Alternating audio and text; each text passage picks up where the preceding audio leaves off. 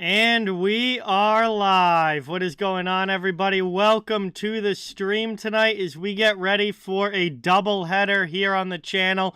We'll be kicking things off first with a big Metro Division battle between the Washington Capitals and Philadelphia Flyers. Couple of old school rivals here, teams whose histories against each other go back a long way, and should be a very fun game. And then as soon as this one is done, later tonight we'll also be doing the San Jose Sharks against the LA Kings in a Pacific Division battle, and which should be a fun one out west as well. So I am excited for a big night of hockey tonight. It's going to be a long night, but it's going to be a fun one with a couple of great hockey games coming your way. So I'm going to get the poll up in the chat so you guys can start getting your votes in on who you think wins this one tonight. We got the Capitals on the road playing very, very well recently. Meanwhile, the Flyers are at home. Not nearly as good as the Capitals overall this season. However, they have been playing pretty decent hockey over the last couple of weeks. So, should be a fun game between these two tonight. But poll is up in the chat. You guys can start getting your votes in. Welcome in, everybody. It's great to see you all. Thank you so much for coming by. We've got Cy, Connor, Logan, Cap, Luca, Lucas, Austin, Earth Citizen, Brendan, Seth, Mr. C. What is going on, everyone? Welcome in. It's awesome to see you. Thanks so much for coming by, and we're getting ready for puck drop. Still a few minutes away, but hopefully going to shortly be getting into the action here and start up our great night of hockey. So, Jake, what is going on? Joey, welcome in. Thank you guys so much for being here. Awesome to see you. We've got a big divisional battle coming up here. Like I said, both of these teams have been playing pretty decent recently. Washington obviously has really come on over the last month or so after a pretty slow start to the season that was largely hindered by injuries. They're up into a playoff spot. They're 7-1-2 in their last 10 games. They've been playing really good hockey, and they've got 23 wins now on the season. Meanwhile, they also have Tom Wilson back from injury, Nicholas Backstrom back from injury, TJ Oshie's back from injury. So now they've got a lot of guys returned to the lineup as well. Philadelphia, 7th place in the division. Obviously, this was expected to be a rebuild year for the Flyers, but they're not playing too bad here as of late. 6-4 in their last 10 games, and certainly not a team that you can take wins against for granted and just expect to walk in there and skate all over them. Philly is going to give you a battle night in and night out. So should be a fun game here between these two. I'm excited for it. Chad, what's going on? Gordon, welcome in. Pablo, what's going on? Good to see you in the chat. Really appreciate it. The Flyers have been playing very solid hockey, Jack, recently, and they're barely under 500. They are far from one of the worst teams in the league. They're 16-18-7. They have 39 points. They are not an easy team to pick up wins against. And they're going to give Washington all they can handle here tonight. Rangers fan, what's going on? Welcome. Thank you so much for being here. Good to see you in the chat. It's cold, Pablo. It's been very cold.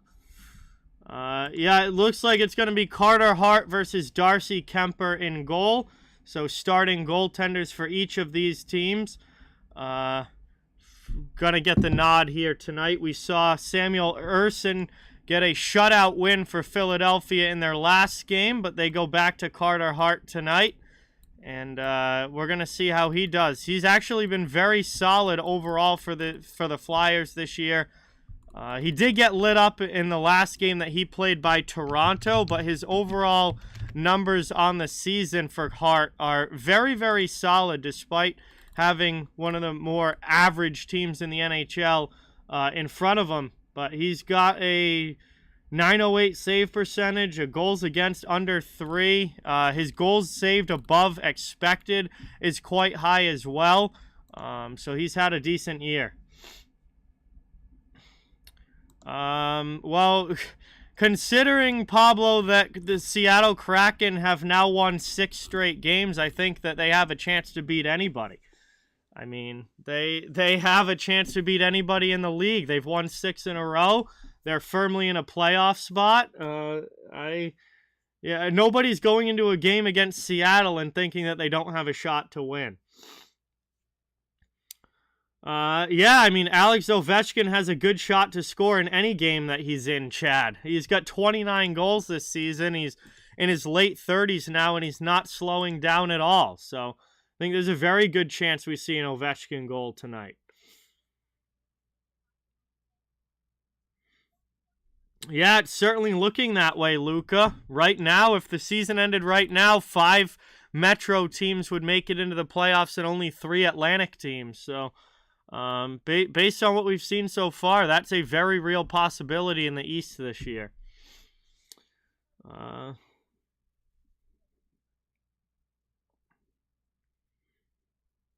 Hey, Sunman, what's going on? Welcome in. Thank you for being here. Logan, good to see you in the chat. Connor, that's awesome. Buffalo doesn't play tonight, but their next game is against Winnipeg tomorrow. They got the Jets.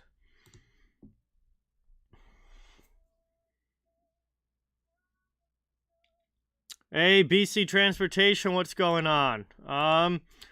Mr. C, the Kings are pretty much exactly where everyone expected them to be. They were a playoff team last year. There was no reason for them not to be a playoff team this year. And right now, they're firmly in a playoff spot. So I think the Kings are exactly what I thought they were going to be. I think so, Pablo, yes. I do think Paul Maurice is going to be one and done if the Panthers don't make the playoffs. I also don't think the Panthers are making the playoffs. So, Leaf 71, what's going on? Welcome in. Bubsy, welcome in. Great to see you in the chat. Thanks for coming by. Really appreciate it.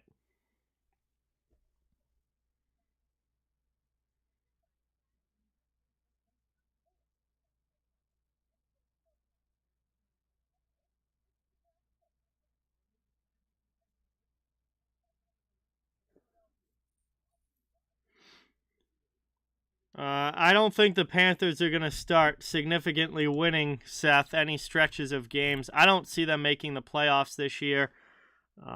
They're tied in points with Buffalo, but Buffalo has 3 games in hand. Detroit also has 3 games in hand and is just 1 point back of Florida. The Panthers, despite winning last night, are still under 500 in their last 10 games. And I haven't seen anything from Florida that makes me think that they're going to make the postseason this year. They've given up 145 goals already this season. They're one of the worst defensive teams in the NHL.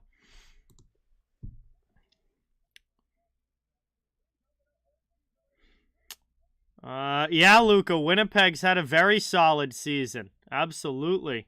Very strong year for the Jets so far this year. 2nd place in the Central Division.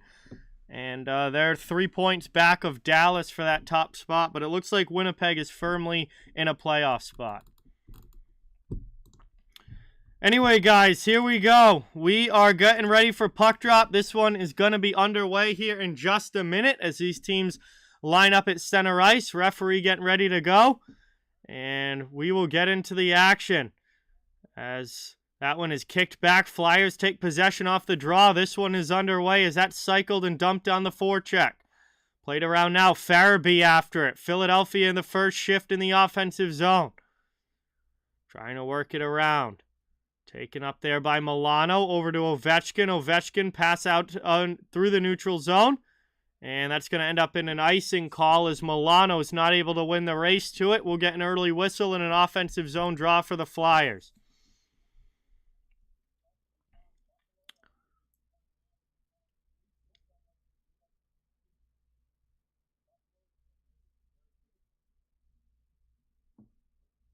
So here we go now, offensive zone draw for the Flyers here, just underway in this one.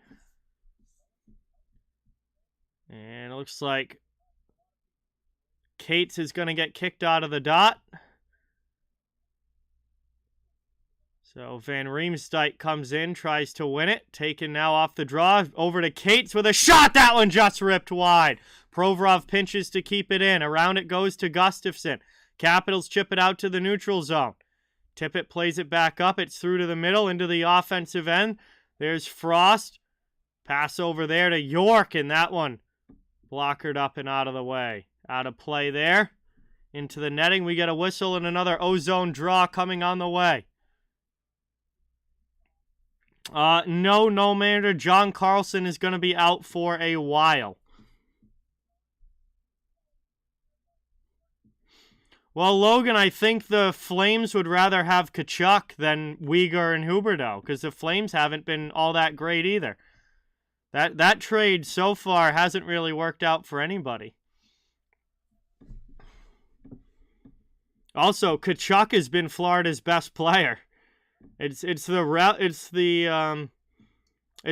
rest of the Panthers that have been bad. I mean, Tkachuk has been their best player. Ristolainen checked off the puck there by Oshie. Capitals take it offensive zone. Long shot there. Chance in front. Hart makes a big save. Up the boards it goes. Chip to the middle. Played out to the neutral zone. Into the offensive end. That one's deflected away into the Capitals bench. As we get a whistle and another offensive zone face-off for the Flyers coming up.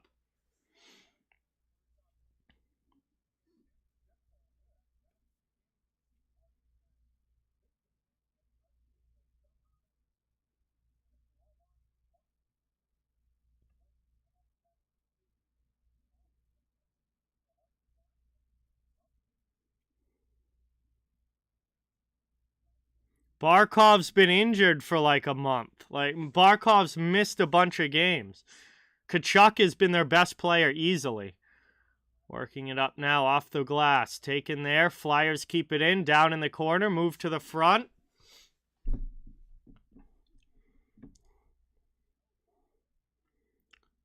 Taken now by Sherry. The Flyers steal it back. It's Delorier.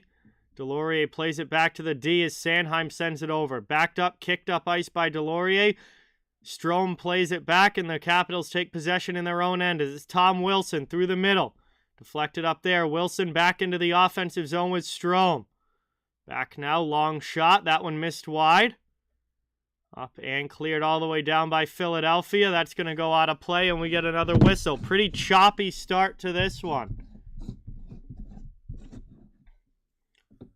Choppy start here between these two teams. Still scoreless just over 2 minutes in, and an offensive zone face-off on the way for the Capitals.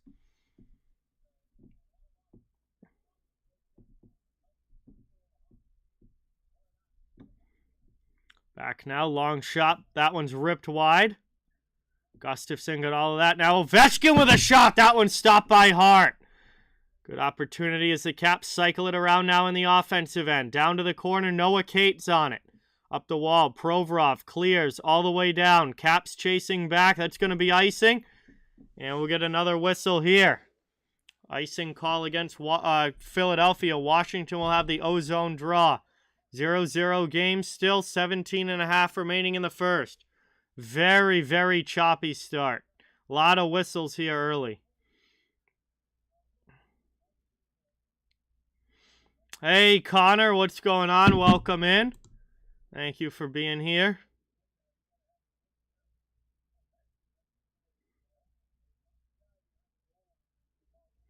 Back out now. Played here by Gustafsson as it's through the neutral zone. Milano into the offensive end. Kuznetsov to the corner. Played around there by York. Up the boards. Kept in by Van Riemsdyk. Long shot. Carter Hart with the save. Played around now. Kuznetsov still with it through the middle. Played by TVR. Van Riemsdyk down low. Up and taken by Farabee. His pass to the middle. Up ice into the offensive zone comes Konechny. Here's Konechny hit by Gustafsson in the corner. It's cycled around. Ovechkin first on it.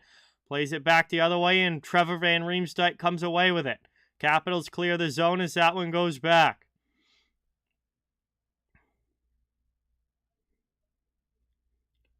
Brought up now through the neutral zone. Brought up now. Here's a shot by Frost. That one just ripped wide. Glove side on Kuemper. Hey, Jeremiah with the 5. Let's get that dono hype in the chat for Jeremiah. Dropping a 5 on the stream. Thank you so much, man. Really appreciate that. Working it around now. Flyers still have it offensive zone. Trying to cycle down low. Played out of the corner. Nothing there. They'll just cycle it back to the point. Long play. Redirection there. That one's a big stop as Kuemper's able to get a piece of it. Cam, what is going on? Welcome. And that's up to Hathaway over the red line. Dumped into the offensive zone. Around it goes.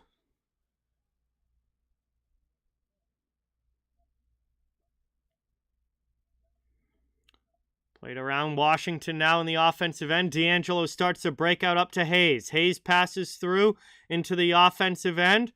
There's Lawton off the pad of Kuemper. Allison gets in there as well on the forecheck. Capitals move the puck though. Up to Oshie on the right wing. He sends it back through the middle. Orlov gains center ice, dumps it in, and the Capitals enter the zone offside as we'll get a whistle with 15:25 remaining in the first. And a neutral zone draw on the way. Game still scoreless. No, not at all. No, Mander. The Flyers are literally better than anybody thought they were going to be. Philadelphia was supposed to be like a bottom 3 team this year, and they're not. They've been better than really anybody thought that they would be. There are a bunch of teams in the Western Conference way worse than Philadelphia. Montreal and Columbus are worse than Philadelphia. They have been better than expected.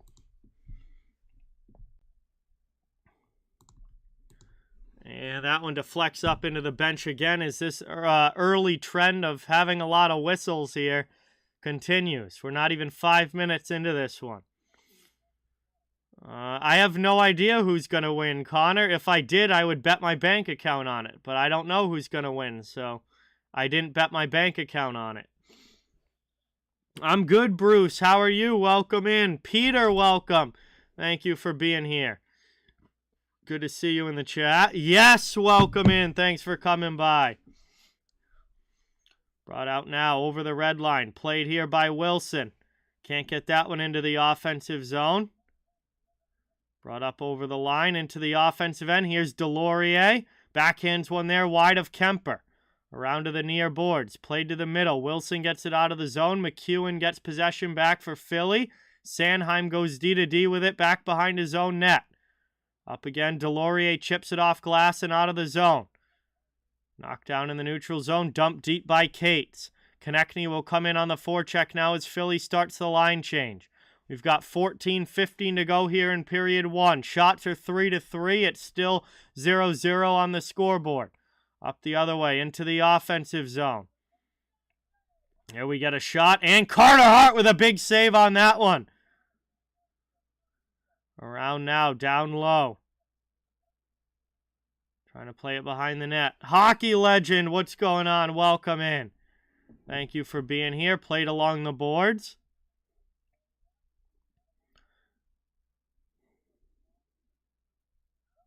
Another chance there. Oshie with a shot. Carter Hart with a nice save.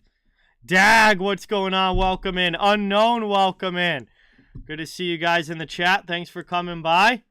Icing call here against the Flyers with 13:34 remaining here in the first period. Still looking for our first goal of the game.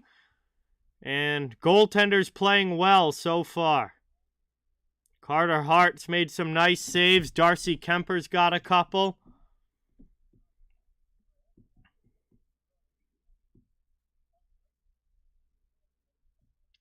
And off the face-off, it's cleared up the wall. Kuznetsov keeps it in. Capitals trying to cycle it now. Kuzi in the corner. He tries to go short side. Hart holds the post. Kuznetsov takes the loose puck back out to the blue line. Over now, played by Fehervari. And he just throws it into the glove of Carter Hart there. We'll get a whistle. And now we get a little pushing and shoving there as Sanheim and Milano exchange. And we'll get a whistle here and a cover. 13-14 left in the period. We'll head to our first commercial break. offensive zone faceoff for the Capitals when we get back. Yeah, Carter Hart's had a very, very strong season. Oh, Carter Hart's had an extremely good season. He's one of the top 10 goalies in the league as far as goals saved above expected. So the numbers do show it, that Carter Hart's having a great year. His goals saved above expected is fantastic. Right now, he is 9th in the NHL with 9.6 goals saved above expected. He's been better than Darcy Kemper. He's been better than Alexander Georgiev. He's been better than Pyotr Kochetkov. He's been better than Ilya Samsonov and Matt Murray. He's been better than Jeremy Swayman. He's been better than Vitek Vanacek. He's been better than Stuart Skinner, Semyon Varlamov. I mean, he is ahead of a lot of notable goaltenders when it comes to goals saved above expected. He has individually played very, very well this year. The team in front of him isn't a spectacular team. We know that. They've won more games than we thought they would this year at this point, but he doesn't have a great team in front of him. He himself has been very strong in goal. I mean, he's doing everything he can do. Hey, let's get that dono hype in the chat for John. Dropping a 10 on the stream. Thank you so much. Really, really appreciate it.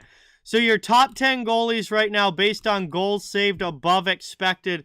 Linus Ullmark, Ilya Sorokin, UC Saros, Jake Ottinger, Connor Hellebuck, Andrei Vasilevsky, Igor Shesterkin, Karel Vejmelka, Carter Hart, and Philip Gustafsson. I think the biggest surprise there is probably Philip Gustafsson.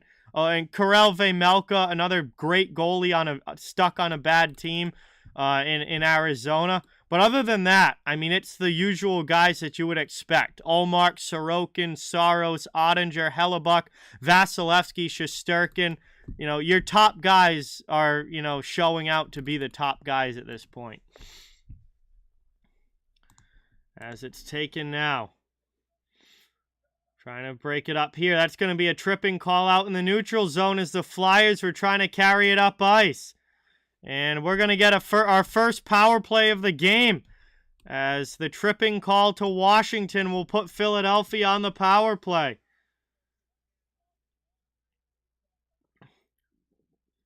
And it's going to be Ovechkin headed to the penalty box here. He's reaching out for the puck, but didn't get any of the puck, just the skates of the Flyers player, and that is going to put them down a man. First man up opportunity goes to Philadelphia.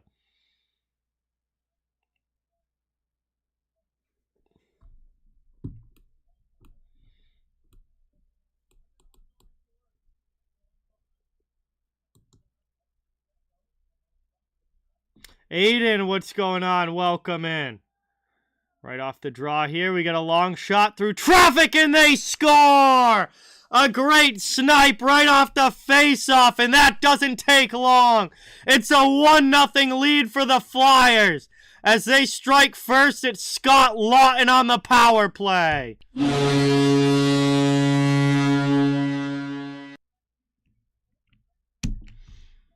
And a long shot from out high. With traffic in front, not sure how much of this Kemper really saw, but it beats him high blocker side. It's a power play goal for Philadelphia, and this game is 1-0 as the Flyers strike first.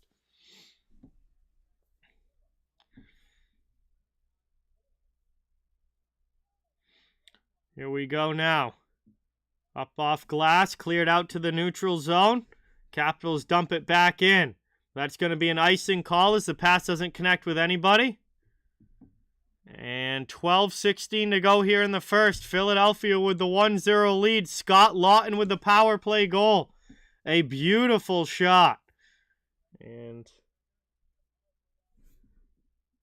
that ends up beating Kemper, high blocker side. Philadelphia gets the early lead. We'll see if the Capitals respond. Offensive zone draw here for the Flyers. Hayes will come in to take it after Lawton gets tossed out. Hayes wins it back. Here's Provorov. Provorov to the middle. Almost turns that one over. It's out to the neutral zone. Possession kept, though, by Lawton as he'll backhand it back in. Don't think so, Luca. That's going to be Lawton's goal. He just beat him with the shot with bodies in front. Ordinary Guy, what's going on? Welcome. Thank you for being here. Brought her up now, back out high to the point. Played there. Long shot. Nice save through traffic by Hart as he gets a pad on that one. Back out in front trying to get it to Hathaway, but it's stolen away by the Flyers. Big hit by Hathaway in on the forecheck. Still trying to dig this one out. Eventually it's taken and cleared by Philly. Neutral zone. Capitals are going to get a line change.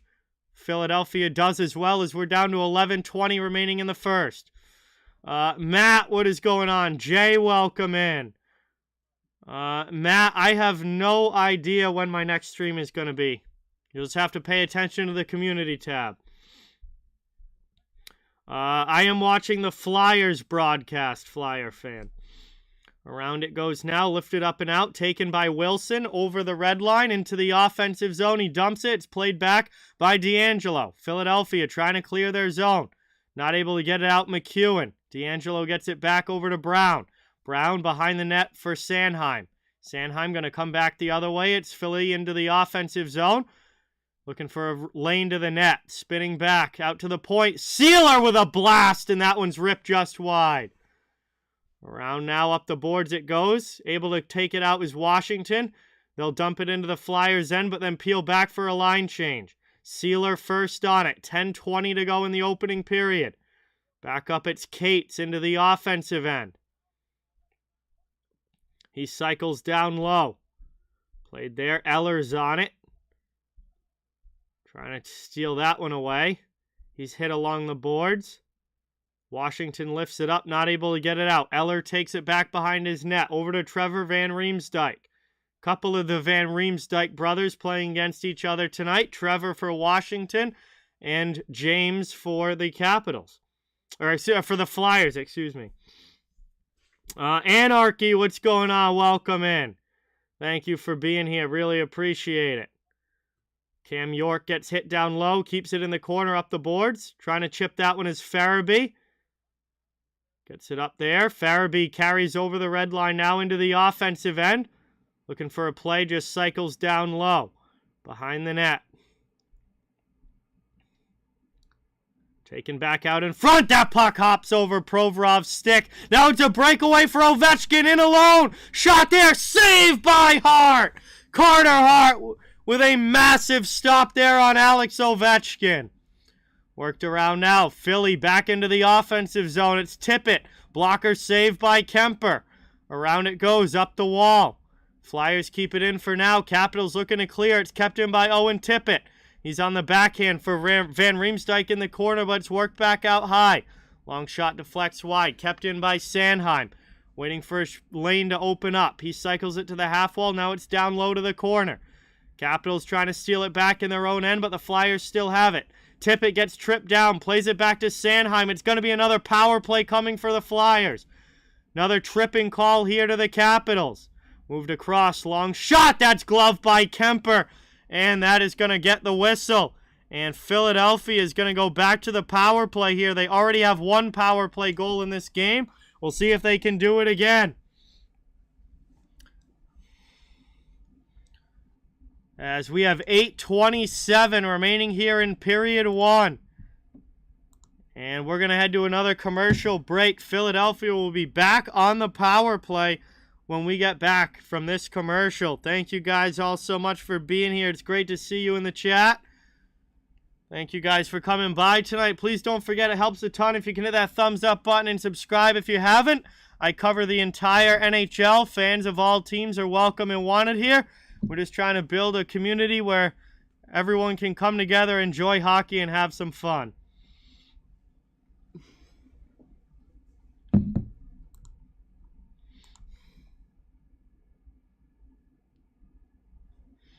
So Philadelphia with the 1-0 lead on a power play goal, and now they're going back to the man advantage when we get back from this break.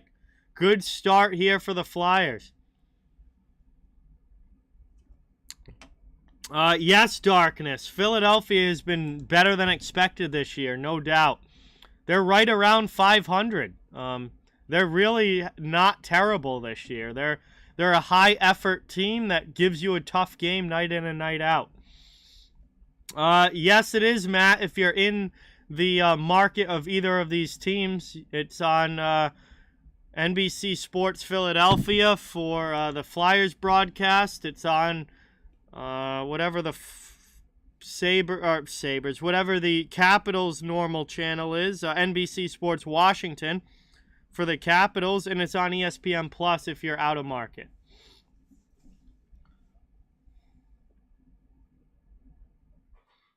Wayne, what is going on? Welcome in. Hey, Rick with the 5. Let's get some dono hype in the chat for Rick dropping a 5 on the channel. Thank you so much. Monster right now, Jay. I'll probably get a beer for the second game. And we are underway now, back off the face-off. It's cleared all the way down by Nick Jensen. Good early kill, or early clear to start the kill here for the Capitals. Certainly a lot better than the first penalty kill went for them. Philadelphia trying to carry it back up. It's played through the neutral zone. Farabee into the offensive end. Plays it back to the point. Flyers set up with possession. Over to Tippett. Back to the blue line. D'Angelo. Top of the circle, far side. Looking for a lane down low into the middle. Konechny couldn't get a shot off. And that's cleared all the way by Washington again. Yeah, Philadelphia is not making the playoffs, but they haven't been as terrible as most of us expected them to be this season. Like they're hanging around 500. We get a chance in front there. Kemper with the save, and he's going to cover that with 1:06 to go on the power play. 7:33 left in the period. It will be another offensive zone face-off now for the Flyers. Sparks, what's going on? Welcome. Thank you for being here. Really appreciate it. Top 5 teams in the East. I'm going to go with Boston, Carolina, New Jersey, Toronto, and Tampa Bay. But I think the Rangers are close to being, and the Rangers and Capitals are both right there as well. Pretty equal to where Tampa's been at for most of this year. But Tampa's got less games played, so I think when the games played all work out, Tampa will probably be slightly ahead, but good evenly matched games between those teams this season. It's played across now. Cates looking for a backdoor pass, just deflected wide by Frost. Back out high. Here's a long shot. That one gets gloved and covered there by Kemper as he makes another save. I think for that 5th spot, you could interchange the Capitals, Rangers, and Lightning. They're all pretty equal. I think the top 4, definitely Boston, obviously, way ahead of everybody. Then you've got Carolina and Toronto, who both are at 57 points. New Jersey's right there at 55.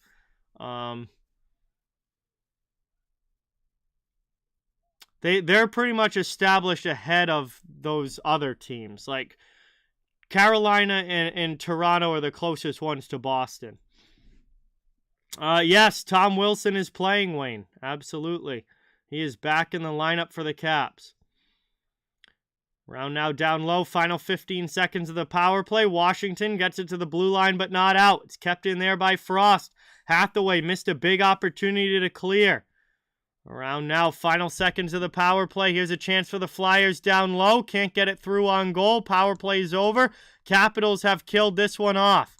And we are back to 5-on-5 hockey. Philly still leads it 1-0. Round now in front there. Oh, Kemper with a huge pad save. Another shot in that's sent wide to the corner. Back out high. Here's Cam York. He'll blast one off the glove of Kemper. It goes off the end boards. Caps get possession and will finally clear out. Brought up, it goes to the neutral zone. Move through the middle.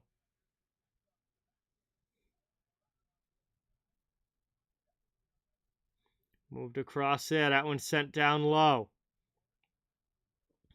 Played here by Ovechkin. Back out to the blue line. Across to Fehervary. Caps have it in the offensive zone. Deflected shot in front. Stolen away by the Flyers. They'll come back the other way. Philadelphia now. Delorier to the offensive zone. Looking for a redirection. Nice save there by Kemper on Delorier. Around it goes. Zenden. What's going on? Welcome in. Thanks so much for coming by. Good to have you. Also, Sparks, thank you so much for subscribing. Let's get some new sub hype in the chat for Sparks MC. Welcome to the channel. Worked around now. Moved out to the neutral zone. Milano with it. Backhands it into the Flyers' end. E. Tarowski, welcome in. Thank you for watching. Final 5 minutes now of period 1. Flyers not able to keep it in the attacking zone as the Caps go off glass and get it back to neutral ice. Playing with it now, Philadelphia. Looking for a break up into the offensive zone. They gain the red line over the blue line. Cates keeps it in for now. Another chance to clear. Oshie with the puck. Plays it back. Caps start to move it the other way now into the offensive zone. TJ Oshie looking for a pass through the middle. That goes off the skate of Sanheim. He gets checked into the end wall there by Oshie. Around it goes. D'Angelo in the corner. He's going to play it up. Gets out and through the middle into the offensive end. Here's a chance again. Nice glove save there by Kemper on Konechny as he snags that one. And we're going to go to our final commercial break here of period 1. 4:17 to go. Both goaltenders playing very, very well. And we have a 1-0 hockey game here late in the first. Flyers up by a goal.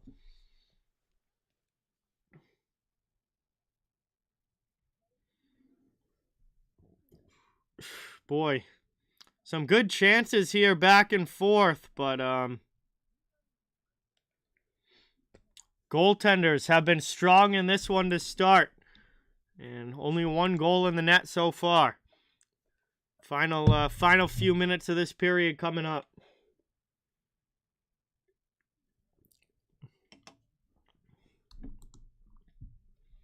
Obviously still a lot of hockey left to be played here.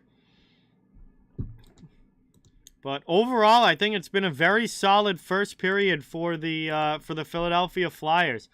I don't think Philly fans could ask much more out of the team here in the first.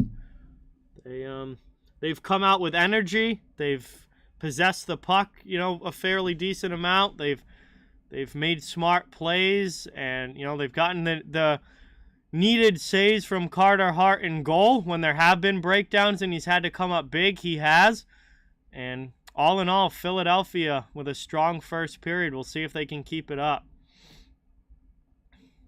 Yeah, definitely, Jay. No doubt about that. He's getting as much out of this team as you could ask for. That's for sure. A roster on paper that, obviously has some major holes, but they're not an easy team to beat, and they bring an effort every single night, and that's all you can ask for from the Flyers. And so, for the most part this season, they've done it.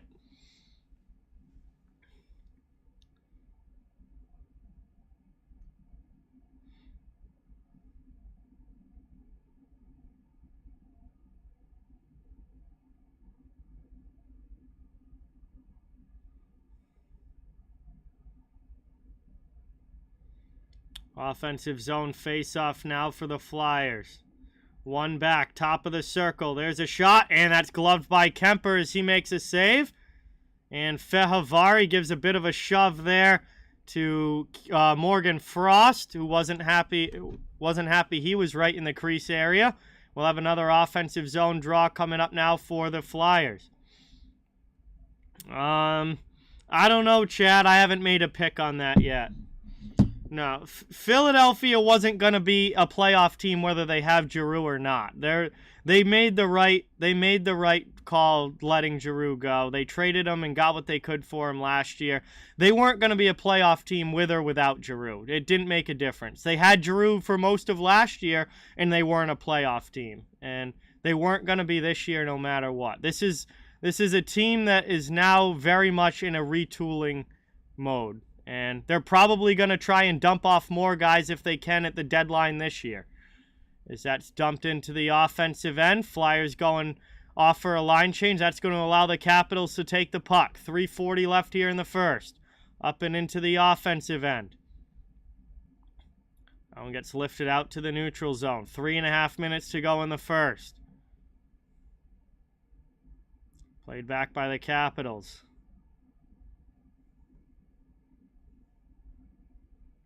And that one gets whistled down. Icing against Washington. 3:21 to go. And it will be an attacking zone faceoff now for Philadelphia.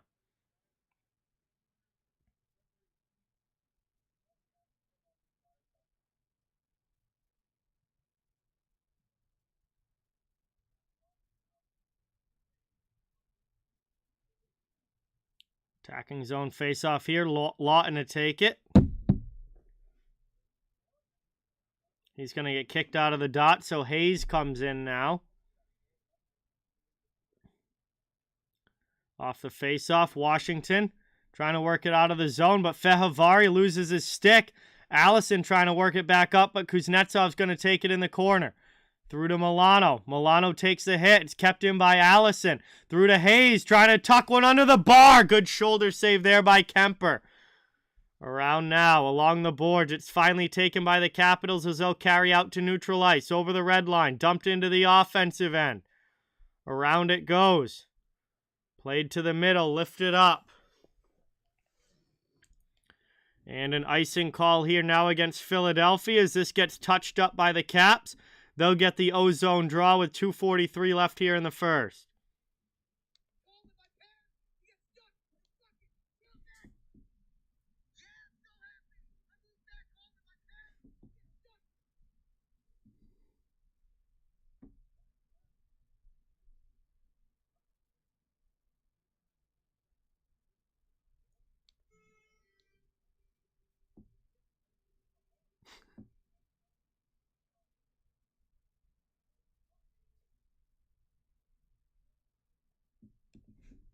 Offensive zone face-off now here for the Capitals.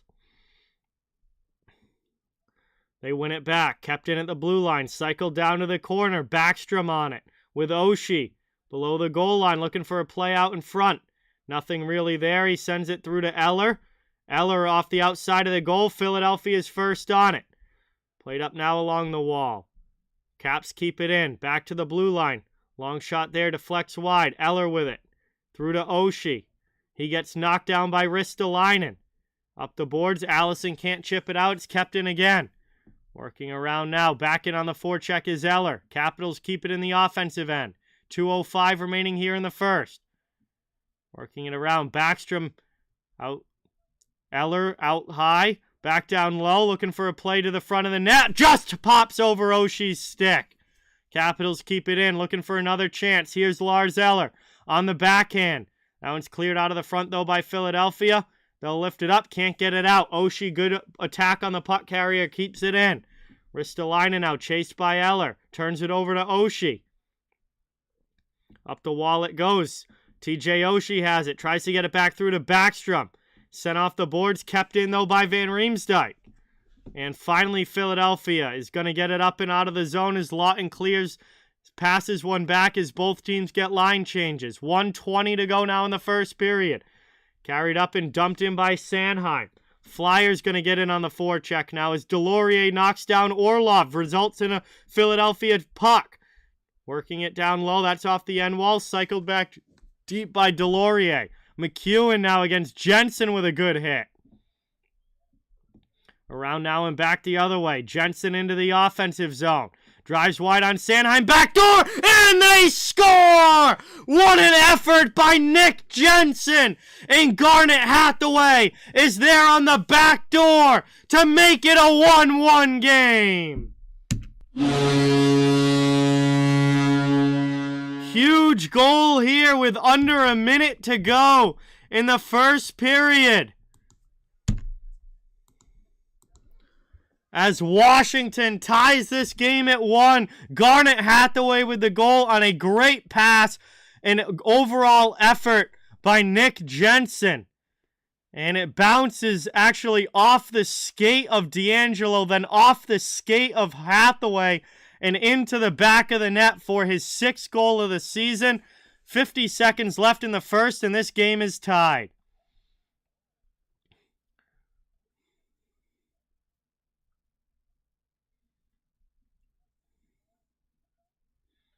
"35 seconds left now in the period. It's taken by Farabee out in front below the goal line. And Philadelphia gets it right back! What a goal there for Travis Konechny!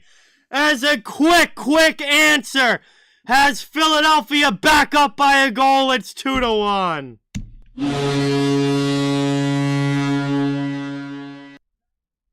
Wow, what a quick answer there for the Flyers. As the pass from down low is made by Joel Farabee, and Konechny is able to rip it by Kemper. Glove side before he can find it. And just like that, Philadelphia is right back up on top. K Freeze, what's going on? Welcome in. Good to see you in the chat. Thank you for being here. Around now. Taken down low, Provorov D-to-D with it, to York up the wall. Pinching in and keeping it is Dowd. Capitals back on the attack, offensive end. Trying to dig this puck out. 10 seconds to go in the first. There's Hathaway. Cycles down low. Caps looking for one last opportunity. Fehavari D-to-D, top of the circle. Good hit there by Tippett. And that's going to do it here as the horn sounds, and the first period is over. As we get a whistle and the horn to end the first 20 minutes. 20 minutes down, 40 minutes to go as we head to the first intermission. And we get a little bit of a gathering here at the break as these division rivals reacquaint themselves. And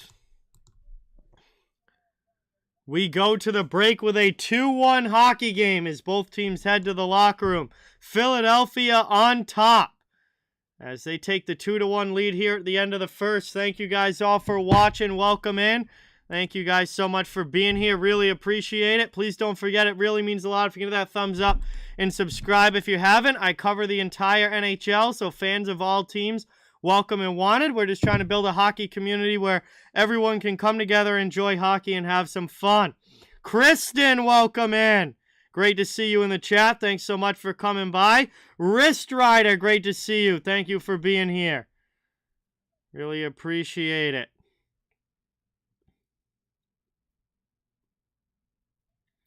And Philadelphia with a 2-1 lead now at the end of the first. A very good first period. Back and forth between these two teams. And we'll see what period 2 brings us after this intermission. But the only other game going on right now is Nashville and Toronto. That is early in the first period, and that game is still 0-0. Very limited NHL schedule tonight. Only 4 games in total, and 2 of them haven't started yet.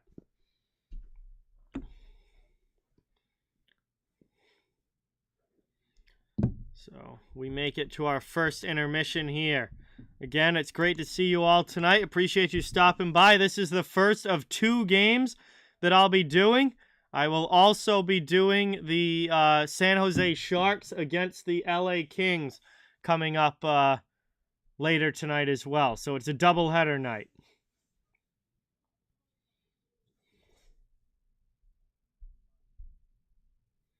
I mean, Derek, the Flyers aren't even really close to getting Bedard at this point.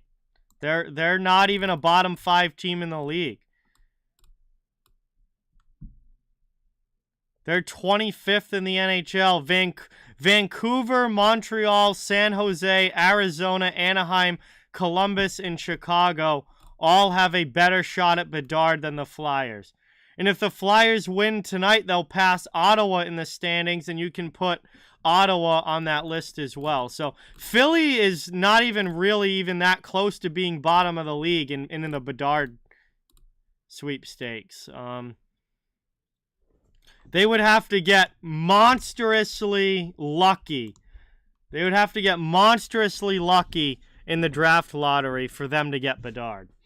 Heather, what's going on? Welcome in. Thank you for being here. Tyler, welcome in. Thank you for watching. John, good to see you in the chat. Thanks for coming by. Flyers are pretty much a 500 team at this point. They're just a couple games under 500. They're not good. Like, they're not a playoff team, obviously, but they're not one of the bottom of the barrel teams either. They've been better than that. So Flyers are probably looking at somewhere between 5th and 10th in the draft this year.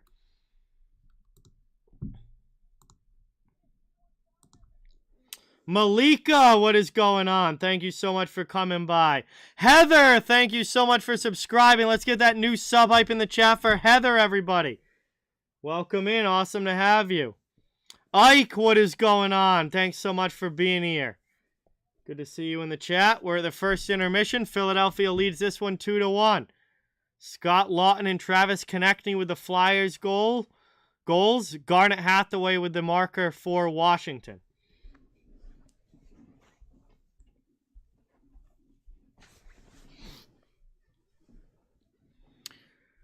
I mean, you're like really bad teams, Nomander, are Columbus, Chicago, and Anaheim. Chicago, Columbus, and Anaheim are your 3 worst teams in the NHL right now, and are probably going to be your 3 worst teams come the end of the season as well. So I think there's a very good likelihood Bedard ends up with one of those 3 teams. The Blue Jackets, the Blackhawks, or maybe the Ducks. Arizona could maybe fall back into that category, but they're over 30 points right now. Montreal, who's been playing really, really bad as of late, could fall into that category potentially, but they're also over 30 points right now. So it's really the teams that are still under 30 points that look like the worst of the worst. So right now, that's only Columbus, Anaheim, and Chicago.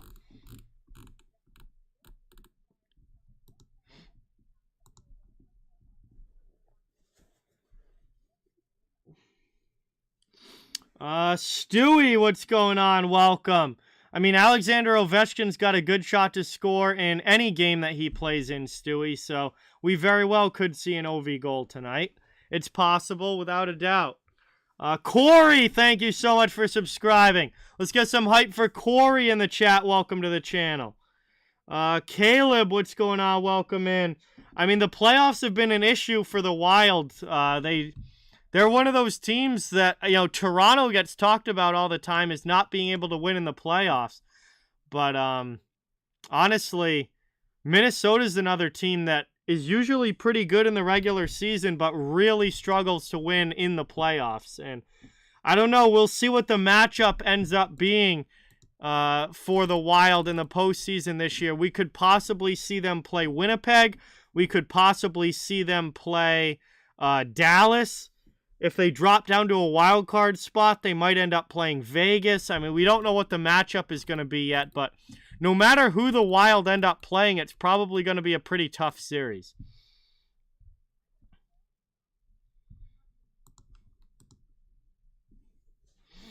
For next season, Bruce, the salary cap is projected to go up by $1 million. So right now, the cap, I believe, is still at $81.5 million, if I'm not mistaken.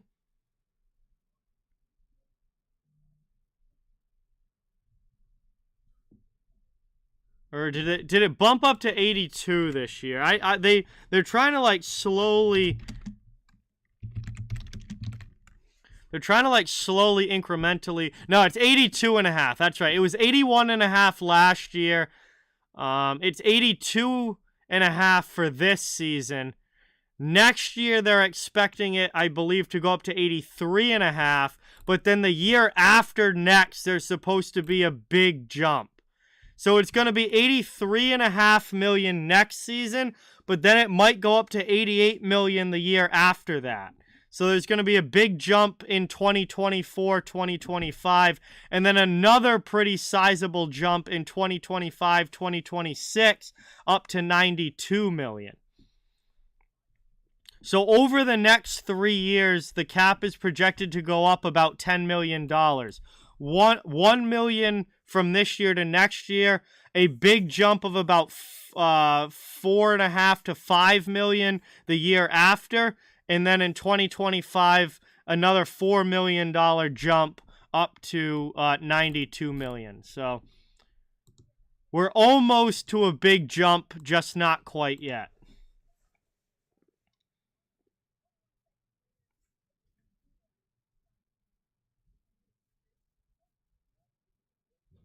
Hey, what is going on? Welcome in. Reese, welcome. Thank you for being here. Good to see you in the chat. Really appreciate it. Yeah, Seth, the cap is the same for every team. So if the cap goes up, it goes up for everybody. The cap is the same for every team.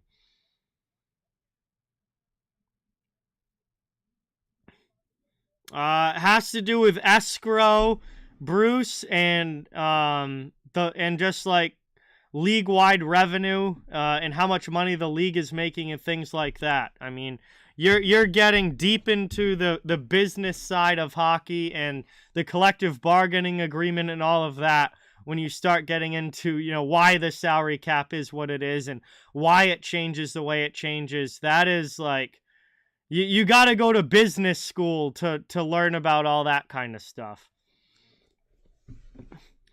Tampa Bay, right around where they were last year, Heather. Another very solid season, and while they're not quite as dominant as they have been, say, 2 to 3 years ago, they're still a very tough team to beat.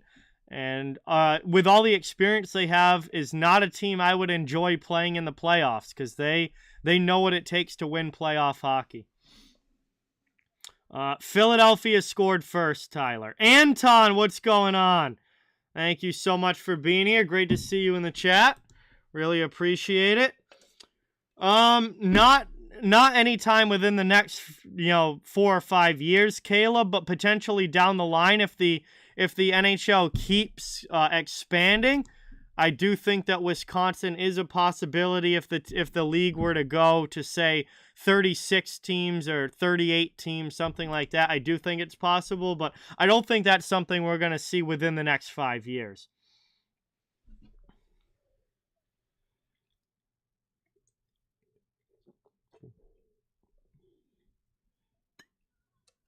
Well, the problem with trades right now, Bruce, is that almost every team has no cap space. I mean, almost every team, or shouldn't say every team, but about half the NHL right now is using LTIR to be cap compliant. Like there are 1, 2, 3, 4, 5, 6, 7, 8, 9, 10, 11, 12, 13, 14, 15, 16, 17 teams that are using LTIR right now. So, I mean, that is more than half the league. That the only reason that they're even under the salary cap and able to be within the rules is because of LTIR players and having contracts on the injured reserve. So, just nobody really has any free cap space to just go out and trade for a player. They can't take on salary because they don't have the salary cap space to do that.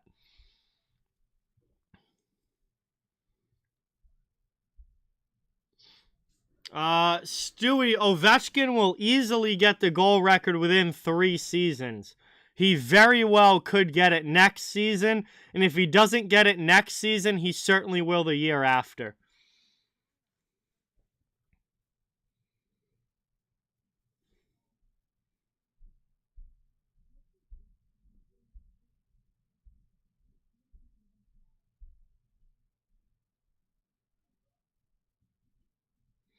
Oh, that's the name of the game now, Bruce, is LTIR. That's what Tampa Bay pulled an absolute masterclass on how to use LTIR in 2020 and in 2021. And all the other GMs got smart, learned from what Tampa Bay did, and have now learned how to do it themselves. So, there's a lot of players around the NHL who are never going to play again. But they don't retire because they keep getting paid as long as they don't retire. So teams want those contracts so they can put those players in LTIR and accrue that extra space. So, you know, like, there's a lot of contracts around the league for players that their careers are over. They know they're never going to play in the NHL again, but they keep getting paid. They keep getting paid because they're still under contract, and the team gets to use that for, you know, on LTIR if they're willing to take on that money and pay out that money.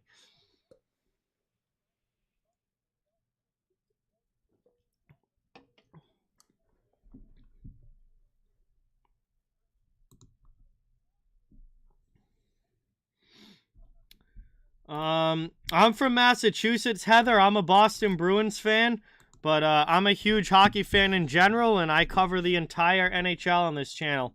I watch all the teams around the league.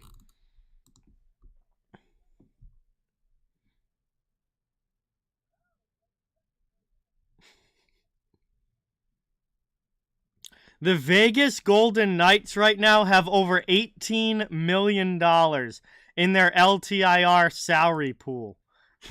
They would be over the cap by so much if they weren't using LTIR. They have $18 million in their LTIR salary pool. They've got Shea Weber, they've got Robin Lehner, Zach Whitecloud, Brett Howden, Nolan Patrick, all on LTIR. I mean, just Shea Weber and Robin Lehner is almost $13 million on LTIR just from those two players. And then you add in Whitecloud, it was just under $3 million. Howden and Patrick, a little over $1 million. You got almost $18 million for Vegas on LTIR. So, I mean, if those players were healthy, they'd be over the cap by, almost $20 million. But because of the LTIR rules, they're good to go.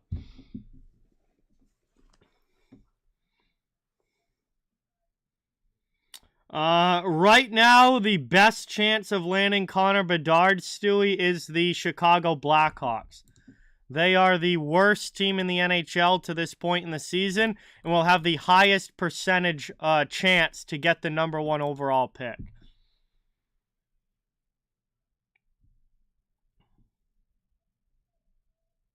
Yeah, I mean, it's already, I mean, it's a known fact. Shea Weber will never play again in the NHL.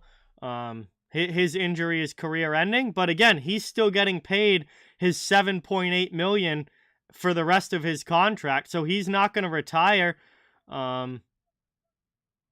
He's not going to retire. He's just going to sit on LTIR, never have to play a game, and make almost $8 million a year.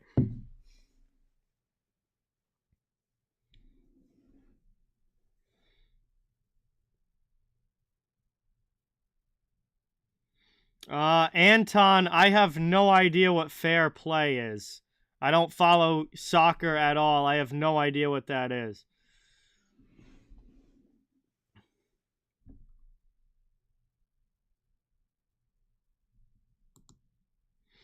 Hey, Eddie, what is going on? Welcome. Thank you so much for being here. Really appreciate it. Good to see you in the chat. It's been pretty good. How are you? Thanks for coming by. We're getting ready for second period action between the Capitals and Flyers. Philadelphia leads it.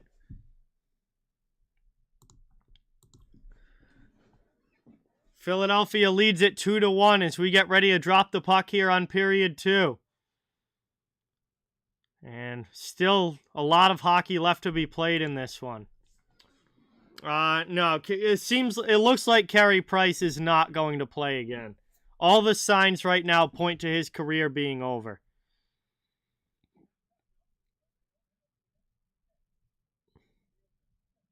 Hey, Vernon. What is going on? Welcome in. Thanks so much for being here. Awesome to see you on the channel. Welcome in. We're getting ready to go to drop the puck here on period number 2. We'll see if the Capitals come back or if Philadelphia is able to keep themselves out front.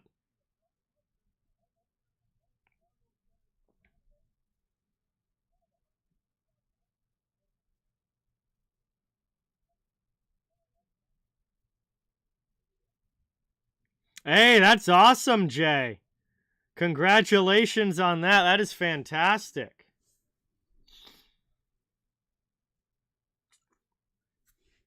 All right, here we go. Underway as the puck is dropped here in the second.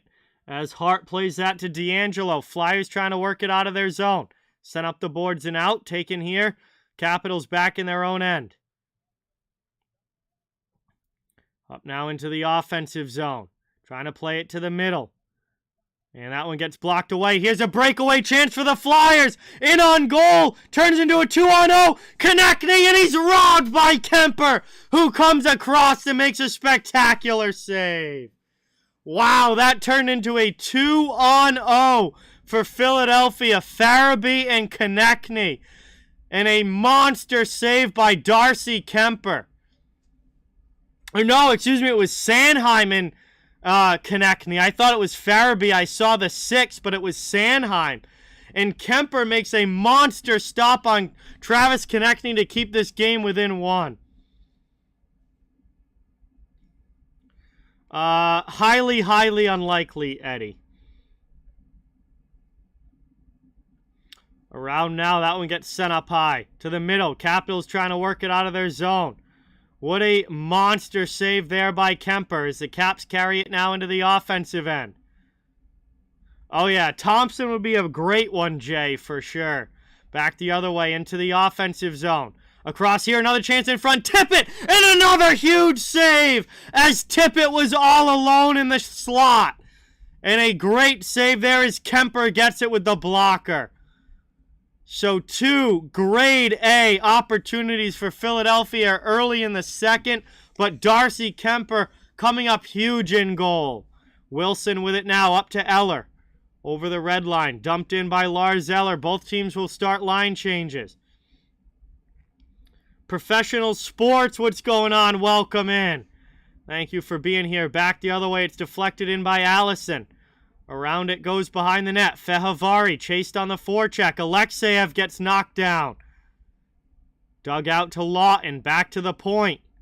Long shot there through traffic. Ends up taken by the Capitals. Is up to Sherry and out of the zone.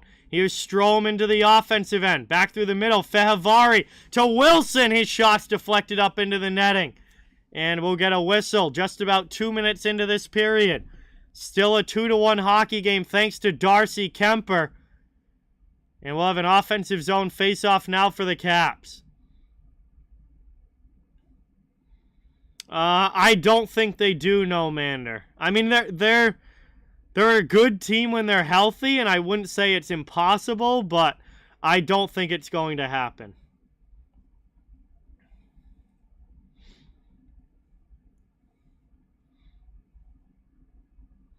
Working it up now over the red line. Dumped into the offensive zone.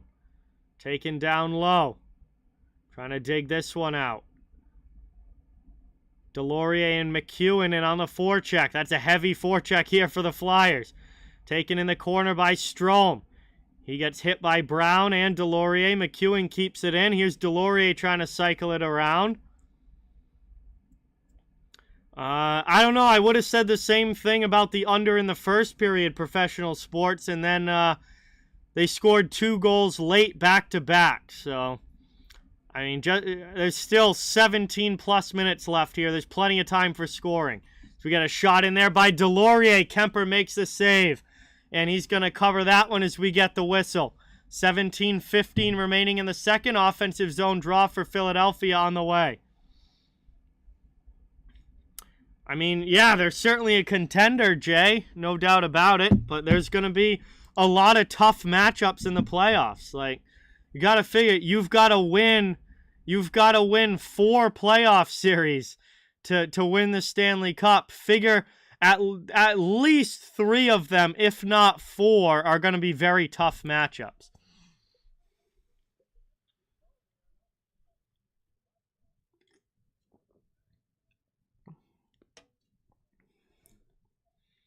Working it around now. Orlov plays it through to Jensen. In the corner, stolen back by Cates to Konechny to Noah Cates. Trying to dig it around now. Washington's able to steal it and carry it out of the zone. Up now into the offensive end. Capitals, they jump off sides and we'll get a whistle as they come into the zone ahead of the play. 16:58 to go here in the second. And neutral zone draw on the way.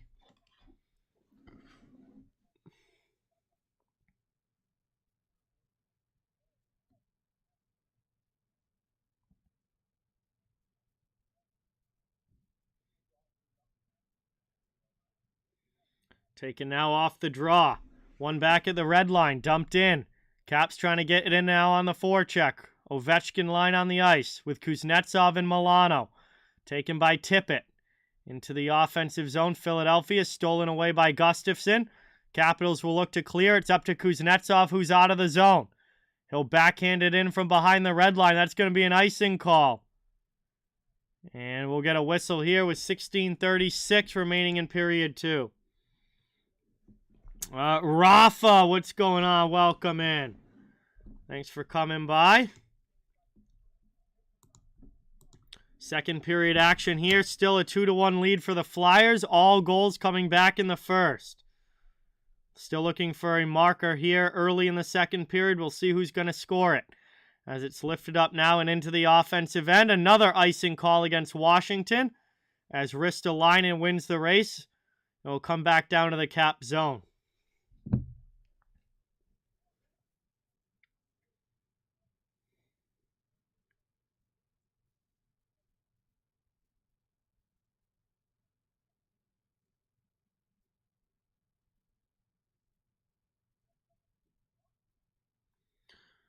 Linesman doesn't like the puck drop. He's going to redo that one on the offensive zone faceoff coming for the Flyers.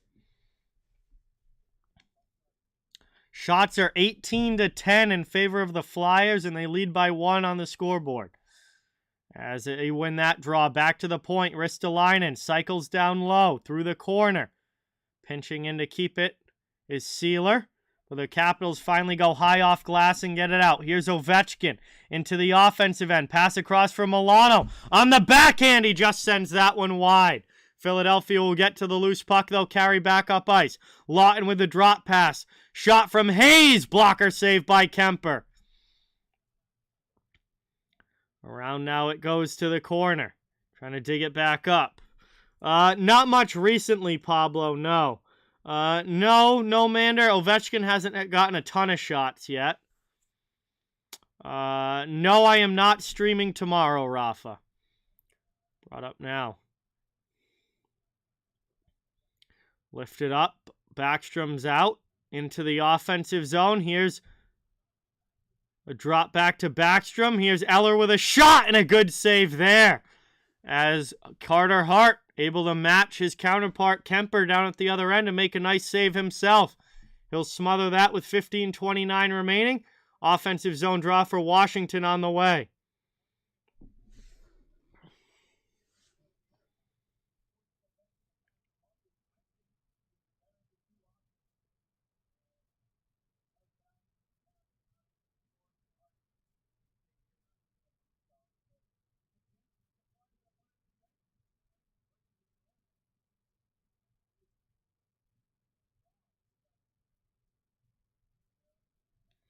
Around now off the draw. Flyers trying to get it back in the offensive zone. Capitals send it up the wall, but it deflects out of play. And we're going to get a whistle again and a face-off coming up.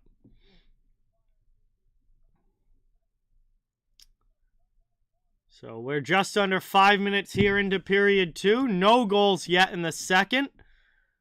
But 2-1 lead for Philadelphia. They're looking to expand on that here in the offensive zone.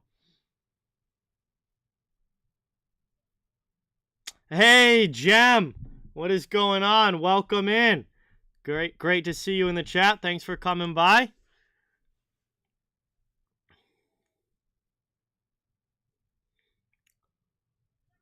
Around now, right off the draw. Big save there by Kemper. Konechny blasted that one on goal right off the face-off.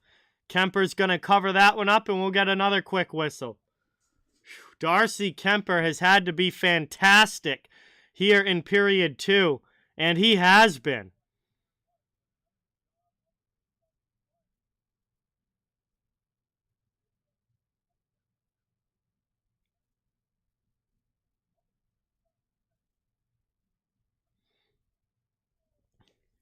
Around now up the wall. Up and out now, cleared by the Caps as Johansson will dump it in. Getting in heavy on the forecheck, trying to work this one around. Eller now in the corner. Up past him, it's out the other way, cleared. Into the offensive zone, drop pass. Dumped in deep, Philadelphia trying to get in on the attack as Dowd gets back on the back check. Played by Farabee. Up Hathaway, able to poke that one out to the neutral zone. And the Flyers dump it right back in. They're going to get on sides. And that's going to allow Jensen to hold behind the net and wait for something to open up on a breakout attempt. Sends it up the wing. Carrying it now through the neutral zone. Into the offensive zone. Driving wide. Looking for a pass in front. That one off the stick of Sherry. Taking now Sherry in the corner. Back through to Wilson. Wilson behind the net. Out in front. Gustafsson fans on the shot. It's taken now by Philadelphia. Back the other way into the offensive zone.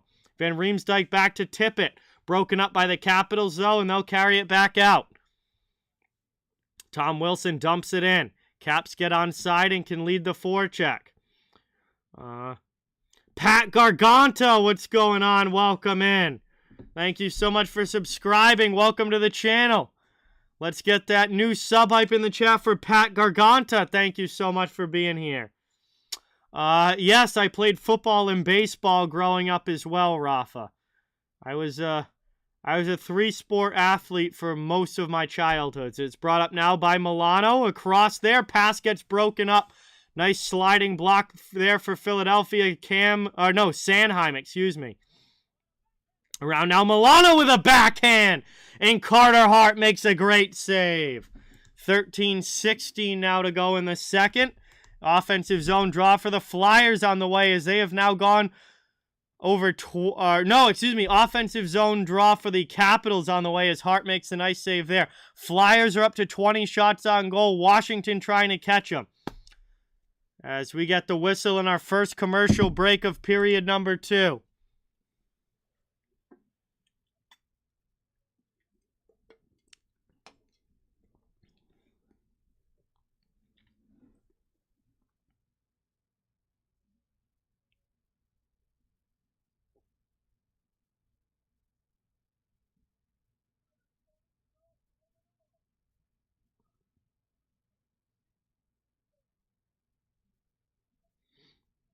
So we head to our first commercial break here. Period number 2. Philadelphia with the 1-goal lead still. Other game going on right now is Nashville and Toronto. And Toronto leads that one 1-0. As we get our first goal of that game between the Preds and Leafs.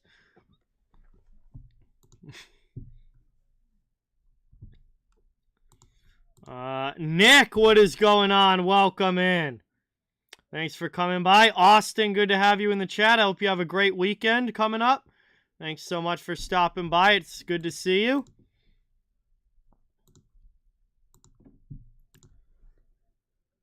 Second period action here. Closing in on the halfway point of this one.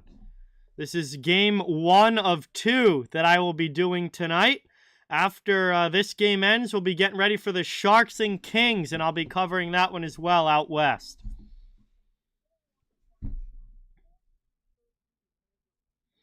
I have no preference at all as far as who wins this game, Heather. I'm just hoping for good hockey.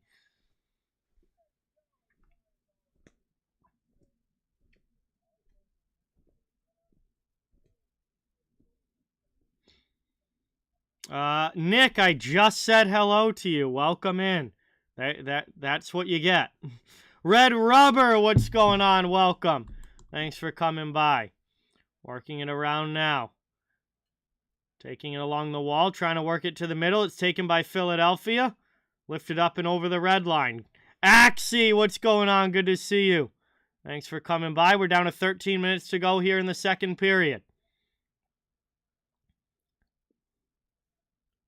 Brought up now into the offensive end. Chance for trying to get the redirection there was Kuznetsov, but he couldn't get it on goal. Capitals keep it in, trying to work it around. Played along the wall, behind the net, past Milano. Caps have it attacking end.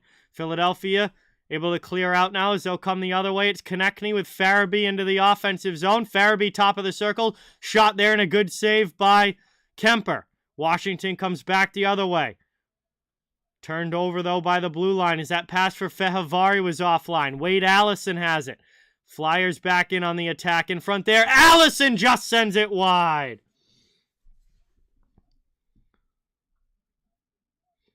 Around now. Played up. Neutral zone. Hayes with it. That one bounces in. 12 minutes remaining in the period. Hey, Nick, thank you so much for subscribing. Let's get that new sub hype in the chat for Nick. Welcome in. Anton, thank you for subscribing as well. Let's get a warm welcome to our new subscribers. Thank you guys so much. Appreciate it. Dan, what's going on? Welcome. Thank you for coming by. We're down now, 11:37 left in the second period. Flyers have it set up in the offensive zone. Lawton with a long shot there, deflects wide. Up the boards, chipped by Ovechkin out of the zone. And winning the race is going to be Martin Fehervary. So he takes a hit. Trying to dig this one down low now. Washington has it, looking for the tying goal in this game. Orlov plays it through, down low off of his skate. Flyers take it back. They'll lift it up and out of the zone. Trying to carry here. Over the red line, Philadelphia back in on the attack. Off the boards, out through to the neutral zone. Played by D'Angelo D to D. Flyers have it in their own end to regroup. At the red line, Brown couldn't get it deep. Here's Oshie back the other way with Eller. Eller takes a big hit there by Delorier. Philadelphia takes possession back as it's D'Angelo. Long pass up for Delorier into the offensive zone. Cuts, gets a shot. That one's high off glass. Around now, Eller gets knocked down again. Oshie trying to clear the zone. He will. And Philadelphia neutral ice is going to regroup. It's deflected back into the offensive end. Not for long, though, as the Capitals get it out. Oshie sends it deep in on Hart. He'll play it over to Sanheim, and the Flyers look to break up ice. Washington steals in the neutral zone and dumps it back deep. Philly sends it right back out as we reach the halfway point. Centered back out high. Long shot here. That one ripped wide. Halfway through this game. Still 2-1 Philadelphia. As they work it down low, trying to extend the lead to 2. Here's a shot. Kemper with another big save. Tippett trying to keep it in along the wall, but it's off glass and out there. Washington gets it up ice into the Philadelphia zone where Ristolainen will go back with it. 9.5 remaining. BC Transportation, that's totally going to depend on Connor Hellebuck. If Connor Hellebuck is great in the playoffs, Winnipeg could go deep. If Connor Hellebuck is good but not great in the playoffs, or if he's average in the playoffs, they're probably not going to go very far. So it's going to really depend on goaltending. So we get a whistle now with 9:13 remaining in the second period. We're going to head to a commercial break just past the halfway point of this one. And all the goals coming back in the first. We still have ourselves a 2-1 hockey game. Oh, absolutely, Bruce. Absolutely. Philadelphia could easily have 3 or 4 goals here in the second period. Darcy Kemper has made some A+ saves to keep this game a 1-goal difference. Absolutely. But we've made it to another commercial stoppage. Thank you guys again all so much for watching. It's great to have you. Please don't forget, it really helps a lot if you can hit that thumbs up and subscribe if you haven't. I cover the entire NHL. Fans of all teams, welcome and wanted here. We're just trying to build a hockey community where everybody can come together, enjoy hockey, and have some fun. We got a great game going right now between Philly and Washington, and then coming up later tonight, we're going to be doing the Sharks and Kings as well. So doubleheader tonight on the channel.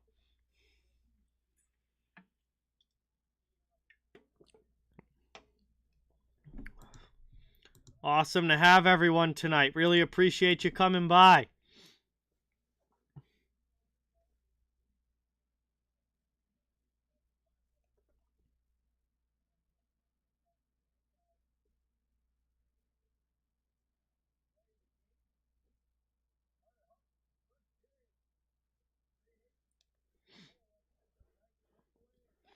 All right, we're coming back now from the commercial break.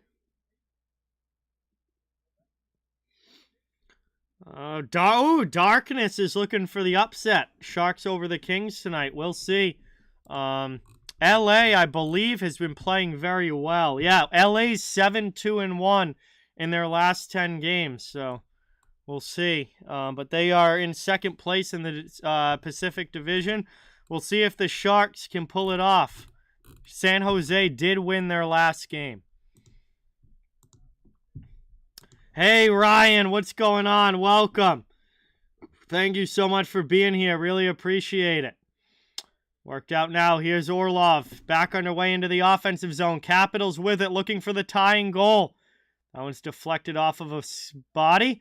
Back out to the point. Caps keep it in. Orlov to Ovechkin. Top of the circle. He fires a shot that's ripped wide. Around now. And that's lifted all the way down. 8:45 to go in the second. Back with it in the corner. Up into the offensive end. Number 9 on the Flyers is Ivan Provorov. As that's back to the blue line. Trying to work it around here. Washington back in the offensive zone. Orlov with the shot. That's deflected just wide. Back out in front. Another chance. And not able to get that one on goal. Fehervari. Around now. Looking for a play out high. It's Orlov with it. Through to Milano. Down to the corner. Capitals good pressure in the offensive zone. Carter Hart makes a nice save. Provorov on it. He's going to take possession behind the net with 8 minutes to go in the second period. Jeff, the score ticker is currently under maintenance right now, so it's not working. I got an email from the guy who made it today. Not sure when it's going to be back up, but it's under construction right now. 7:40 to go here in the second. Moved out to the neutral zone. Taking it in the corner.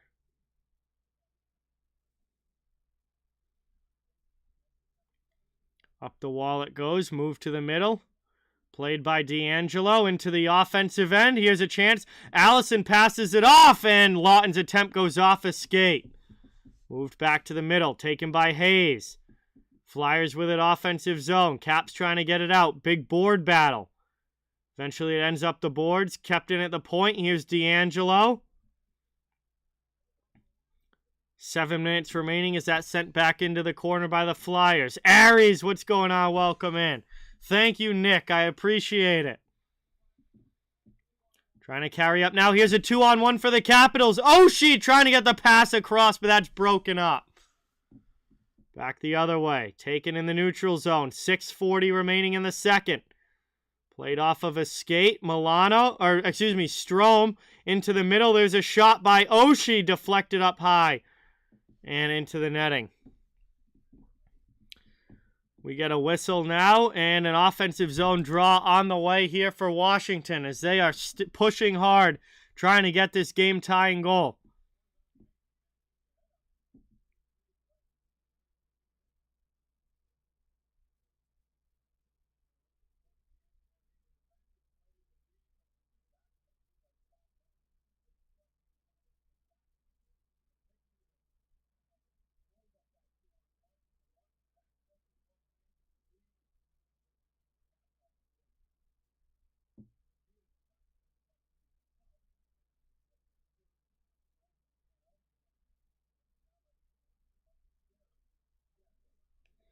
Around now, lifted up.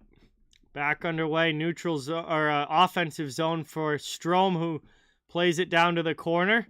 Trying to get it back out is Philadelphia with their fourth line on the ice.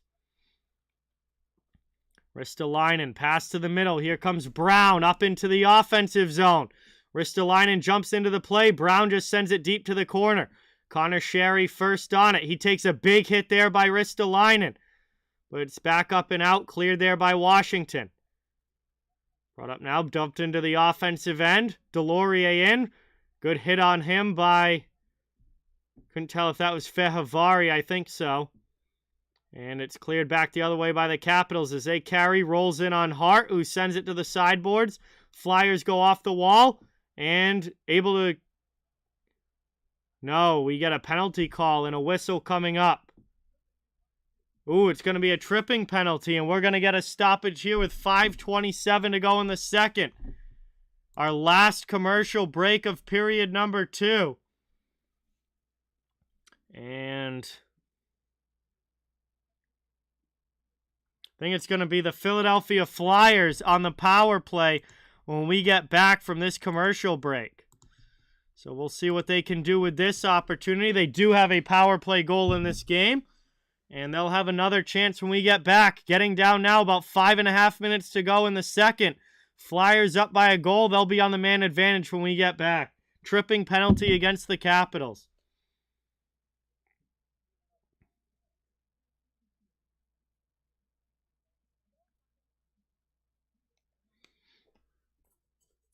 I don't know. They went to commercial before I could see who the penalty call was on.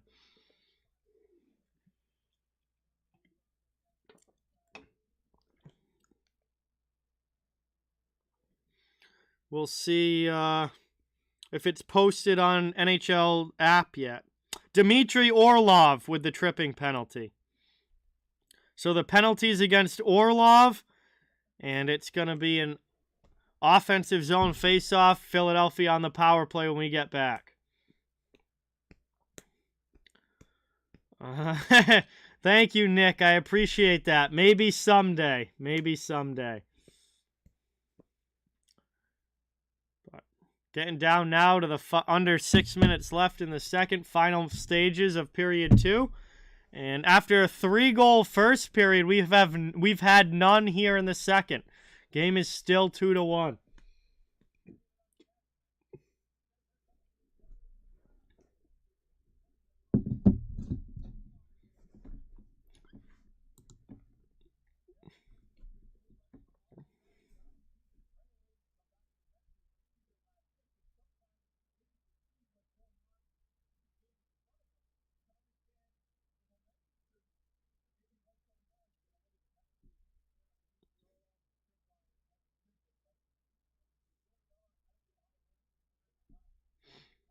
Lifted up and out, cleared all the way down. Good early clear by the Capitals penalty kill.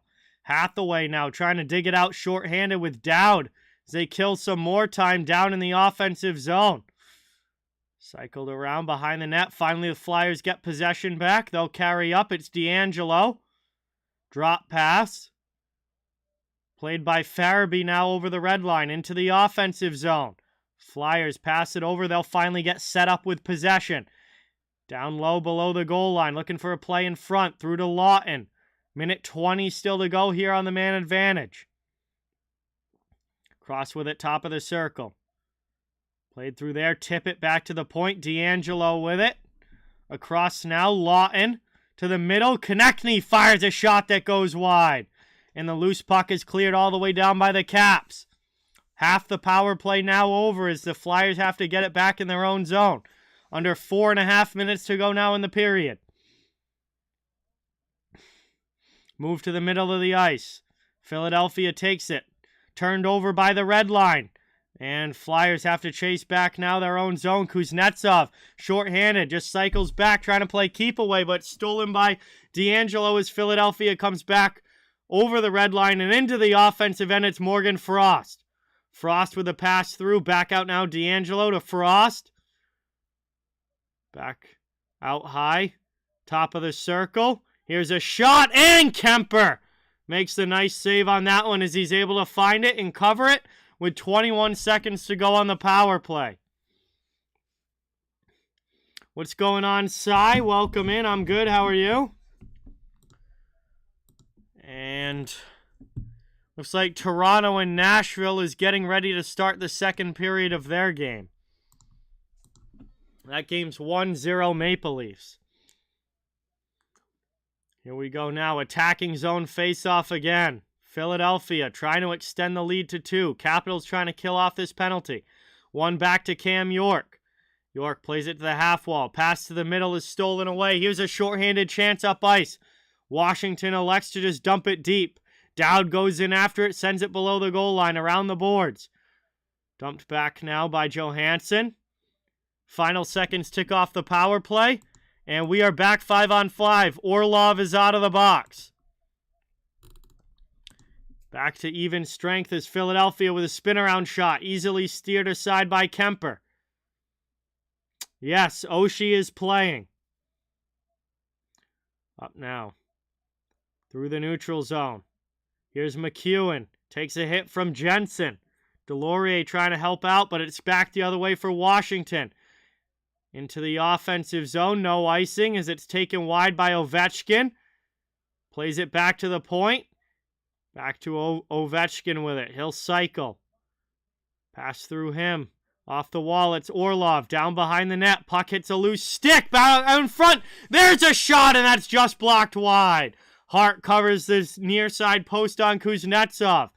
Ends up in the corner. McEwen trying to dig it out to the blue line, but not out of the zone. Second chance. Finally, the Flyers muscle it out to neutral ice and can get at least a partial line change. Patrick Brown with it now to the middle. Here's McEwen. His shot's deflected high off glass. Around now, Washington finally going to clear their zone. And that's broken up as Philadelphia takes possession back. They'll dump it. Gustafsson knocks it down. 2:05 remaining here in the second. What's going on, Daredevil? Welcome in. Thanks for stopping by. Good to see you. It's up into the offensive zone as Wade Allison will play it. Philadelphia getting reinforcements off the bench. Hayes from the top of the circle blasts one wide. Yes, it is, Ryan. Around now with 1:40 to go in the second. Capitals to the offensive zone. They get it deep. Played there. Wilson in on the forecheck with Eller. Up the wall. Trying to dig it out. Philadelphia trying to clear their end. Under 1.5 left to go in the period. This one gets worked back out to neutral ice. Caps regroup with it. Backstrom's pass up to Oshie. Oshie through to Eller into the offensive zone. Spun back, now down to the corner. Couple guys for both teams trying to dig this one out. Philadelphia is able to come away with it and carry over the red line. Owen Tippett trying to get it into the offensive end, but it's poked off his stick. He ends up going off sides, and we will get a whistle with 56 seconds remaining here in period 2. Sam, what is going on? Welcome. Thank you so much for being here. Thanks for stopping by. Neutral zone face-off right outside of the Washington zone.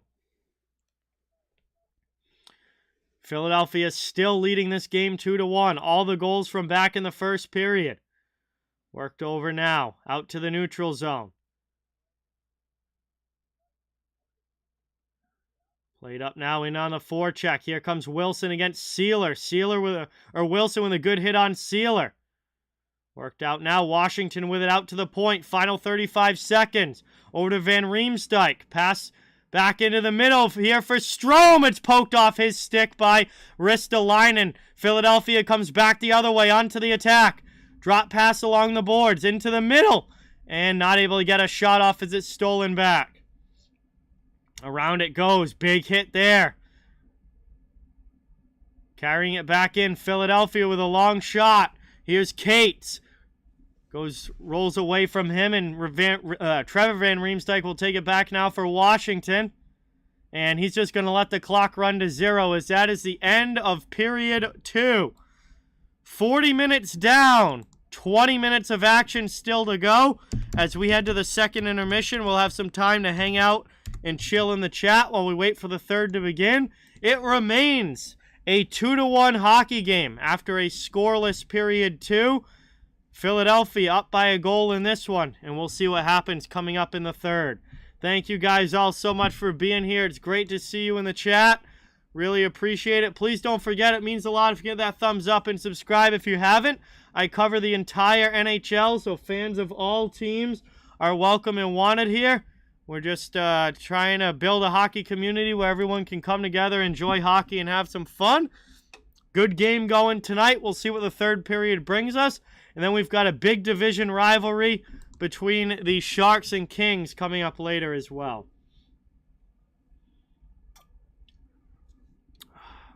All right. Also, Nashville has tied the game 1-1 against Toronto. That's the only other game going on right now.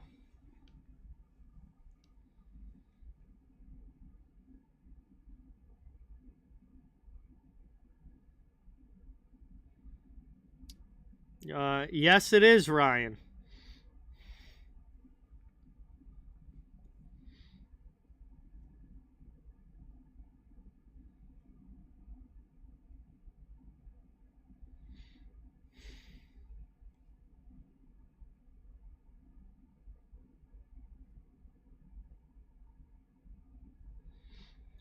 Coaster Tooth, what is going on? Welcome in. I'm sorry about your wrestling match, but this has been a very good hockey game so far, so I would imagine the third period is going to be. Appreciate everyone being here tonight.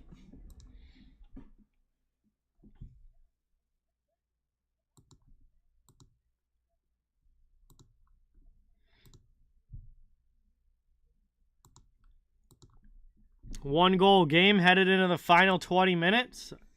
Still, anyone can win this one.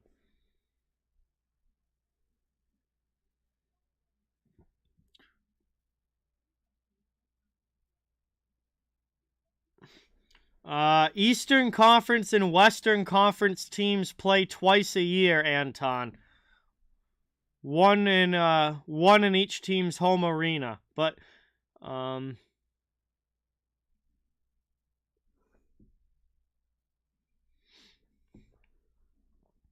teams play within their own conference more, and within their own division even more than that. I would love to see some gloves dropped, Nick. I don't know if we're going to get it or not, but I certainly would love to see it.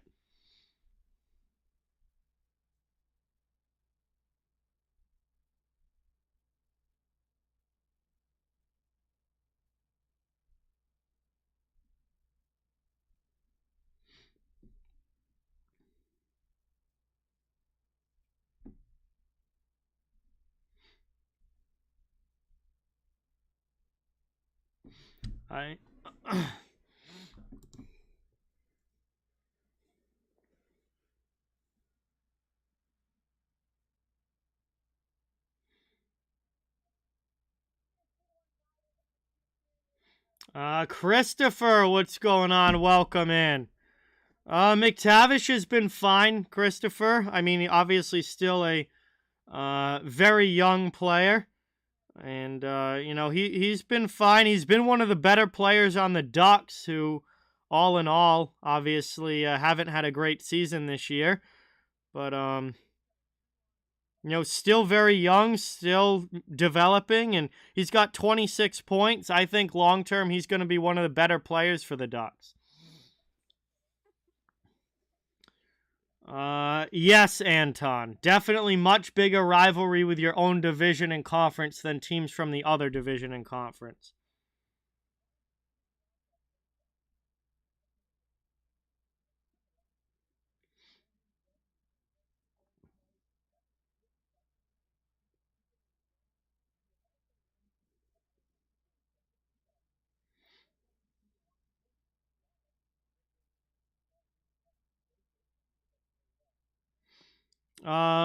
Washington's next game, let me check here, is Saturday against the Flyers. This is the first of a home-and-home series with Washington and Philadelphia. So they're playing in Philadelphia tonight, and they play each other again on Saturday in Washington.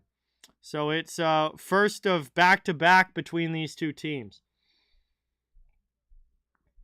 My favorite Bruins player is also my favorite player ever in the NHL, Patrice Bergeron, Heather. Although I like almost pretty much all the players on the Bruins, certainly a large majority of them, but Bergeron is my favorite.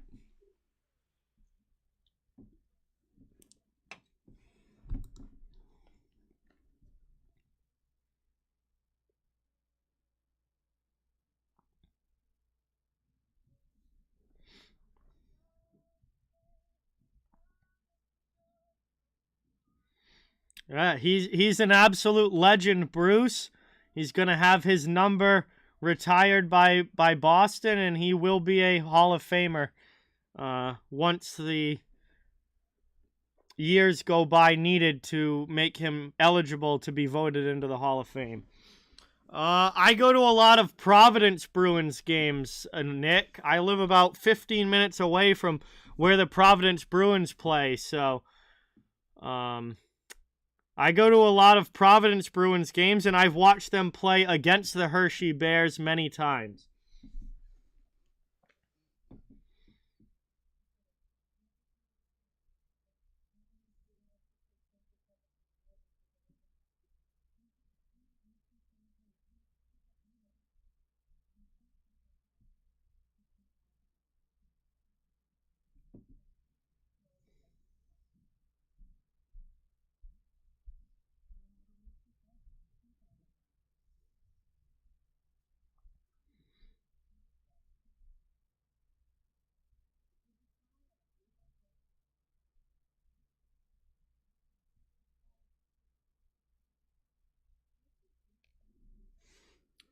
Oh, probably David Pastrnak, Bruce. David Pastrnak did play a little bit down in Providence early in his career, and now obviously has gone on to become one of the best goal scorers and players in the NHL. So I would say he's probably the best that I've seen play in the minor leagues. I also saw David Krejci and Brad Marchand play in Providence way back in the day. Like, we're talking, like 2007-ish, 2006-ish, something like that. So that was a long time ago, but I saw them play in Providence as well. But most recently, definitely Pastrnak. Yes, Heather. Yes, he did come from the OHL.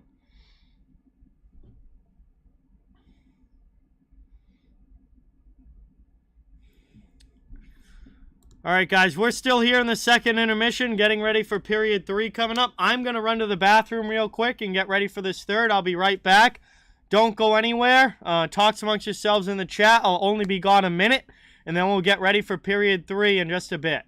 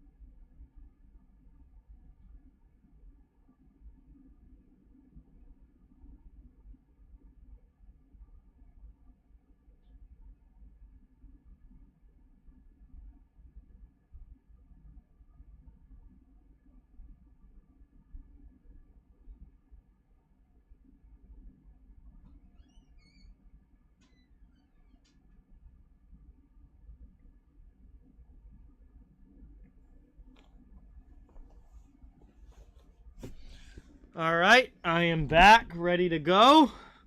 Third period coming up. Should be a fun one.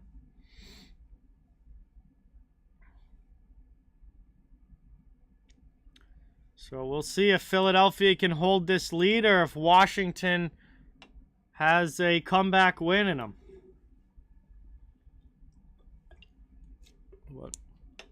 It should definitely be a fun one.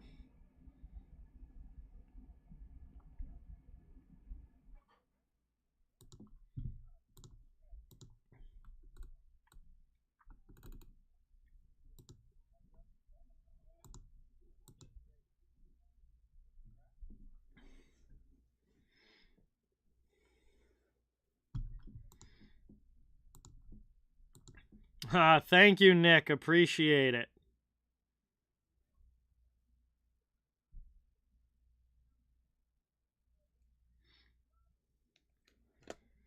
Around now.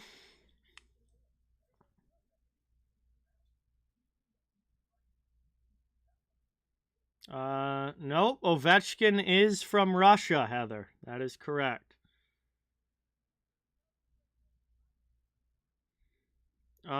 Seattle's one of my favorite jerseys in the entire league, Wayne. Absolutely love the Kraken. Their jerseys are sick.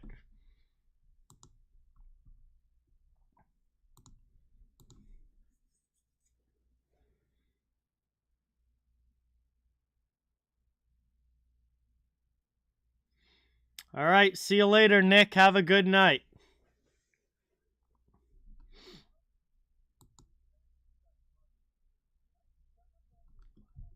Hopefully gonna be starting period number 3 here pretty soon. Doesn't look like we're quite ready to get back into the action, but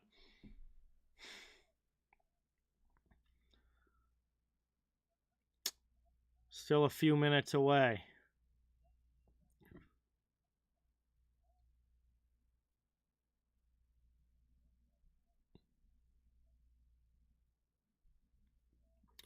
The best goaltender right now is Linus Ullmark, Anton. He is the clear Vezina Trophy frontrunner at this point in the season. He's only lost 2 games all year. He's got the most goals saved above expected. He's got a ridiculous goals against average and save percentage. He's just been a insane year for Ullmark in goal.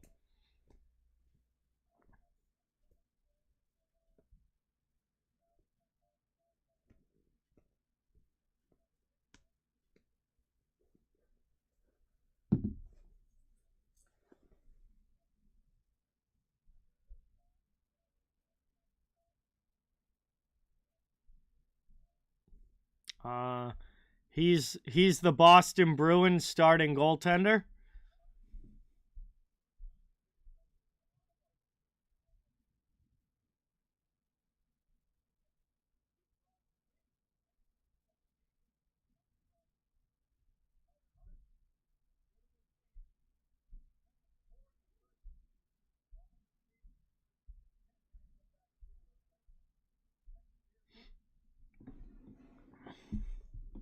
See, second period's going between Nashville and Toronto.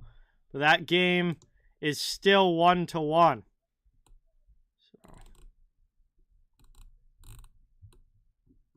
That game's still 1-1 there between those two.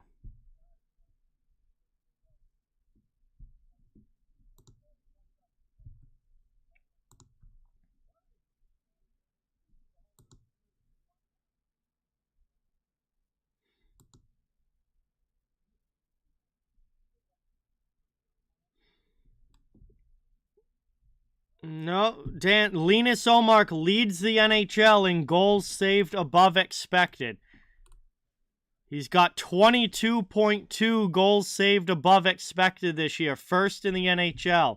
He has a 1.87 goals against average, 938 save percentage. He is by far the front runner for the Vezina Trophy. The NHL.com put out their mid-season award votes. I think it was either yesterday or today. And he was like up here while everyone else was like way behind. Unless he just has an absolute garbage second half of the season, he's going to win the Vezina this year.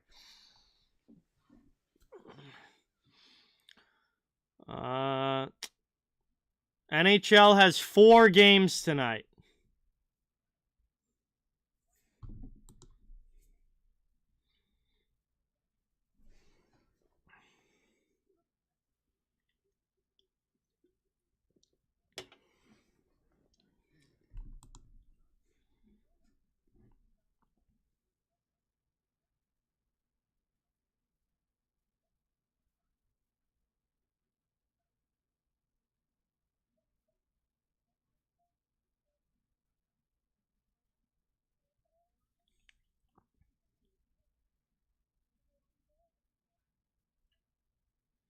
All right, this should be the last commercial break before we drop the puck on the third.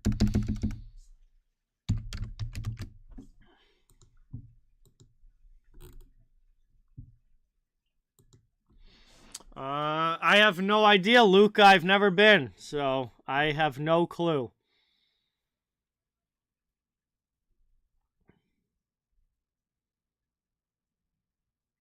Depends on what period of his Sharks tenure you're talking about, Bruce. Because his last couple years in San Jose was not very good, but his, when he was a Norris Trophy candidate and they were going to the Stanley Cup like in 2016, he was very, very good. Is he that good still now? No, but he's better in Carolina than he has been the last couple years in San Jose. Yeah, Seattle and Vegas Winter Classic is going to be fun next year for sure. It's going to be an interesting one and should be very good visually, definitely.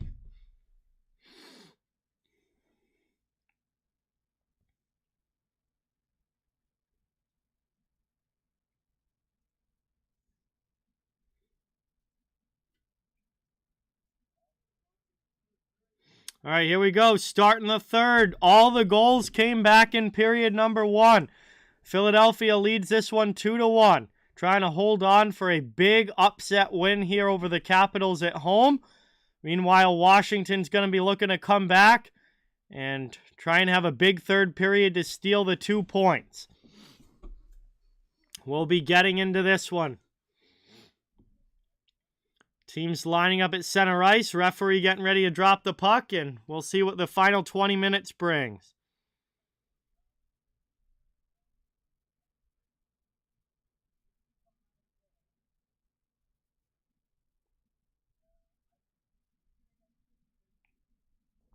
Yeah, it hasn't been overly physical, Luka. But we still got a whole period coming up, so there's still a long way to go. As we drop the puck and are underway, dumped into the offensive end by Washington. Working it around now. There's been some good hits in this game, but there hasn't been a lot of like extracurricular scrums or anything like that after the whistles. I think the game being as close as it is has a lot to do with that. Nobody wants to take a stupid penalty in a 1-goal game. I think we'd probably, if it was like 4-1 or something like that, we'd probably see more of that.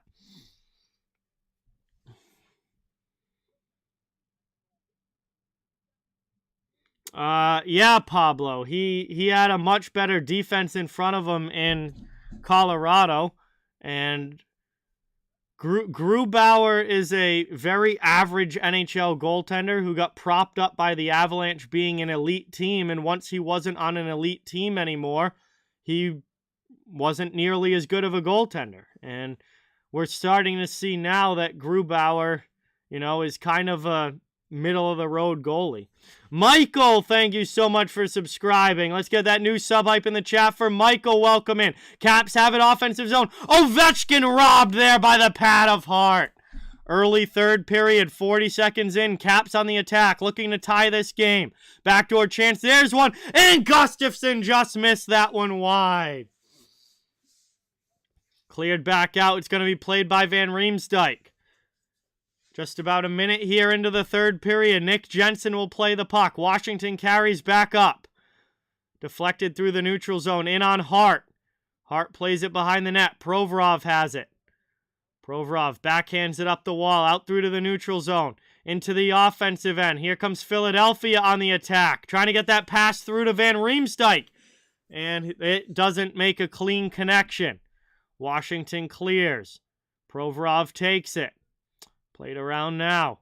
Through the neutral zone. Dumped into the offensive end. Behind the net. Hart knocks it down.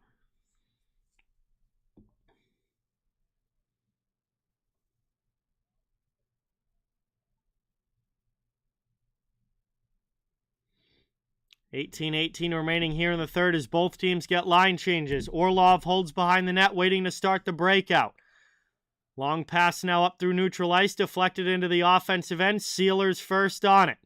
Nick Sealer to Kevin Hayes. Hayes chips it out of the zone. all the way down. That's going to be icing. And exactly 2 minutes into the third period, we'll get a whistle.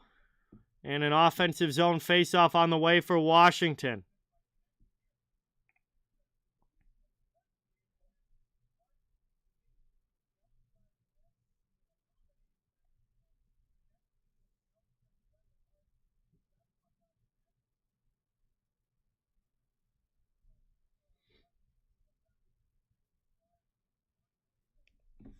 Around now up the boards. Played away there by Alexeyev. He'll go D to D with it. Caps carry it now up. Not able to keep it possession in the offensive zone. Flyers send it right back. Capitals will have to try again. Here's Strome. And on the attack, he fires a shot that goes wide. Down low, Strome in on the forecheck against Ristolainen. And Ristolainen spins away from Wilson. Up now. Taken at the top of the circle. Scott Laughton with the puck. He'll pass it out. Deflected in and wide by Philadelphia. Van Riemsdyk plays for the Caps behind the net. 17:10 to go here in period number 3. 1-goal hockey game.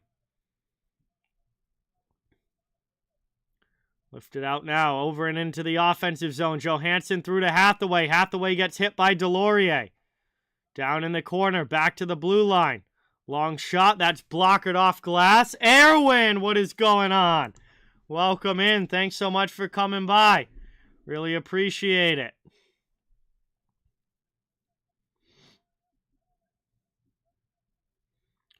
Worked up now. Out of the zone. Taken away now by Hathaway. Delorier down low, though. Trying to work it away from Van Riemsdyk. Philadelphia back on the forecheck. Up it goes. Hathaway plays. 16-16 remaining here in the third. Washington still looking for the game-tying goal. Back to get it. It's lifted out through the neutral zone. Dumped into the offensive end.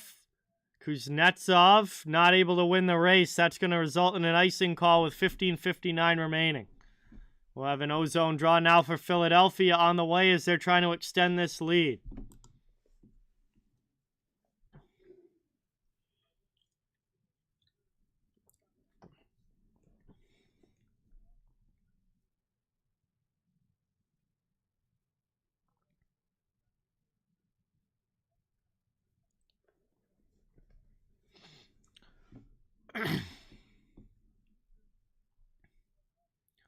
Back with it. Flyers win it off the draw. Looking to work this one around. Shot through traffic. That's deflected up into the netting. We'll get a quick whistle 5 seconds later. And another attacking zone faceoff for Philadelphia on the way. Provorov fired that one in.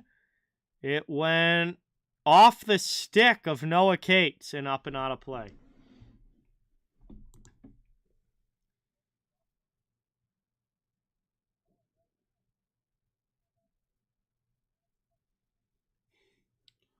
Around now off glass, cleared to the neutral zone over the red line. Eller, gets it into the offensive zone.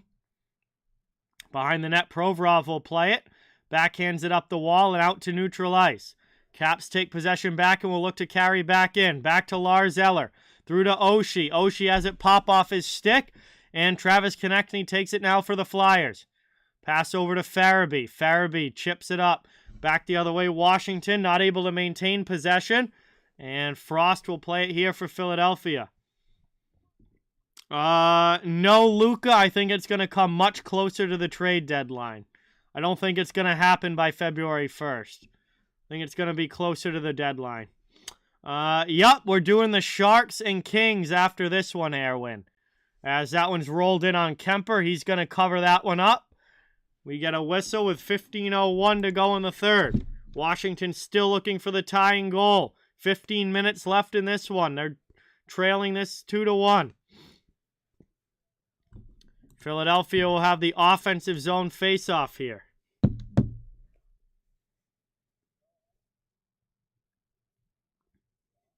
One back by the Capitals. They get it out. Sealer tries to send it back in, but Philly's got to stay onside. Worked up now and into the offensive end. Dumped in deep. Down to the corner. Around for Ristolainen. Yeah, I mean, I don't know when it's going to happen, Luca, but I don't think it's going to happen by February 1st, as it's up and out of the zone. Here comes Tippett back the other way. Top of the circle, shoots, and he scores! High glove side! What an absolute rip there by Owen Tippett. And Philadelphia extends the lead to 2. It's a 3-1 hockey game. What a shot there by Owen Tippett. And a huge goal for the Flyers. As they go up by a couple goals, it's the first multi-goal lead of the game. And a great shot from Tippett snipes one home. Right up and over the glove, just absolutely beats him high glove side.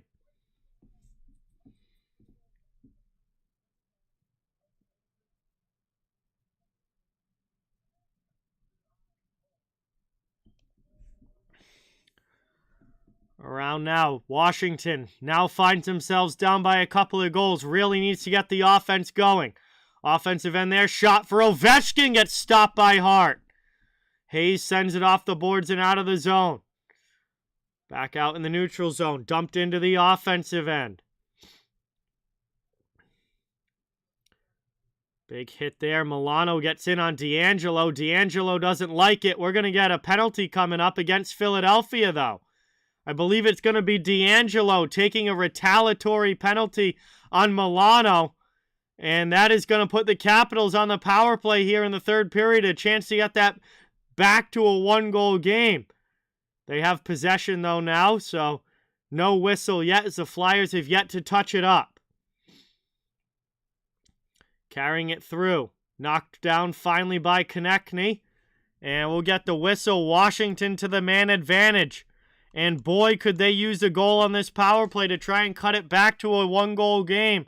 We're going to head to our first commercial break of the third. 3-1 Flyers lead, but the Caps to the power play when we get back. And a huge chance to try and get back within a goal. So an undisciplined penalty here for Philadelphia. And it's going to give Washington a chance that they've been looking for.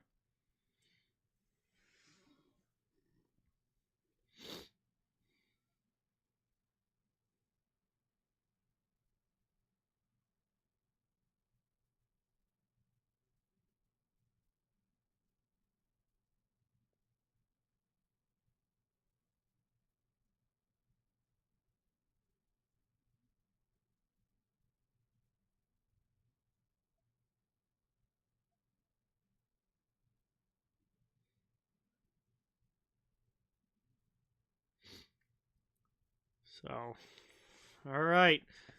Game between the Predators and Leafs is still 1-1 at the second intermission. And this game here, gonna be a big power play chance for the Capitals coming back, as they're trying to get it back to a one-goal hockey game. Owen Tippett with the third goal has put in Philadelphia in a good position in the final 20 with a 2-goal lead. Coming back from the TV timeout, looks like the Capitals have set up what they want to do here on the power play.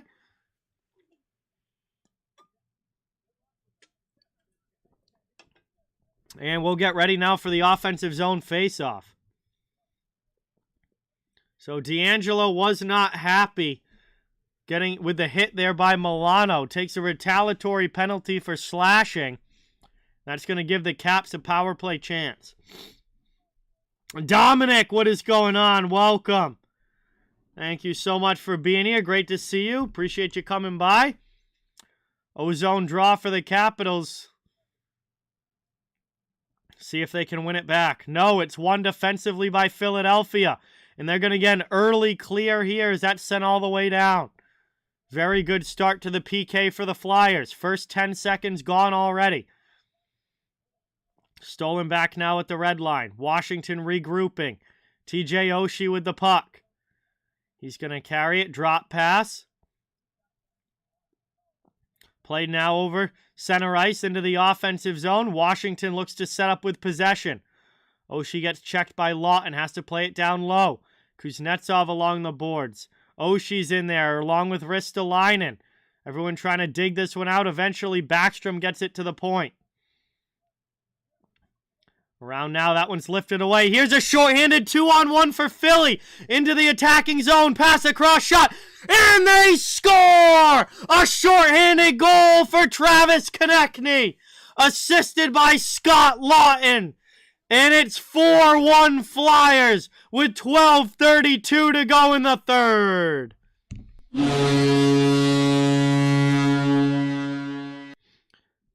That is an absolute dagger there by Philadelphia. Short-handed after the clearing attempt out of the defensive zone results in a short-handed goal for the Flyers. 2-on-1 up ice. And now they lead this one by 3. Up 4-1 with 12:20 to go in the third period. And Washington is definitely in some trouble now. Philly Bullies, what's going on? Welcome in. Into the offensive zone here. Capitals back on the attack. Not able to keep that one in as chasing it will be Orlov behind his own net. 12 minutes to go in the third period. And Washington needs to find some offense and find it quickly. As they carry up, it's Johansson. Cycles it down low. Wilson trying to get to it in the corner. He's first on it against Brown. Strome comes in to help as well. Philadelphia trying to clear. It's Delorier who will backhand it all the way down. Final 15 seconds now to go on the power play. Konechny's 23rd goal of the season. A shorthanded marker into the attacking zone. Washington, final seconds of the power play. Not able to score on it. We're back to 5-on-5. And the shorthanded goal for Philadelphia has them up now by 3. Lifted up and all the way down. Backhanded in.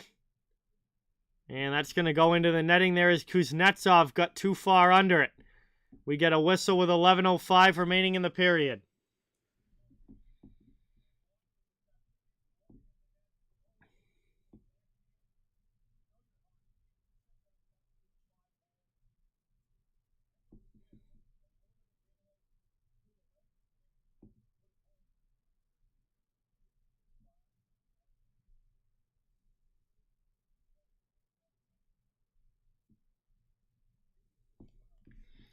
Back now off the faceoff. Caps have it into the offensive end. Chasing Johansson against Sanheim. Hathaway sends it through. Back out, chance in front. Caps trying to get a goal. Down, and a big glove save there by Hart. And another great save from Carter Hart as he snags that one with the glove. 10:48 to go in the third. And an ozone draw for Washington on the way.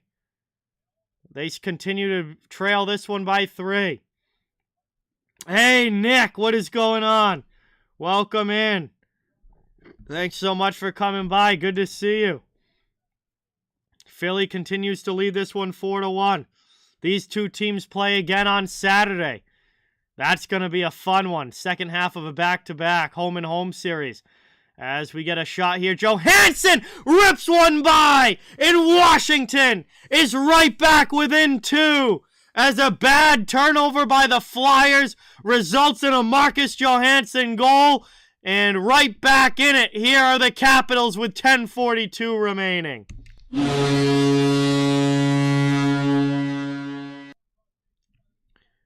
And a bad turnover there by Ivan Provorov. Just gives it away to Johansson, who rips that one. And it is a 4-2 hockey game now as Washington gets a very important goal.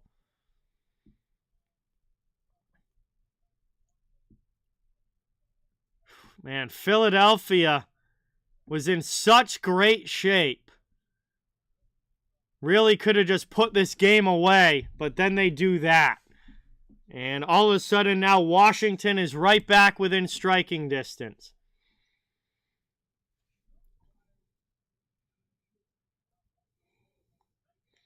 Long shot there. That one goes wide. Around to Gerry. Capitals able to get it out. Here's Wilson into the offensive zone. That one's deflected back the other way. Chasing it deep to the corner.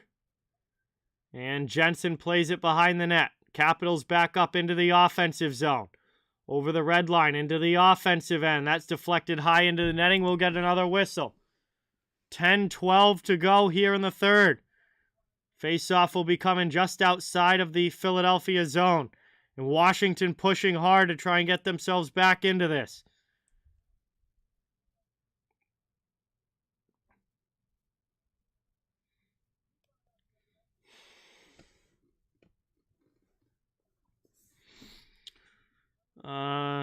Yeah, we'll see what they can do, Dominic. Obviously, they had a big comeback win last night against Vancouver, as the Canucks continue to be the biggest blower of leads in the NHL, and we'll see what they can do this weekend. Carried up now, under 10 minutes to go in the third. Washington needs to get the offense going, still down by a pair. Dumped in deep as Backstrom will lead the forecheck. Behind the net, taken away by Sanheim. He looks to work it up. Out, Hayes with it, back into the offensive zone. Philadelphia on the attack. Sharp angle shot there. Kemper makes a good save. Around now in the corner. Played out of the zone. Washington with it, back up to neutral ice.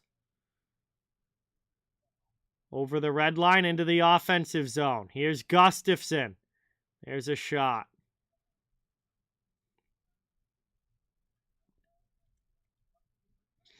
Chance in there. That goes off the outside of Kuznetsov. The shot from Kuznetsov. Hit a body in front. Back to the point. Caps keep it in. 8:55 to go here in the third. Around now, chance in front. Nice glove save there by Hart as he grabs that. Ovechkin gets it on goal. Carter Hart makes a save. We head to another commercial break with 8:50 now remaining in the third period. And Philadelphia up by 2 in this one, leading 4-2 over the Capitals. Trying to hold on for a big home win. And Philadelphia, much better this year than almost anybody expected. Could tie the Red Wings with 41 points if they can hang on and win this game. Very close to 500 for the Flyers. For a team that a lot of people thought was going to be bottom 3, bottom 5 in the league, they're hovering right around the 500 mark. And a tough team to beat that gives a good effort night in and night out. And proving it again here against the Capitals tonight.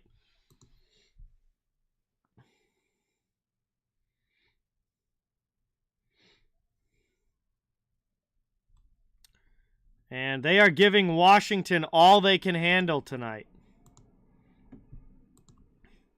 Yeah, Jari's on my fantasy team, so I'm hoping, one of my fantasy teams, so I'm hoping that he's not out too much longer. But yeah, he got injured in the Winter Classic and hasn't played since. Hopefully he's back sooner rather than later for Pittsburgh. So, here we are, third period action. Thank you guys all for being here. Good to see you in the chat. Please don't forget. Yeah, I'm in like 3 leagues, Nick. Samantha, what's going on? Welcome in. Appreciate you guys all watching. Don't forget, it helps a ton if you can hit that thumbs up and subscribe to the channel. Fans of all teams are welcome and wanted here. And we're just trying to build a hockey community where everybody can come together, enjoy hockey, and have some fun. And we got a big finish coming in this one. Brandon, what's going on? Welcome in. Then as soon as this game ends, I'll also be doing the Sharks and Kings coming later. Here we go. 8:50 remaining in the third period.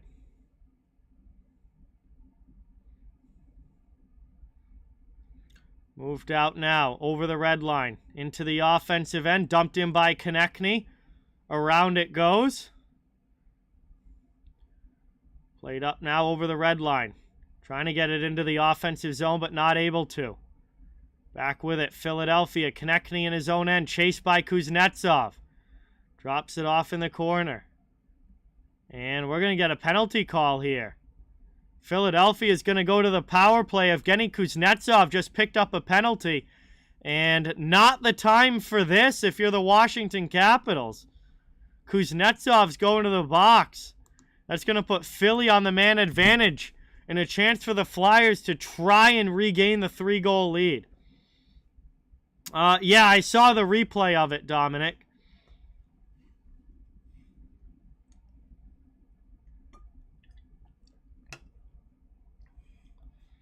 So they're going to say slashing here against Evgeny Kuznetsov. Philadelphia to the power play here and a chance to try and make this 5-2, 8:24 to go in the third period. Capitals running low on time now to try and come back as Philly wins that in the offensive zone. They'll set up Provorov down low for Van Riemsdyk. Through to Hayes, who plays it down in the corner. Around now, back out in front. Provorov trying to get it away from Orlov to Van Riemsdyk to Hayes. Hayes with it now, back down low. Van Riemsdyk out in front for Provorov. Across now to York. 10 o'clock Eastern time. Taken now. Top of the circle. 7:45 to go in the third.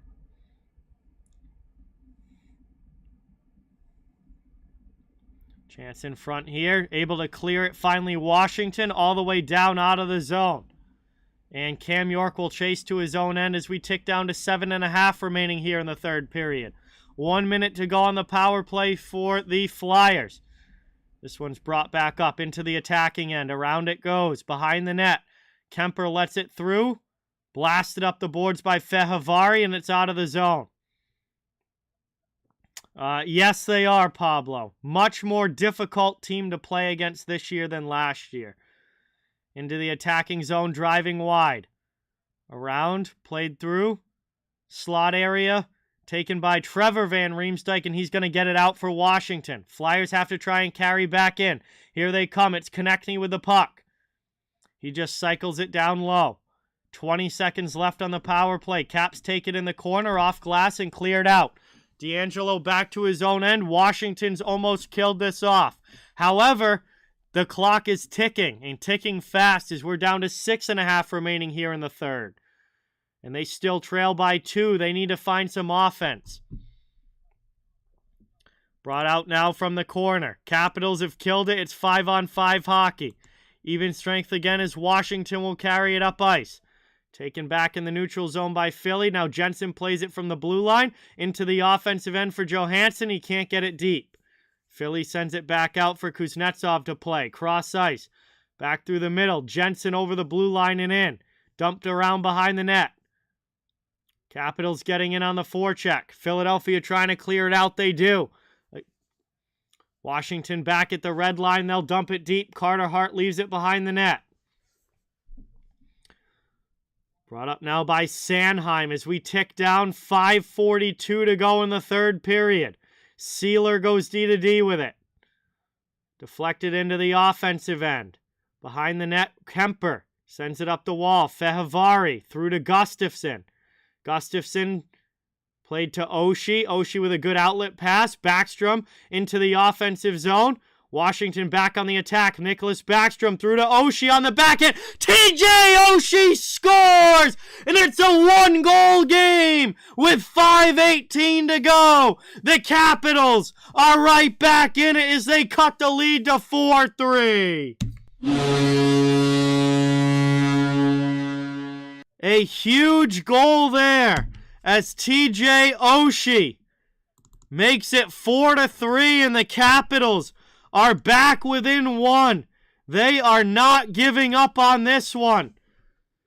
And this game went from 4-1 to 4-3, still with over 5 minutes to go. And this one is far from over. John Wilkes Booth, what's going on? Welcome in. Thank you for being here. Great to see you in the chat. Off the draw. It's taken now by Philadelphia. Into the offensive end. Trying to get back in on the forecheck. Philly cannot take their foot off the gas here. Around now. Taking up the boards. Through the middle. 5 minutes remaining in the third period. Carried to the offensive zone. Milano. Throws that one in front. Carter Hart able to deflect it away. Philly clears the zone. Back out it goes. What's going on, sports dude? Welcome in. Thanks so much for coming by. Great to see you. Alex, what's going on? Welcome in. Here's Hayes with a pass in front off of a skate. Capitals take it back. Brought up now. 4.5 minutes remaining in the third period. Through to Kuznetsov. Kuznetsov tries to pull it to the backhand, but it rolls off his stick. Moved out now. Hayes with it. Up into the offensive zone. Flyers back the other way. Trying to move it to the middle. Out to D'Angelo at the point. Long shot there. Kemper makes a save and covers it up. As we get a whistle with 4:13 to go in the third period. We'll head to our final commercial break of this final 20 minutes. And Washington is back within one. Hey, what's going on, Wilson? Welcome in. Thank you so much to Behind the Arc for sending people here. Awesome to see you guys. Alex Wilson, sports dude. Thank you guys for coming by. Really appreciate it. This is going to be a fantastic finish to this game. Philadelphia and Washington 4-3 as Capitals are trying really hard for the comeback here. And we've got just about 4 minutes to go. Hey, Vegas, good to see you. Thanks for coming by. Brody, welcome in. Thanks for being here. Good to have you in the chat. Has been a very strong push here in the third period for Washington. And boy, oh boy, all of a sudden, they are one shot away from tying this up.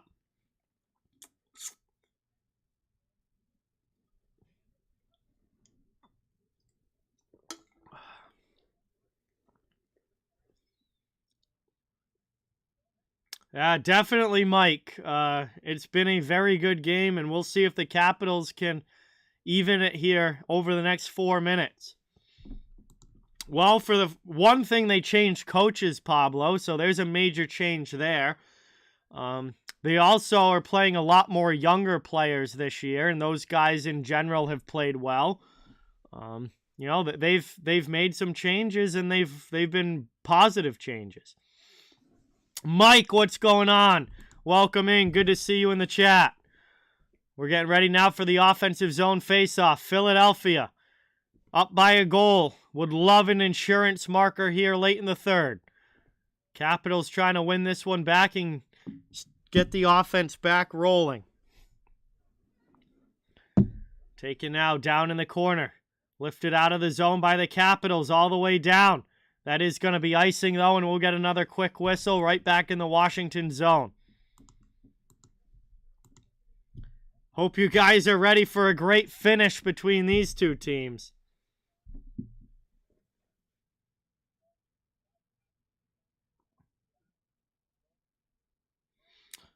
Jackson, what's going on? Thanks for coming by. Worked up now by Jensen. He lifts it out of the zone. Washington clears. Into the through the neutral zone. They can't get it into the offensive end. We tick under 4 minutes remaining. And Washington dumps it back to the attacking zone as Oshie's on it in the corner. But no, we get another quick whistle.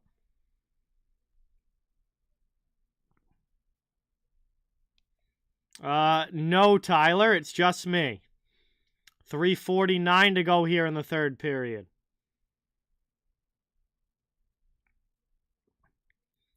Faceoff's going to be coming at center ice.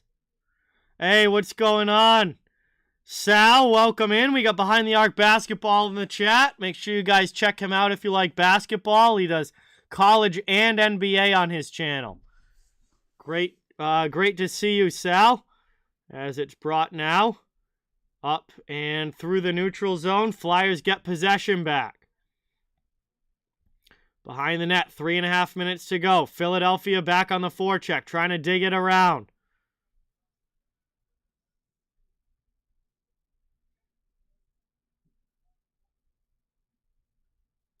Behind the net is Cates, out to the point. Long shot there. Kemper's going to make a good save through traffic. As we get another whistle there with 3:10 remaining. Or, excuse me, 3:12 remaining. And Sanheim's shot was stopped.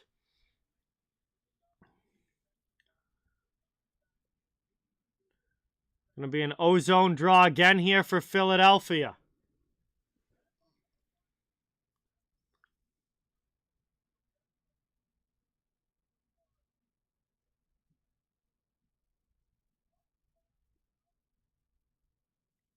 Trying to get it now off the draw. Washington takes it up and out of the zone. Sherry clears into the attacking end. He'll chase to the corner. Couple players for each team in there, working it around.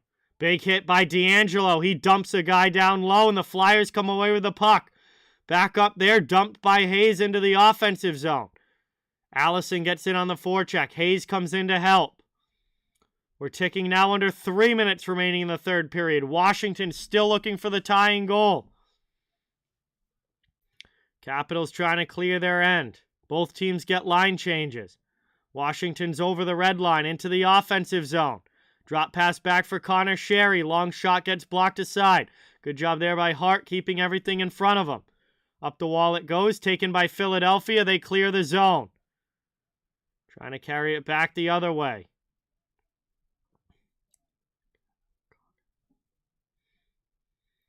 Taken in now, deep, down to the corner. Van Riemsdyk looking to dig it out. Back to the point, long shot. Glove down there, taken. And Ovechkin's going to send it back to Gustafsson. Is coming up ice now as the Capitals as they pull the goaltender. Empty net for Washington as they get the extra attacker on. It's 6-on-5 with the goalie out. Philadelphia out to the neutral zone, trying to find a way to get the empty netter, but Konechny loses it, and the Caps come back the other way. Here's Kuznetsov into the offensive zone. Minute 35 to go in the third period. It's all offense now for the Capitals. Wilson's shot gets blocked. Gets it back in the corner. Plays it through to Kuznetsov to the point. Gustafsson in front there. Kick to the stick. Stolen away, but then gotten right back by Oshie and the Capitals.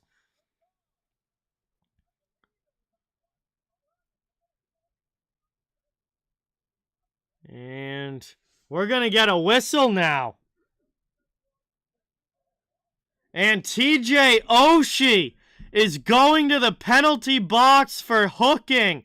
Wow. A huge late third period penalty call here against the Capitals. And that is going to put Philadelphia on the power play and pretty much take away any hope of Washington to tie this game with 1:19 to go.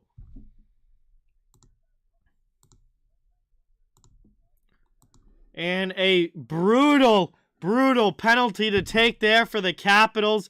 They now have to kill off a penalty with 1:15 left in the game. They trail by a goal, and all Philadelphia has to do is keep this puck in the offensive zone. They don't do it, however, as that pass for Sanheim is offline. Back to get it now in the corner. 1 minute remaining. Worked up now, trying to go back the other way. Washington has pulled their goalie. Or no, not yet. They're trying to as they take possession. And now Kemper comes to the bench. So it's going to be an empty net now for the Capitals, even though Philadelphia is still on the power play. They're into the offensive zone. And Carter Hart makes a good save on that one, short side. Ovechkin tried to fire one in. Hart makes a save and covers it. We get a whistle now, about 40 seconds remaining in the third period. Washington will have the offensive zone face-off. Down a man, but still looking for the tying goal. You don't see this situation very often. Philadelphia on the power play, but Washington able to get the goalie out and have the puck in the offensive end. They're going to use their timeout here. So the Capitals use their timeout and are going to try and draw up a face-off play to try and get the tying goal.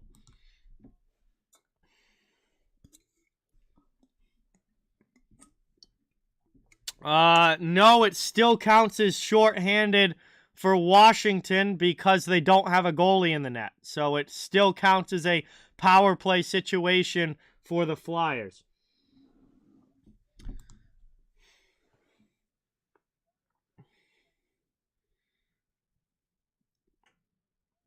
Offensive zone draw now here for the Capitals.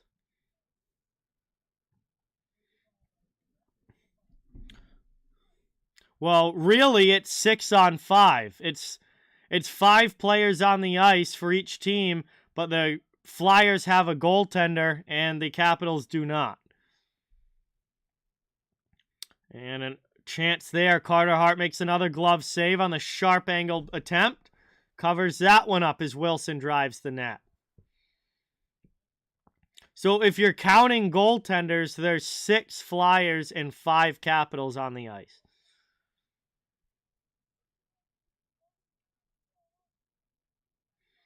Off the face-off, Caps get it back again out high. Long shot there, misses wide. Final 25 seconds. And that one's going to be cleared all the way down. Wilson's going to go back and get it. Washington up ice. Over the red line, poked away from Wilson. He trips down Lawton, but it's not going to matter. Empty net goal for Konechny. And that is going to be the icing on the cake. As this one goes final, it's a hat-trick goal for Travis Konechny. His third of the night as he picks up the Hattie, and the Flyers lead this one 5-3.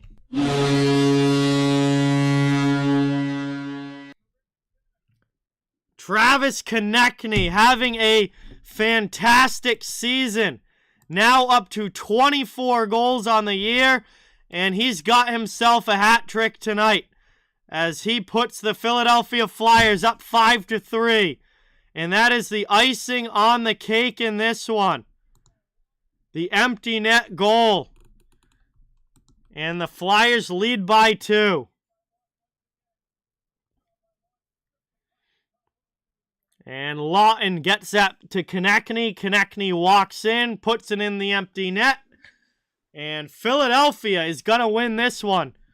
We got 12 seconds left in the third. Soon as this game ends, we'll be switching over into get ready for the Sharks and Kings game coming up. But it's going to take a minute as they're trying to get all the hats off the ice. It is a home hat trick for Travis Konechny, and that means a lot of fans throwing their hats out there.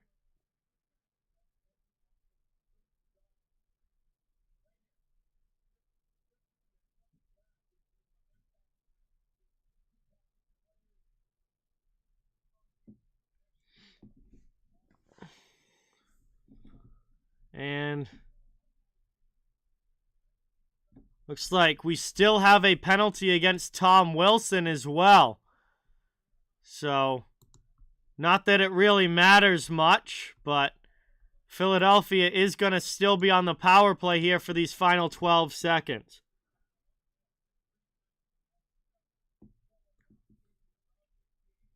So while the ice crew continues to clean off the ice here of all the hats, congratulations to Travis Konechny with the 3 goals here tonight, and Philadelphia is going to take home a big win against one of their biggest rivals in Washington. Appreciate everybody being here. Thank you guys for watching. Fun game tonight between these two. Washington pushed hard for the comeback, but just not able to complete it. As it's taken now off the draw. One back by the Capitals. And they're going to just gain the red line. Jensen carries in. He takes a light check, but sends it to the corner. Hathaway gets it on the forecheck. The Flyers skate away from him. The horn is going to sound, and that is going to do it. This game is over. These two teams will meet again on Saturday. They'll play the second of the home and home, but Philadelphia takes this one here as they win this by a score of 5-3 as this game goes final. And a big 2 points as the Flyers are now just one game back of getting back to 500 here on the season. And they have been playing pretty darn well as of late. And they're able to upset the the Washington Capitals here tonight. So that is going to do it for my first game of the night. Thank you guys again so much for watching. It's great to have you. We'll start the changeover to the Sharks and Kings game coming up after this one. But if you're not sticking around for the second game of the night, I want to thank you all so much for watching. It was great to have you here. Thank you guys so much and for all the support. And I hope you have a great rest of your night. Have a great day tomorrow. I'm not sure when I'll be streaming next, so keep an eye on the community tab. I'll be posting about it as soon as I know. But until then, really appreciate each and every one of you. Before you go, please don't forget, it really does mean a lot if you can hit that thumbs up button and subscribe if you haven't yet. I cover the entire NHL. So fans of all teams are welcome and wanted here. And we're just trying to build a hockey community where everybody can come together, enjoy hockey, have some fun. And we'd love to have you become part of the community. So congratulations to the Flyers. GG's to the Capitals. Fun game tonight. And now we will get ready for game number 2 of our doubleheader. And I will start the changeover and get ready for Sharks and Kings coming up. Now, we do have a little while before that game actually drops the puck. But I'll start the changeover on the scoreboard, title, description, and all of that. And I do apologize if I miss some stuff in the chat while I'm doing this. It takes me a little while to get everything switched. But don't you worry. As soon as I do, we'll be getting ready for the next game. So appreciate you guys. Thank you so much for watching. Bear with me here as I change everything.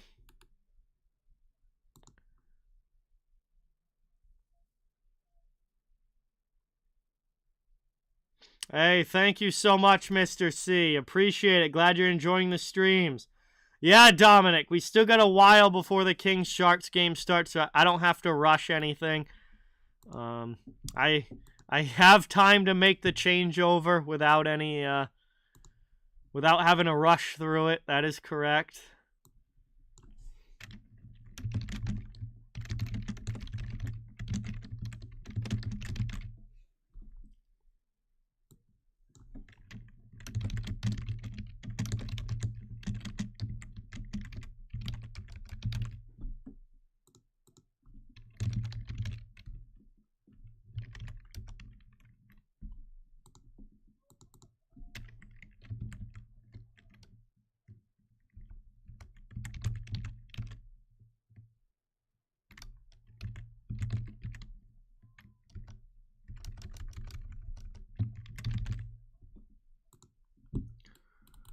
Alright, we got that, we got that. I gotta switch the thumbnail quick.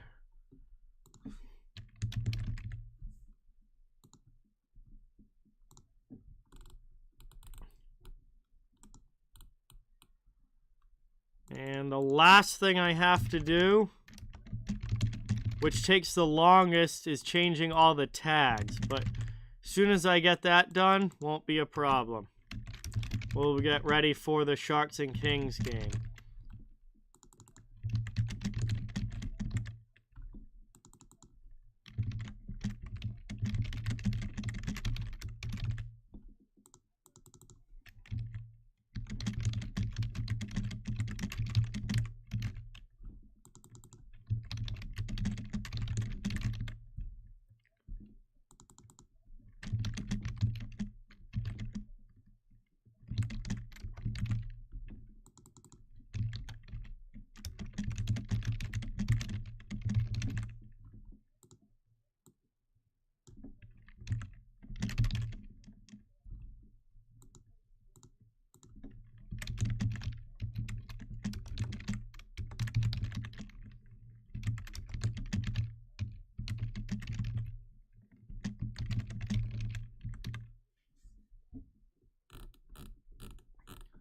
All right, one last copy and paste, and then we'll be good to go here for period number or for game number 2. Excuse me, not period number 2, game number 2. All right, beautiful. There we have it.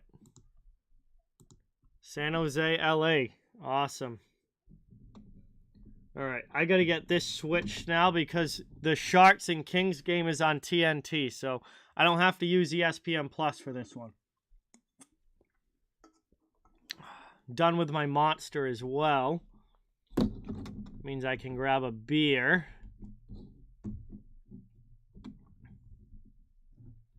And TNT is going to be finishing up the Predators-Leafs game and then going into the Sharks and Kings. But, all right, everything should be changed over. We're ready to go now for game number 2 of the doubleheader. San Jose versus LA. Definitely should be a fun one. Divisional rivalry, in-state rivalry between the Sharks and Kings. And we'll see who's going to be able to take it tonight. I got to change the poll. So we're going to get rid of that first poll and start the second one on who you guys think is going to win tonight. Sharks are on the road. Kings are at home.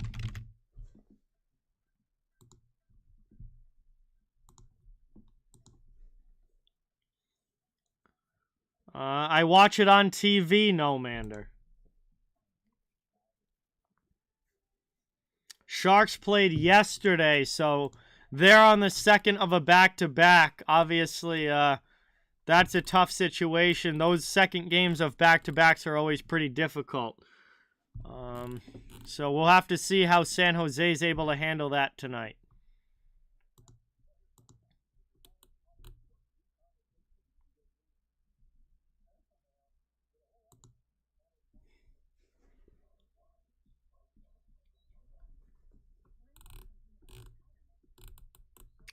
The Sharks beat the Coyotes last night. The Kings did not play yesterday, so they have an advantage in that regard, where they are rested and San Jose is not.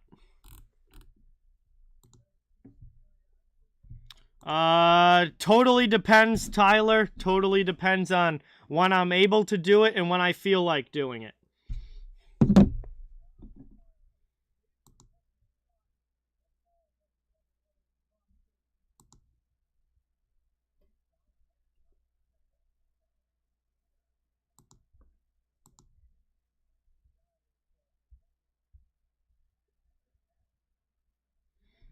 Yakov, what's going on? Welcome in.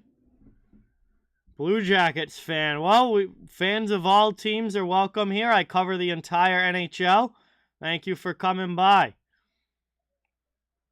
So it looks like there's about 7.5 minutes to go in the Predators-Toronto game. That one is still tied up 1-1. And then after that, we'll be getting into the Sharks and Kings. But Sharks and Kings isn't going to be dropping the puck for probably at least another 20 minutes. Oh, there you go, Andrew. I hope you have a great birthday. And happy early birthday to you. I hope you have a great one, and hopefully you have a great time in Florida.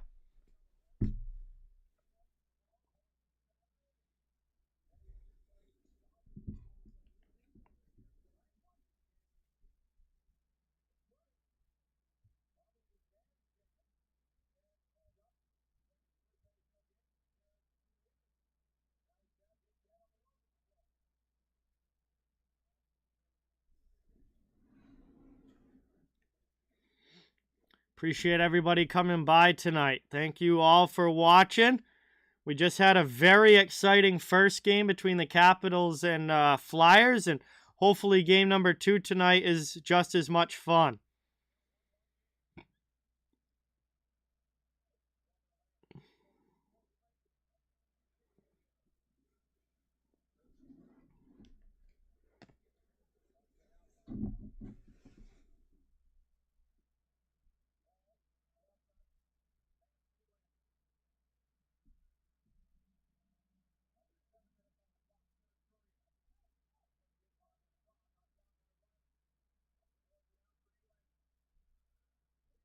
It was pretty good, Andrew. How about yours? Saros just made a nice save on Kerfoot. We'll see if this Predators-Leafs game ends in regulation with a goal from somebody or if they end up going to overtime.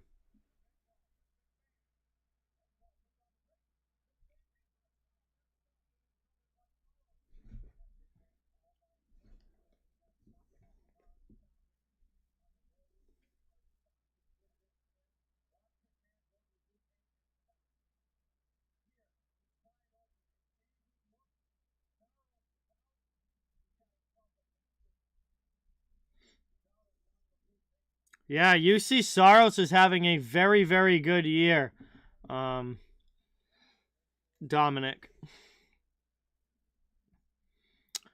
I mean, they're all rivals with each other, no matter. The Kings, Ducks, and Sharks are all rivals, but as far as like which games are most heated right now, it tends to be Ducks and Sharks, but that kind of changes, you know, over the years. It kind of rotates around as far as which ones are the most heated rivalry at that time. It used to be the Ducks and the Kings when they both were good. And then for a while, it really was the Kings and Sharks really got into it as well. But right now, I would say probably the Ducks and Sharks play the most physical and heated games against each other. Like almost every time the Ducks and Sharks play, there's at least one fight, if not multiple. Whereas you don't really see that as much with the Kings and the Sharks or the Kings and the Ducks right now.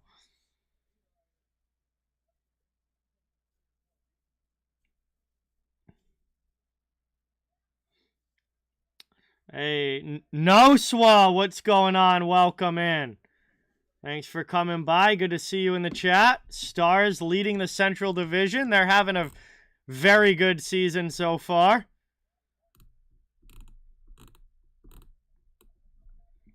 I did, what game did I do for the Stars? I think I just did them like last week, or maybe it was the week before now. I don't remember exactly. It's easy to lose track all these games, but let me look. I know I did Dallas recently. Oh, yeah, last week, January 4th, I did them against LA. That was a heck of a game. That was a very good game between the Stars and Kings, so getting another look at the Kings tonight, and only my second Sharks stream of the season. I have not seen a lot of San Jose this year.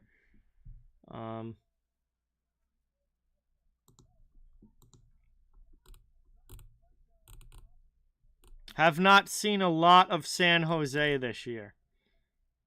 But they are second to last in the Pacific Division. They're not going anywhere too fast.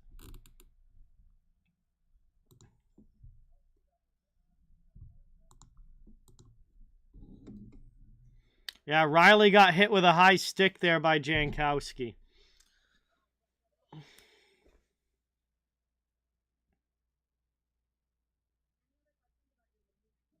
So still waiting on the Leafs and Predators game to end. The Leafs are going to be going to the power play.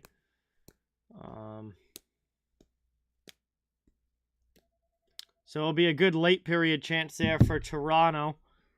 But while we're waiting for this Sharks and Kings game, I'm going to run to the bathroom real quick, make sure we're all ready to go, grab a beer as well, and just do a couple things to get ready for this next game. I'll be back in a minute or two.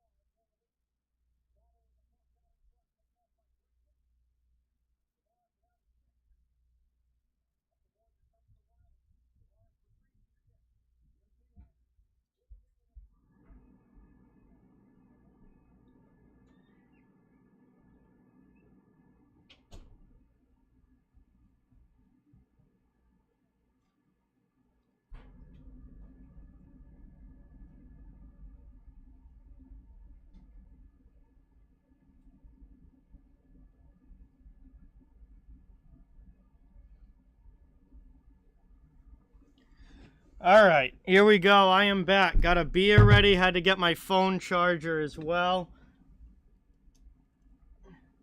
Have a feeling I'm going to need to have a phone that's working because there's definitely going to be some jersey numbers that I need to learn on the San Jose Sharks. They're a team that I don't get to see a whole lot of being on the East Coast, and also just have a lot of players on their roster that just aren't very well known because they're a, pretty much rebuilding team at this point. So, gonna try and learn some Sharks jersey numbers here. Like, Jesus, Scott Harrington has played 15 games for the Sharks this season. Like, that guy does. If that guy's in your NHL lineup, you don't have much on the back end if Scott Harrington's in your NHL lineup. Let's see. Sturms, Svechnikov. Lawrence is 16. Asamont just got there. He's 21. Jacob Megna is number 24. Let's see. Who else don't I know?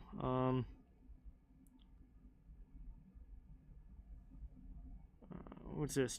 Nick Chichek? I don't even know how you say that. Is it Nick Chichek, number 59, or is it Sisek? C-I-C-E-K. I'm not even sure how you say that. Never even heard of him. Gregor's 73. Yeah, there's some interesting players that I don't know a whole lot about on the Sharks roster, that's for sure. It's going to be interesting to see how they look tonight. Again, I don't get to see them a whole lot. The Stars are very good, no Swa. I mean, I think the fact that they're first in their division speaks for themselves. No, Matthews is out injured, Dominic. Hey, Alex, what is going on? Welcome in. Sherry, welcome in. Thank you for being here. Really appreciate it. No, Eklund is in the AHL, Alex. He is not playing in the NHL.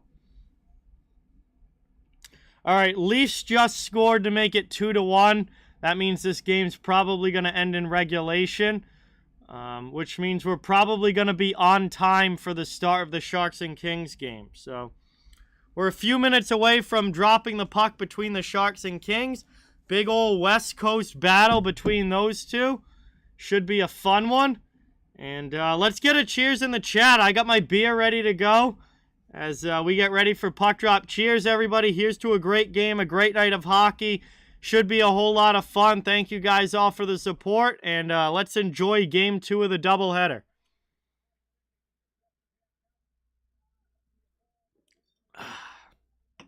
Here we go.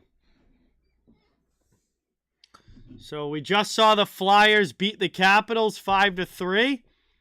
And now, looks like Toronto is 39 seconds away from knocking off the Predators 2-1. And we'll be dropping the puck on the 10 o'clock games here very shortly. Edmonton is in Anaheim, and San Jose is in LA as the Oilers play the Ducks and the Sharks play the Kings.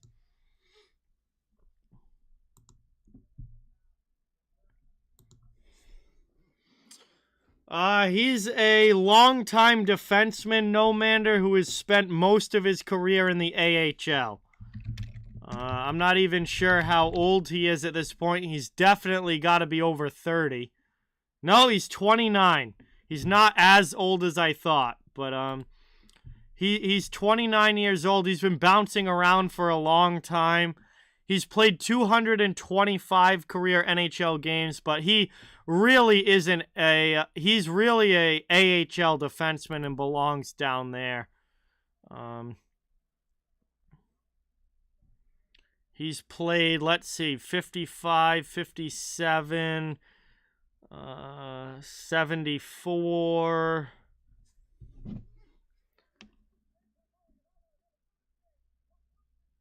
Let's see, I'm trying to add up his AHL totals here. Yeah, he's played 198 games in the AHL, 225 in the NHL. I personally really think that he belongs in the AHL. But he's played 15 games for the Sharks this season, and we'll see if he's going to be in the lineup tonight or not. But no, Donskoy hasn't been with the Sharks in a number of years.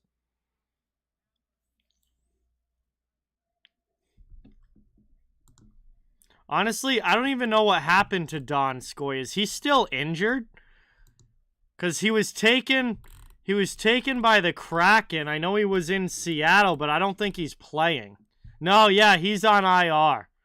So, I don't think Donskoy has played a single game this season. Let me double check that.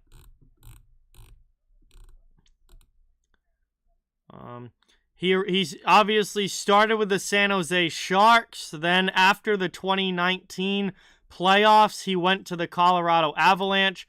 He played a couple of seasons in Colorado before being sent to Seattle.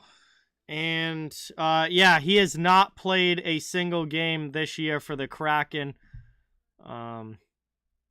He's on the IR.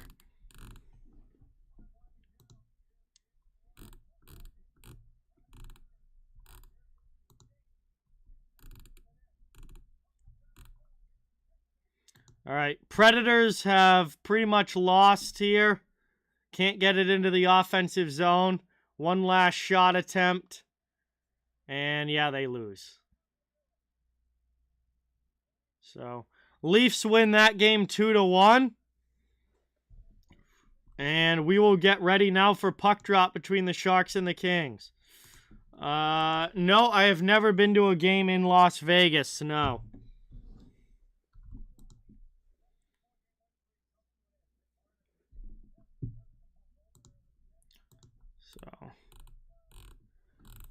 Nashville, with their first loss in the last 5 games, finally have their winning streak broken, and they stay at 44 points. Toronto goes now to 59 points and extend their winning streak to 3 straight games for the Leafs. So, big win on home ice there for Toronto. In our game coming up, we've got LA currently on a 2-game winning streak and 7-2-1 in their last 10 games against the San Jose Sharks, who won their last game out but are just 3-5-2 in their last 10, and sitting in 7th place in the Pacific Division. LA's in 2nd place. So obviously the Kings are very much favored in this game, but we'll see if the Sharks can give them a run for their money at the upset. Yes, I have gone to 1 Bruins game this season, Tyler, and the plan right now, I'm going to be going again on Monday for the afternoon game on MLK Day against the Flyers. So, I think I'm going to be going to that one as well.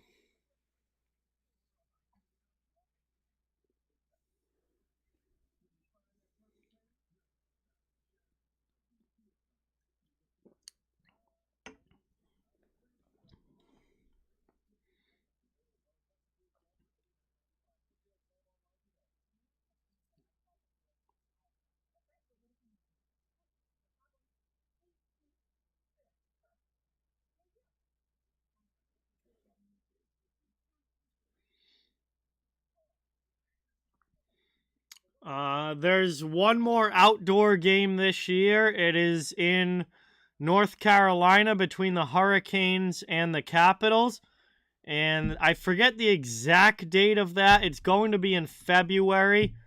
I probably should memorize the date of when it is. I want to say it's like February 18th or something like that, but don't hold me to that. Yeah, no, I was right. February 18th at Carter Finley Stadium in Raleigh, North Carolina.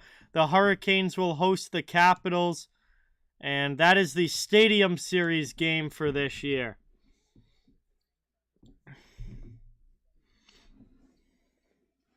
It wasn't cold in Boston for the Winter Classic. It was like 55 that day. It's probably going to be colder in North Carolina on February 18th than it was in Boston for the Winter Classic, honestly. I wouldn't be surprised. It was 55 here the day of the Winter Classic. We were like, what is going on?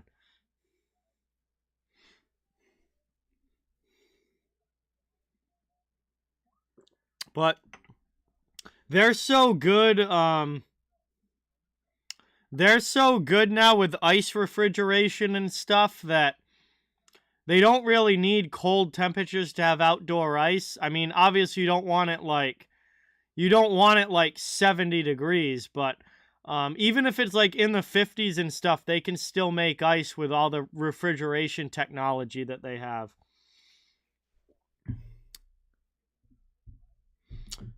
Tyler, it's really not that cold in the arena, honestly. Like, I'm sure it probably is down at ice level, but in the arena itself, it's really not that cold in the rink. Quick is pretty much relegated to backup right now behind Phoenix Copley, no mander. Phoenix Copley has been the Kings' best goaltender, so he is starting a majority of the games now, and Quick has been sent to the backup role because he's flat out stunk this year. Hey, Gerry, good to see you in the chat. Thank you so much for coming by. Really appreciate it. Awesome to see you.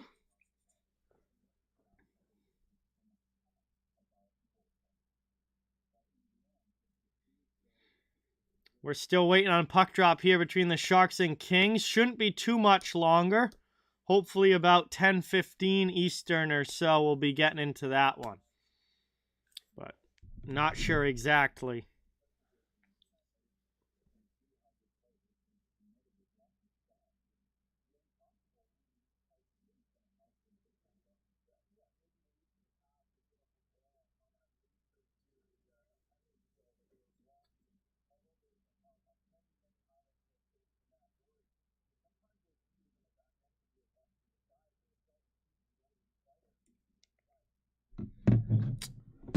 Appreciate you guys all being here.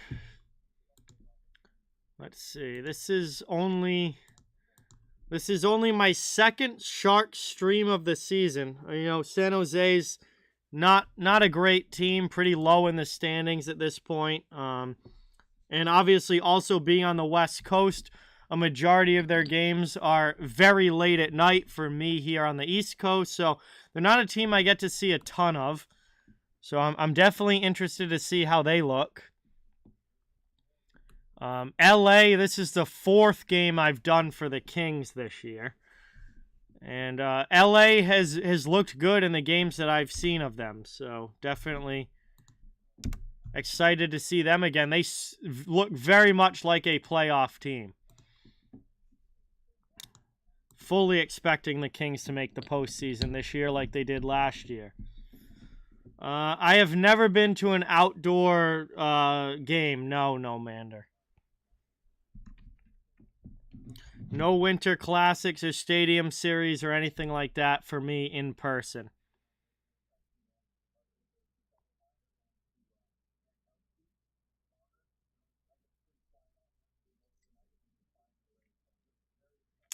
Yes, I will be watching NFL playoffs, Tyler. I've watched the NFL all season long, and my friends and I will certainly be watching the playoff games as well.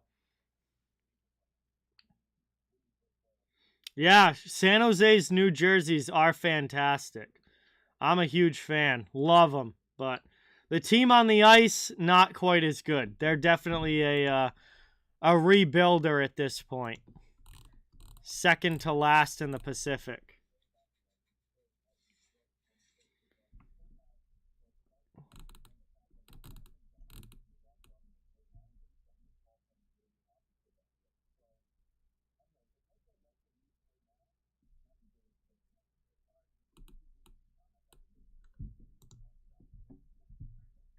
I don't know who's going to win the Super Bowl. I think it's very wide open this year because every team looks beatable. Like there's no there's no standout team that I look at as a dominant force that is unbeatable. That's a heavy favorite going in. Like, I think the Chiefs are beatable this year. I think, the Bengals have had some really good games, but they've also lost a couple games that have been head scratchers.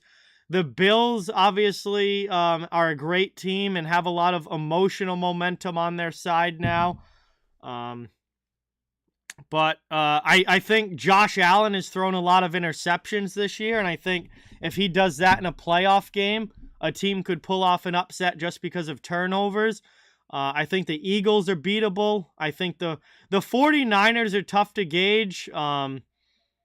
Obviously, Brock Purdy has been absolutely insane since taking over as the quarterback. 49ers are definitely one of my favorites, and I think if I was picking a team from the NFC to go to the Super Bowl right now, the 49ers would definitely be my pick. They've got a great defense. They've got a slew of weapons in skill positions up front or on offense. And then Brock Purdy has been fantastic as a QB. I love him. I hope he really becomes like the full-time starter in San Francisco. But I think there are teams that could pull off an upset in the NFC as well. So it's going to be interesting. See, I think the Chiefs lose to either the Bengals or the Bills. I think if the Chiefs have to play the Bengals or the Bills, they'll lose that game.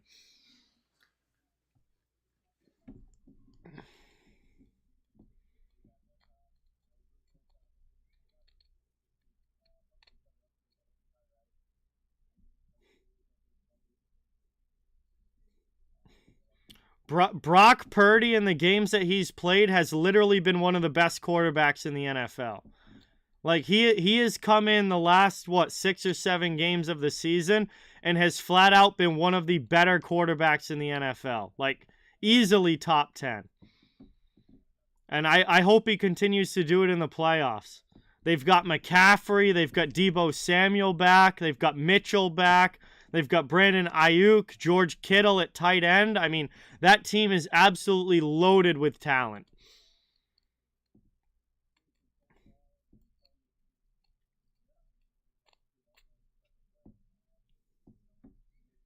Aiden, what is going on? Welcome in. Thank you for being here.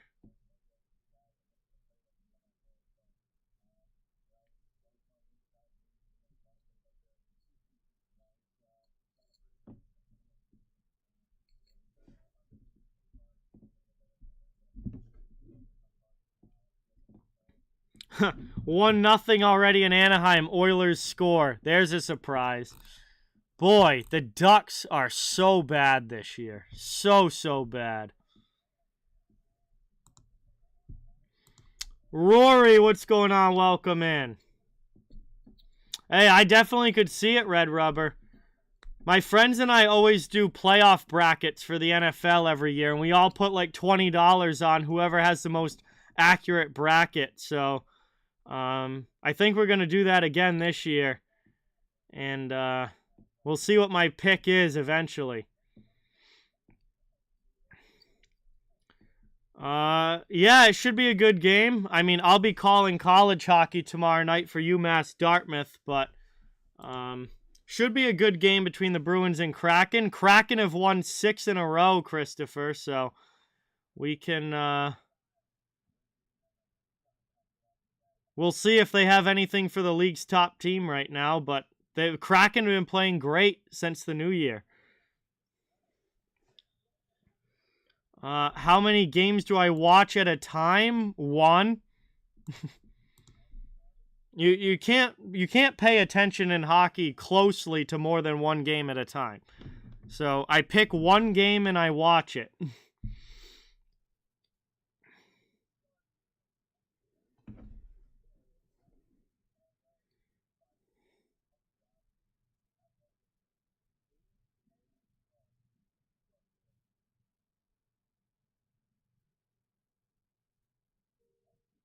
I have no idea, Austin. No idea.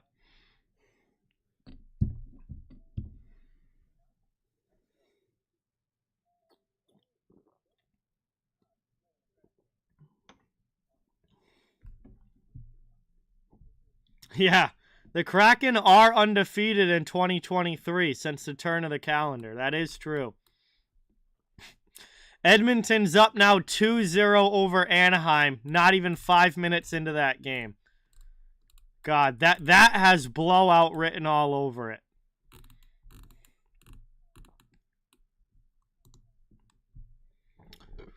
Nope. This game has not started yet, Jay.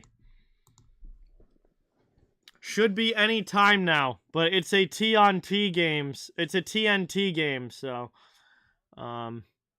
starting, I guess, later than normal.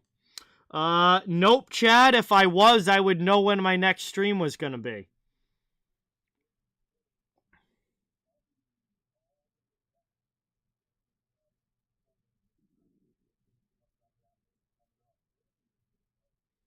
Not even close, Rory.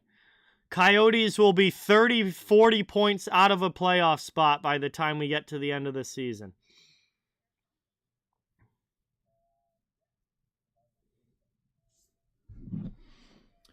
Baker, what is going on? Welcome. Thanks for being here. Good to see you in the chat. Bro, is this game ever going to start? I'm going to finish this beer before the game even starts. I have not attended a Frozen Four. I have attended many of the regional rounds in college hockey. Like the initial 16-team regional where they break up into fours, but I've never been to a Frozen Four, no. Drew, what's going on? Welcome in. Not usually, Tyler, but sometimes in the playoffs. Yes, Aiden. I've already done the Capitals and Flyers. I mean, you were literally here during the Capitals and Flyers stream at one point, so obviously you know that it's my second game.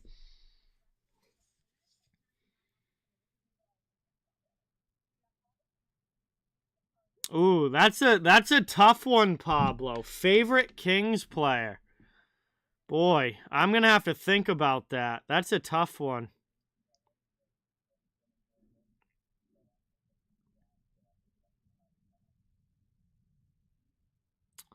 Let me look here. Philip Deneau is honestly up there pretty high.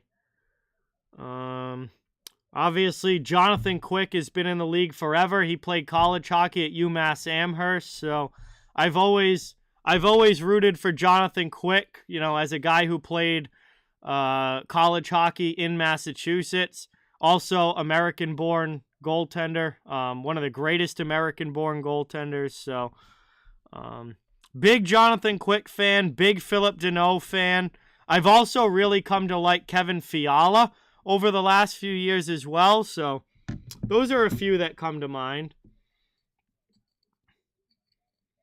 Yeah, Yakov, I've been doing this a long time. My voice wasn't always strong after the first game, but I've been doing streams now for quite a while, and I've strengthened it to the point where it can do 2 games no problem. I mean, Dustin Brown is retired now, no Mander, but when he was playing, I would say I was pretty indifferent on Brown. He wasn't one of my favorite players, but I didn't dislike him for any reason, but pretty indifferent. Favorite Sharks player? Boy, I'll have to think about that. I mean, I barely even know anybody left on the Sharks outside of, like, Logan Couture, Timo Meier, and Tomas Hertl. Like, they've gotten rid of almost everybody else that's notable.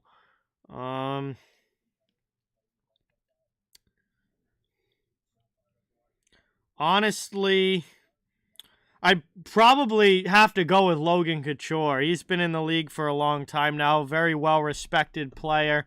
A guy that I've always liked a lot. So, yeah, I'll go with Logan Couture for the Sharks. I don't think... actually, yeah, I do think Thornton... I'm not sure if he's officially retired yet, but... Yeah, he's not under contract with anybody. The Colorado Avalanche, Aiden. Anyway, we're actually going to get into the game now. Finally, they're going to drop the puck. First period has begun. Kings dump it into the offensive zone. Kempe in against Megna. He plays it up. Sharks trying to carry it out. Neutral zone. Barabanov takes a big hit but gets it up ice. Sharks in now to the attacking end. Couture in on the forecheck. Takes it in the corner. Plays it back out high. Carlson with a shot through traffic. Copley with the early save. Phoenix Copley is in goal for the Kings. He has by far been LA's best goaltender this year. And down at the other end, it's James Reimer tonight for San Jose.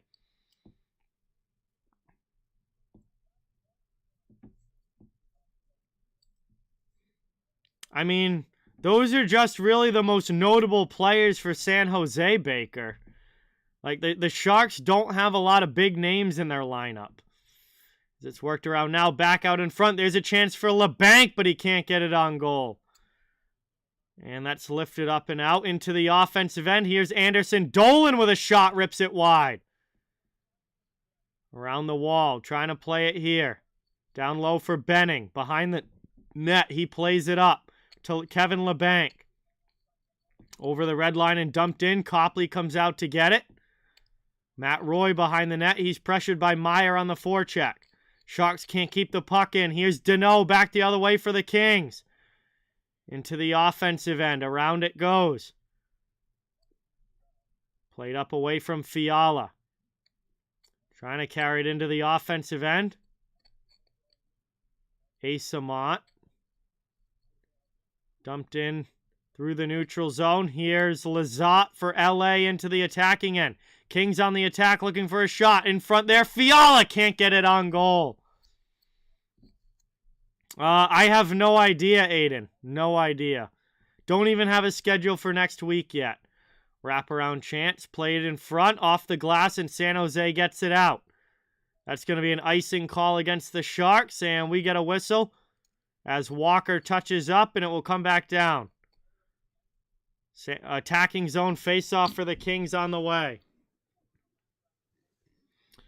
JT Miller is such a bird, dude. He's got a serious attitude problem, that's for sure, Baker.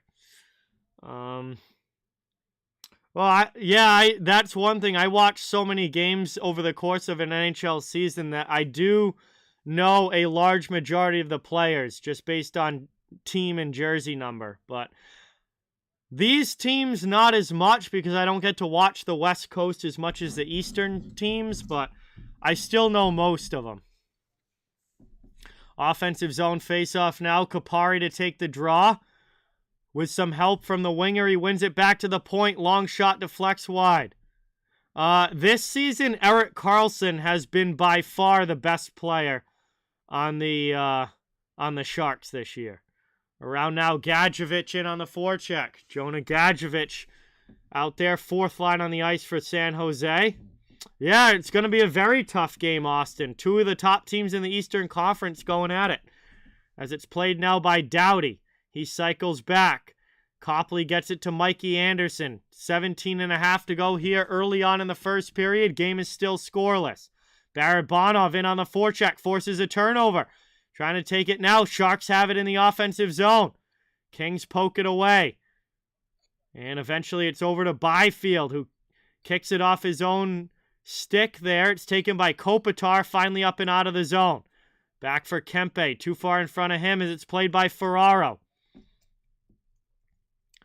Back up ice into the offensive zone. Dumped into the attacking end by LA. Here's Kopitar. And a big pad save there by Reimer. Loose puck back out high. Dursey with a shot that's blocked. Sharks come back the other way. Not yet, Tyler, no. There's certainly some teams that we know aren't going to make the playoffs, but nobody has been mathematically eliminated yet. As it's taken here by Karlsson, starts to break out up the wall. Cross-ice pass into the offensive end for Timo Meier.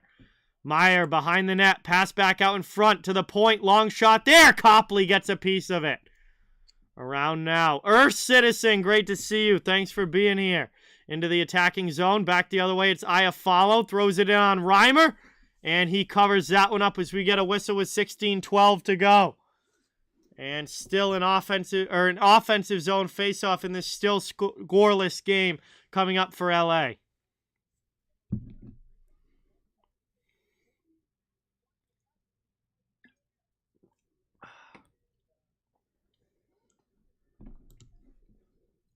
Still looking for our first goal.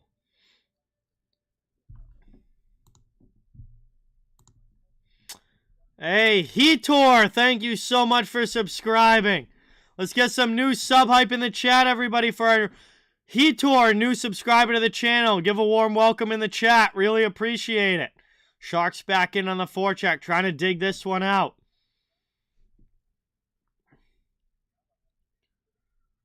Around now, up the wall. Kings trying to carry out of the zone. They do. It's Fiala up ice. Into the offensive end. Fiala with it to the middle. Stolen by Asimont. Asimont gets that out of the zone. Edler sends it back in, but the Sharks quickly clear up ice. Into the attacking end. Here's San Jose with a shot. Nice glove save there by Copley. And he's going to cover that with 15:27 remaining as Gadjevich gets it on goal. It'll be an O-zone faceoff for San Jose on the way. Still a scoreless game as we're looking for our first of this one.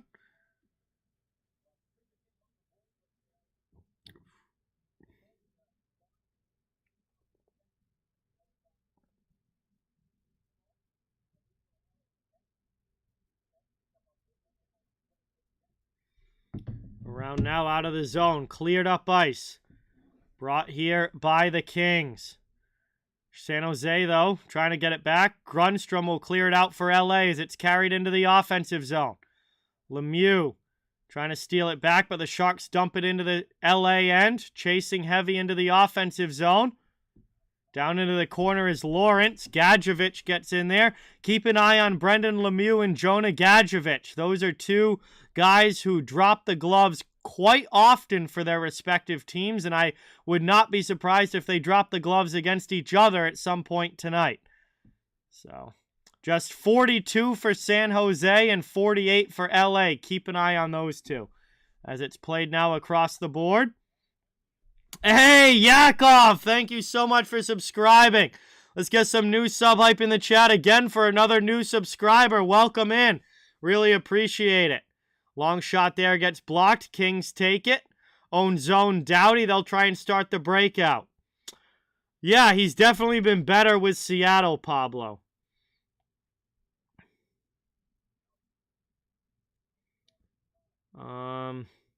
Oilers now up 3-1. Around now, here's Byfield driving behind the net. Out in front, shot. And the Kings strike first. Adrian Kempe puts one home. And it's a 1-0 lead for LA. As Byfield wraps it behind the net, throws it out in front, and Adrian Kempe is able to get it through Reimer, and the Kings lead this one 1-0.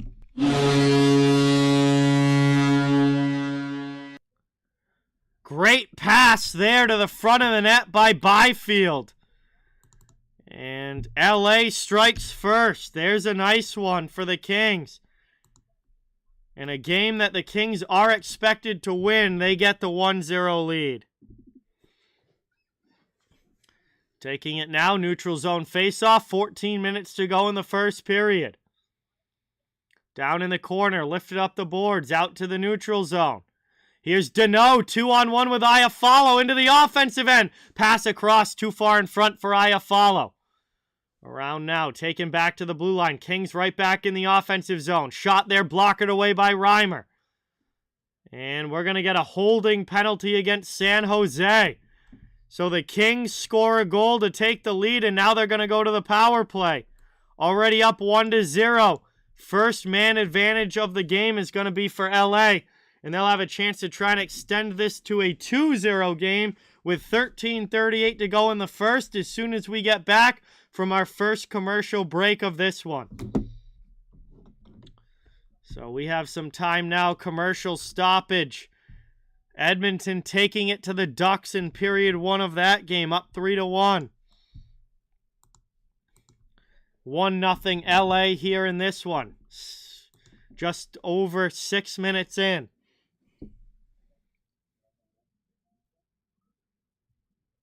Good to see everybody here tonight. Thank you guys so much for watching, becoming part of the channel community. Welcome to all the new subscribers.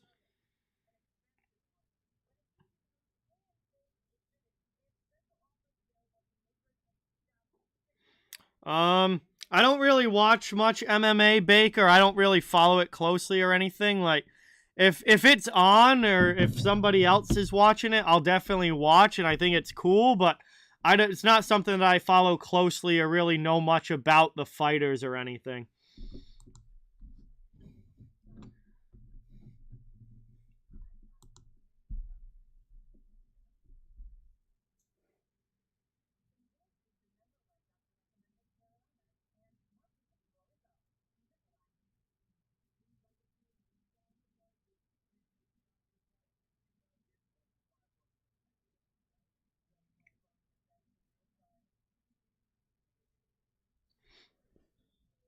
Bro, if I have to hear one more of these Burger King commercials, like, I'm literally gonna run outside and just lay in the middle of the road. Like, how many times do I want to hear, BK, have it your way? Like, every single football game when I'm watching the NFL, which is like all weekend long, every single commercial break has a Burger King commercial. They are so annoying.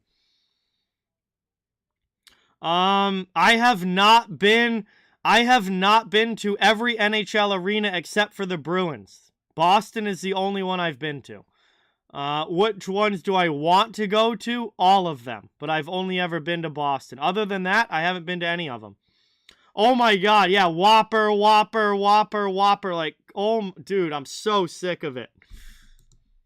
Kings have it now, offensive zone.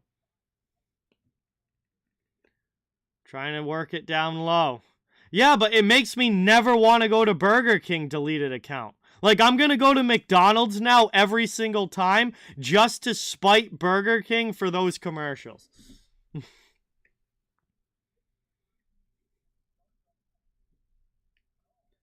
Working along the sideboard. Back out. Doughty with a blast from the point. And Reimer makes a save on that one. Still 1:09 to go on the power play.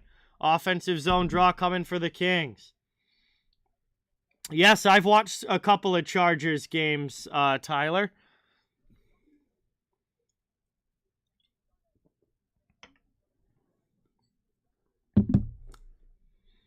Working it back to the blue line. Kings setting back up in the offensive zone.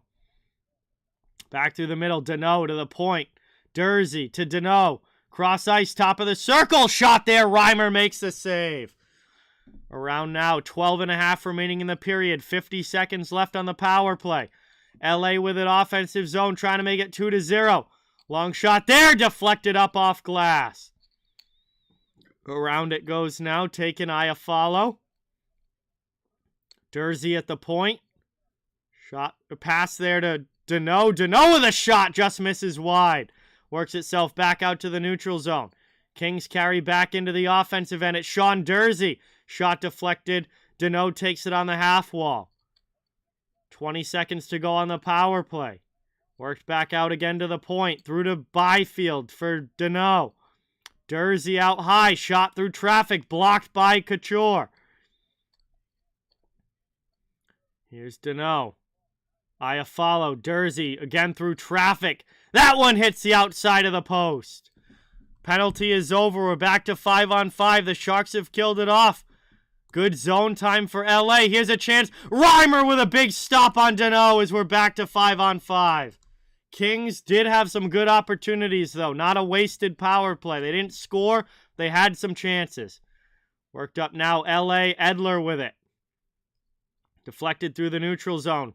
Lemieux tries to get it through Megna. Not able to. It ends up in the corner. Now he sends it cross ice. It's taken by the hash marks.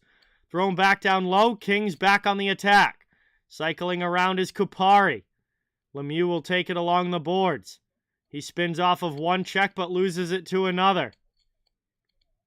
And that's brought up now. Timo Meier into the offensive zone. San Jose looking to tie this game.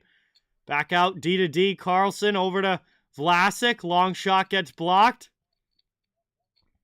LeBanc trying to get it in the corner. The Kings work that up the wall, but not out. Second chance they do clear. No worries, Pablo. Have a great night, and appreciate you being here. Again, you got no one.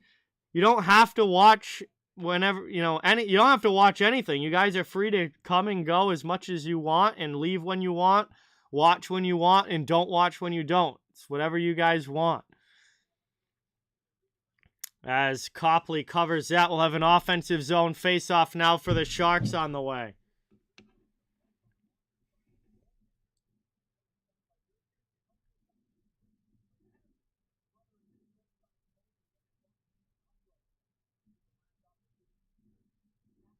Get ready now. San Jose with the offensive zone face-off. Trying to cycle it around. Lawrence in the offensive end. Back to the point. Deflected away there. Taken down low. Here's Barabanov with a shot. That one gets blocked.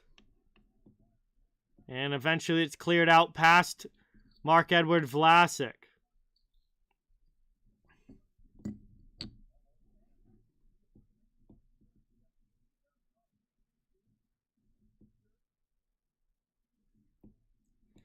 Around now, shot sent wide. Cycling is Harrington down low for Lawrence. Steven Lawrence with Gadjevich. Cycles it down low. Worked up the wall by the Kings. They're going to get this one out of the zone. Speed up ice, it's Fiala. Into the offensive zone. Moved across. Down low now, 9:25 to go in the period. We're past the halfway point of this opening frame. LA still with the 1-0 lead. Over to Dursey as they cycle in the offensive zone. Sean Dursey with it, cutting to the middle, poked off his stick. It's taken by Velarde out in front. Fiala with a chance and a great stop there. Sharks able to keep it out. Down low, it's Benning. Up the wall there, Fiala plays it. Reverse hit on Harrington. Then he gets stood up by Gadjevich, and the Sharks will take the puck.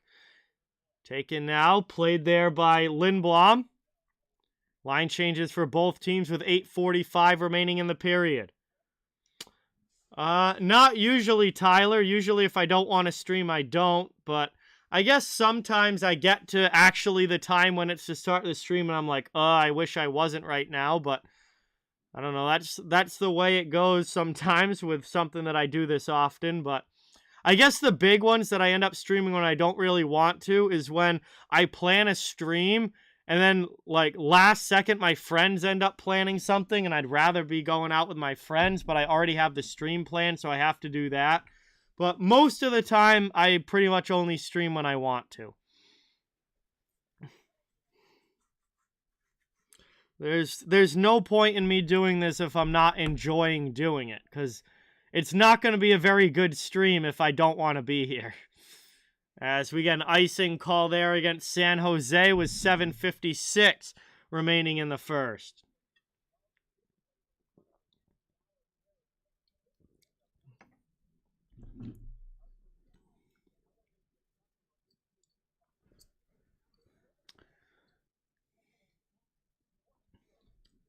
Ozone face-off now for the Kings. Trying to extend the lead to 2. That one gets one back to the point. There's Doughty. He spins off a check. Trying to play it in front.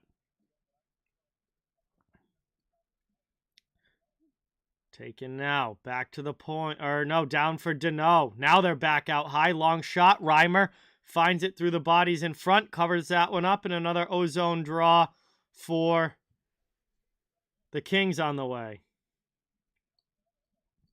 No, once I schedule streams, Baker, I don't cancel them. No, once I tell the channel and everybody that I'm going to stream, unless it's like a major emergency or like some major event where I have to cancel, I am going to be streaming if I tell you that I'm streaming.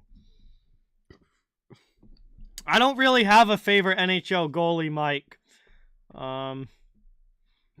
There's a lot of them that I like. There's very few that I dislike on like a personal level, but I don't really have like a standout favorite. Yeah, I have my friends over sometimes, Tyler. I mean, you've probably been watching. I mean, you've been here on the channel for a little while now. You've probably seen my friends over on stream. I don't remember if you were here for the Winter Classic stream or not, but my friends were over for that game. So occasionally they come on. Obviously not every night, but every once in a while they'll come over for a stream, especially if it's a Bruins game, and hop on for a bit.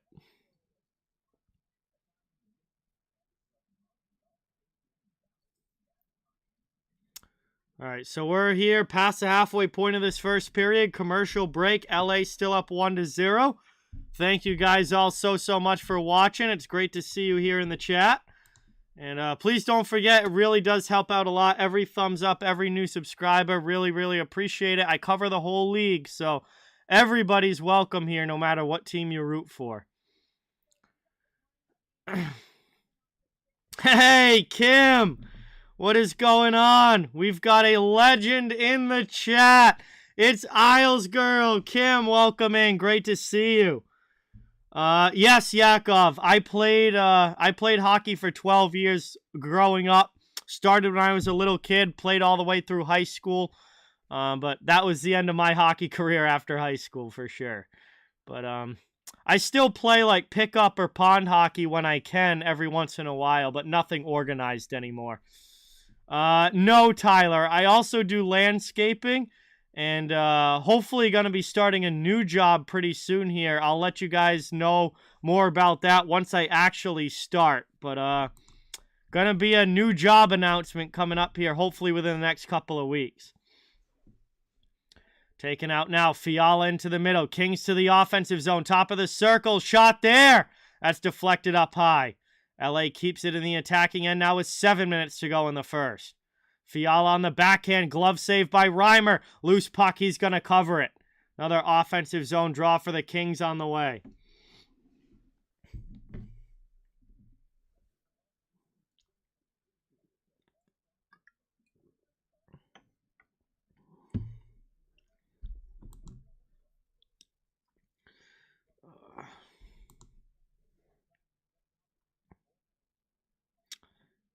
Yeah, I'm glad Kim finally has internet again.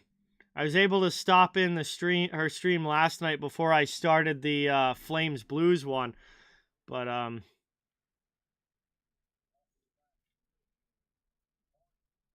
honestly, it didn't even occur to me like how long it had been since I had seen like anything from your channel. And then last night when you mentioned like you were having internet again for the first time in weeks, I was like, oh yeah, it's been a long time since I've seen a stream or any comments or she came in the chat. Like, it's been a while. So glad that you have internet again now. It's good to have you back. 6:10 to go here in the first. It's brought up into the offensive zone. Carlson with it. Sharks trying to tie this game. Down to the corner. Meyer in on the forecheck. Kings get back, though. It's stolen away by Anderson. Muscled out of the zone. Here's Kopitar. Back to Kempe into the offensive end. Adrian Kempe just couldn't get a clear shot off. Back to Dersey at the point. Nice blocker save on the long shot by Reimer. He blockers that one aside as Dersey threw it on goal. And now it's back on the forecheck for LA. Trying to dig it out is Byfield. Tell you what, I've watched 2 Kings games here, including this one in the past week. I saw them play Dallas last week and now this one. And Quentin Byfield, since getting called back up after doing a stint in the AHL, has looked like a much more impactful player for the LA Kings here since this most recent call-up. They've got him up on a line with Kempe and Kopitar, rather than him having to carry a line himself down in like the third line role. And he has looked like a much better player playing with Kopitar and Kempe. He's got an assist tonight on Kempe's goal, and he's just looked really good these last couple games that I've seen him. Let's see. Have a good night, Pablo. Thanks for watching. Always great to see you, and hopefully we'll see you next time.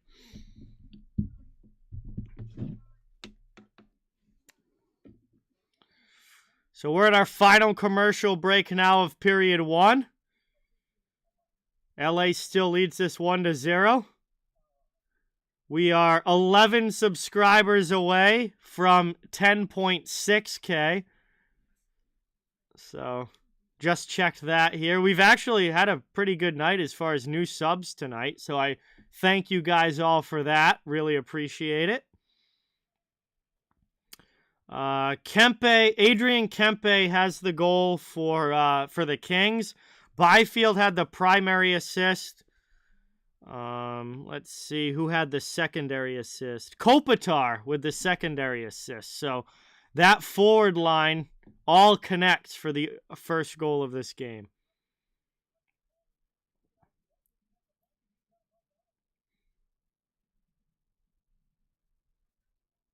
Oh, we got Wes tonight. I didn't even realize it. Wes McCauley is our referee for this game. I didn't even realize that this was a Wes game. Let's go. My favorite referee. I don't like referees very much, but Wes I definitely do like. As we're back underway here, it's up the boards and cleared out of the zone. Poked away from Barabanov out to neutral ice at the red line. Kings trying to get it back. Yeah, Doughty's played big minutes so far, but nothing on the scoreboard yet. Taken by Erik Karlsson. 5:05 to go here in the first. Couture dumps it in. Doughty back behind the net. He sends it up the wall. Iafallo not able to chip it out, but he gets some help from Danault. Still can't get it by Megna. Nieto, he's checked. Behind the net now in the corner. Danault sends it up the wall. Another good pinch from the Sharks to keep it in the offensive end. Barabanov out high now. He's going to play it down low, below the goal line. Checked by Danault. Sharks come in to try and help, as does Doughty. We got a 4-man scrum for it along the end boards. 4.5 now to go in the first period as the Kings finally break up ice. Mikey Anderson out of the zone. Backhands it in and will peel off for a line change. Sharks take it now. It's Benning. Matt Benning carries through the neutral zone. Gains dumped into the offensive end. Nico Sturm trying to get in after Matt Roy. It's up the boards. Chip through Bonino out of the zone into the offensive end. Lizotte drops it back. LA now. Dursey with it. Offensive zone. Cycles with Fiala. Looking for a shot in front there. And a good save by Reimer as he holds the post. 3:54 now to go in the first.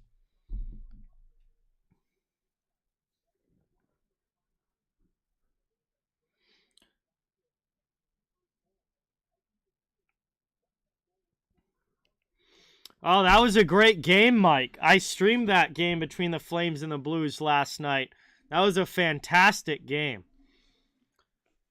As the Sharks carry it up now, Nico Sturm dumps it into the offensive zone. Asimont goes in on the forecheck. Kings trying to work it out, though, as they come back the other way. Carried up by Fiala, who dumps it in. Here comes Lizotte against Ferraro.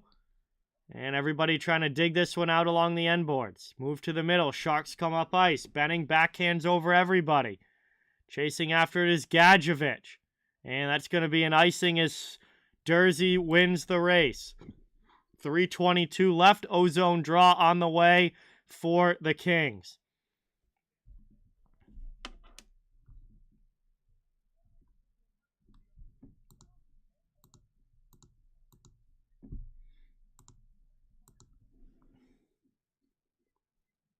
Ozone draw for LA. Yeah, LA's got a lot of shots here in the first, Baker, and Reimer's had to make a lot of saves, but he's only given up the 1 goal so far. LA sends it back at the blue line. Long shot there, misses wide. Up off glass, not able to get it out. Taken back by Byfield. To the blue line. Kings still with it on the attack, top of the circle. Byfield passes over, shot there, and a glove save by Reimer. He grabs another one and covers that up with 2:55 remaining.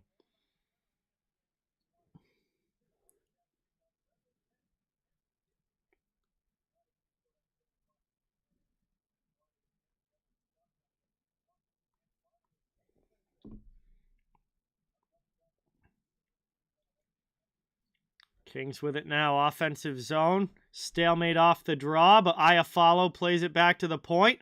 Over now to Anderson. Anderson with a shot. And another one gloved by Reimer. 2:48 to go here in the first. Yes, no matter, the Kings are at home. James, what's going on? Welcome in. I cover all 32 teams. So, yes, I do Avs games sometimes.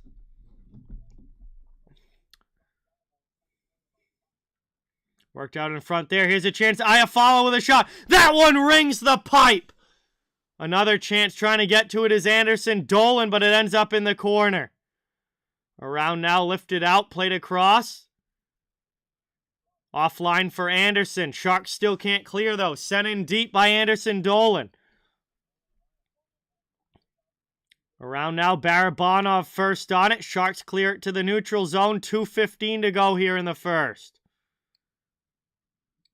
Brought up now. Played out of the zone. Kings trying to dump it back in. Behind the net, Jacob Magna plays it. He's going to pass off for Timo Meier. We have 2 minutes to go in the first period. Sharks looking for the tying goal. LA came just inches away from making this a 2-0 game. Iafallo rang it off pipe. Now the Sharks are trying to get it here. Offensive zone, looking to make this 1-1. Spin around shot for Meier goes wide. It's up and out, cleared there finally by the Kings. Byfield on it to the attacking end. Poked away by Carlson. Kings able to keep it in now for those. Second chance. Muscled to the blue line. And kept in again by the Kings. LA still with it. Offensive zone. Backdoor pass. That one just deflects wide. Chance out in front again. Reimer makes a pad stop. Kempe with it. Minute 15 remaining. Back to the point. Kempe in the middle. Fires one. That goes high off glass. Byfield first on it. Kings with it, offensive zone. Trying to play it now. Under a minute remaining here in the first period. Worked around, long shot. That one gets sent up. Lifted out of the zone and cleared there by San Jose. Both teams get line changes. 40 seconds left here in the first period. Grundstrom trying to get it on the forecheck, as is Lemieux. The Sharks move it around the boards and are able to clear it out. Back the other way, Grundstrom. Collision there with Gadjevich in front of the benches. Now Lemieux gets in against Ferraro on the forecheck. 20 seconds remaining. Kupari with a good hit. Sharks finally able to lift it to the blue line, but not out. Taken here, Brendan Lemieux. He's checked by Mario Ferraro. 12 seconds to go. Chance for LA in front. One last shot. Edler, nice kick save there. And that gets covered as Reimer gets a piece of it and covers it up with 5.8 remaining in the first. Brian, what's going on? Welcome in. Thank you so much for being here. Good to see you in the chat. Appreciate you coming by.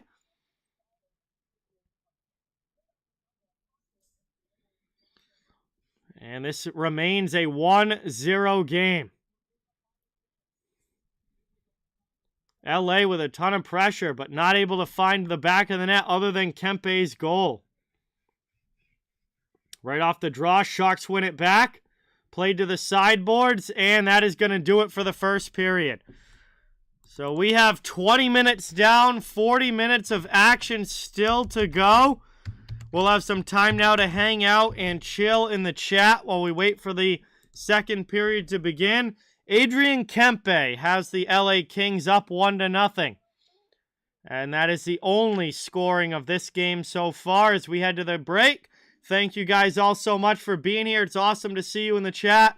Please don't forget, it really means a lot if you can hit that thumbs up button and subscribe if you haven't. I cover the entire NHL, so fans of all teams are welcome and wanted here. We're just trying to build a hockey community where everybody can come together, enjoy hockey, and have some fun. Mabib, what is going on? Welcome in. Thank you for watching, and I'm glad you're enjoying it. Thank you so much for being here. Period 1 is in the books. Is the Sharks and Kings divisional battle. 1-goal hockey game with a couple periods left to go. So, We'll hang out in the chat now while we wait for this second, coming up. No BC transportation.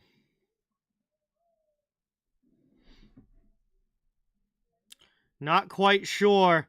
Not quite sure when my next stream is going to be, but it's not going to be Friday night. Actually, if you look at the NHL schedule on Friday night, there's only 3 games, and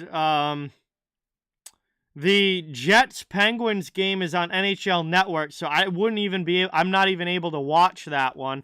And then the other games are late at night, 10 and 10:30 p.m. Eastern time. So I don't even have a game that I could stream really on Friday night.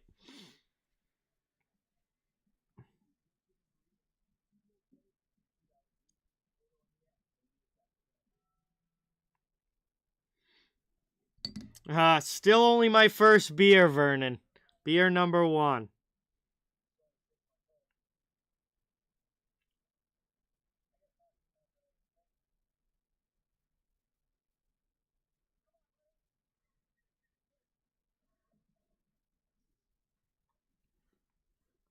Hey, Isaiah. What's going on? Welcome. Thanks so much for being here. Awesome to see you in the chat. Really appreciate it. Thanks for coming by.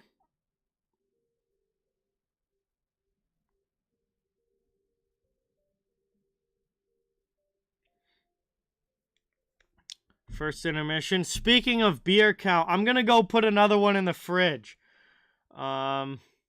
We'll see. I might need one for the third period at the rate that we're going. So I'm going to go put another one in the fridge quick.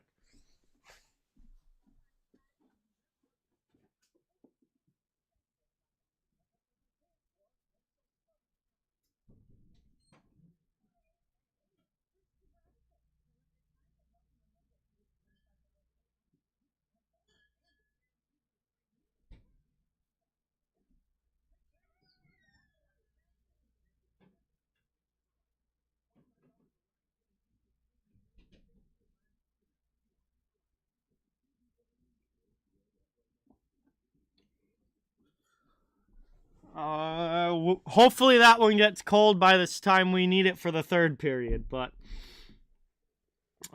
depends on what I'm doing with my friends, no Mander. Again, I've been saying it over and over. I don't know when my next stream is going to be. If I knew that I was streaming this weekend, I would tell you.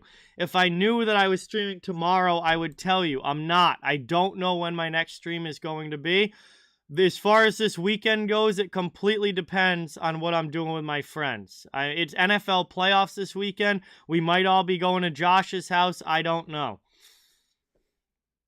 As far as watching the Bruins-Kraken game tomorrow, it's going to totally depend on when I get home from doing college hockey. I'm doing UMass-Dartmouth hockey game play-by-play tomorrow. So that's in person. At the rink. So I don't know what time I'm going to be home from that, but hopefully I'll get to see at least a little bit of the Kraken Bruins game, but I'm not sure yet.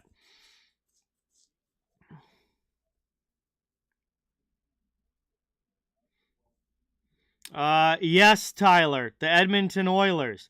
If you took Connor McDavid off of the Edmonton Oilers, they would be a bottom 5 team in the NHL.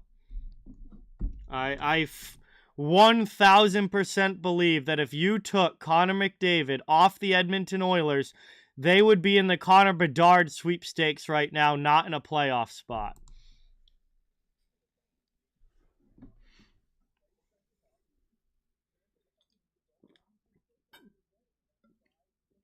Yeah, I mean, they don't come on all the time. I mean, they're not nearly into hockey and interested in hockey the way that I am, but they do like coming on from time to time, especially if it's a Bruins game.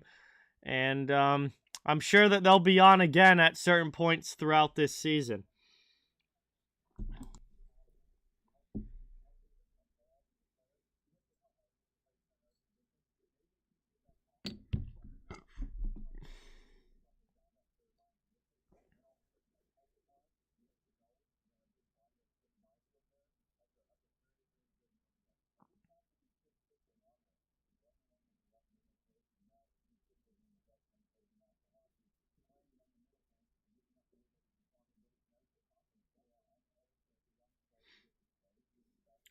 Oilers just absolutely dunking on the Anaheim Ducks tonight. And that's 4-1 after the first period. And guess what? Connor McDavid with an assist on the first goal. He scored the Oilers' third goal. So he's got 2 points already. He's got a goal and assist already in the first period of that game. Dude is unbelievable. Definitely the front runner for MVP right now. Although I think Tage Thompson is certainly giving him a good push, but I think front runner right now is Connor McDavid without a doubt. He could potentially have a 150-point season this year, which is absolutely unheard of in the modern NHL. I could not tell you the last time a player had a 150-point season in the NHL. I would imagine it was probably the mid-90s. I would imagine it was probably the mid-90s when somebody did it. I mean, we're looking at almost 30 years since that's happened. Yes, I do think the Oilers get into the playoffs, but I think it might be as a wild card team, no mander. And it's basically going to be on the back of Connor McDavid. Like, if you took him off this team, they would be brutally bad. Because, I mean, their goaltending isn't very good. Their defense is very spotty. It's basically the Connor McDavid show in Edmonton. And he makes everyone else around him better. And listen, they're in the last wild card spot right now. The only reason they're in a playoff spot is because of how good Connor McDavid has been this season.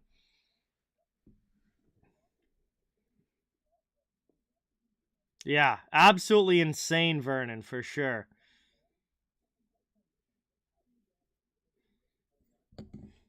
Honestly, like, while we're intermission here, I want to look up the last time a player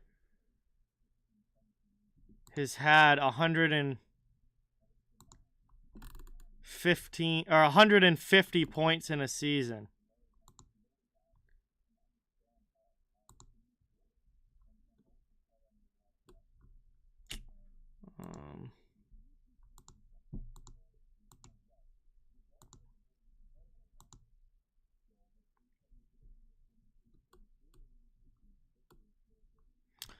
All right, so here we go.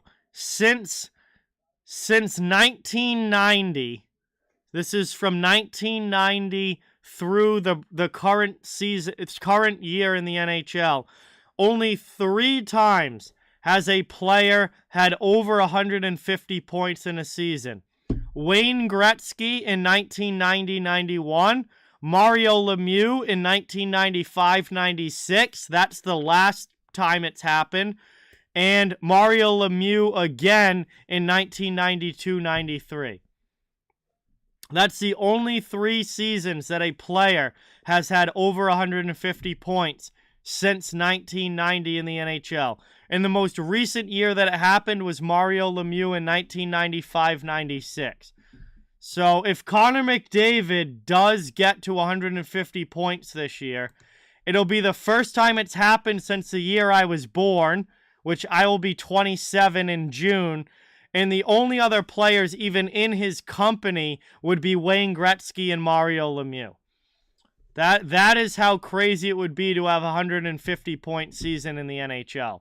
And McDavid has a very real chance at doing it potentially this season, which is, again, just...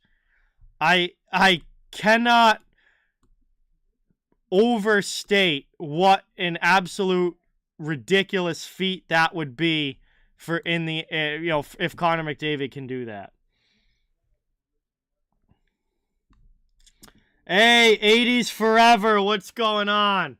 Welcome in. Thank you for being here. Game's been pretty good so far. Kings have certainly been the better team, but it's only a 1-goal game, and the Sharks have stayed in it. So should be a fun second coming up. Yeah, I mean, definitely legendary status, Vernon, no doubt about it. I mean, if you're if your peers, as far as offensive numbers go, are Wayne Gretzky and Mario Lemieux, you are talking about, you know, being one of the greatest of all time, for sure. Because Mario Lemieux and Wayne Gretzky are, without a doubt, two of the greatest players to ever play the game of hockey.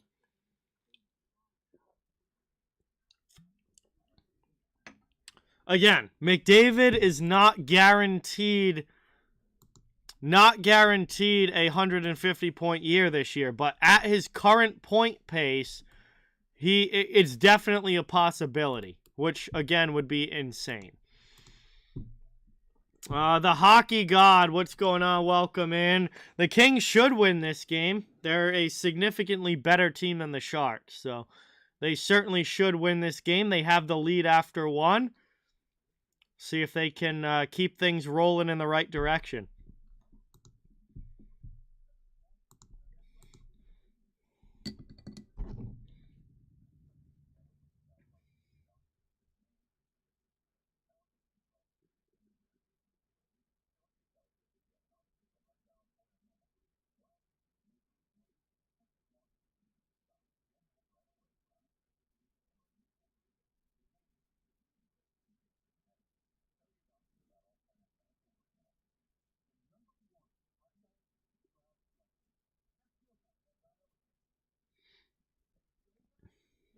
I think the Kings are going to win, hockey god.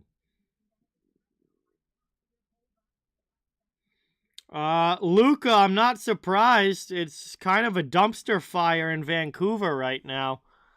It's like every year is the year that people think the Canucks are going to be better, and every year it's not. They continue to disappoint season after season. So I don't know what it's going to take to get the Canucks on track, but it's not looking great for them at this point in the season. I mean, we're halfway through the year now, and Vancouver is well out of a playoff spot with only 37 points. So they are very unlikely to make the playoffs this season, and it's going to be another disappointing year for the Canucks.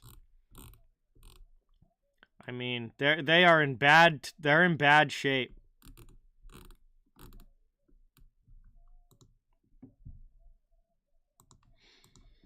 The Kings, hockey god.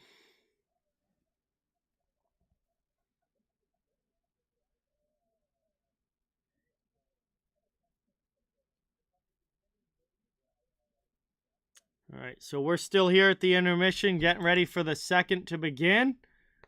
Hopefully, we're going to be dropping the puck on it soon. I think this is going to be the last commercial break before the second period begins.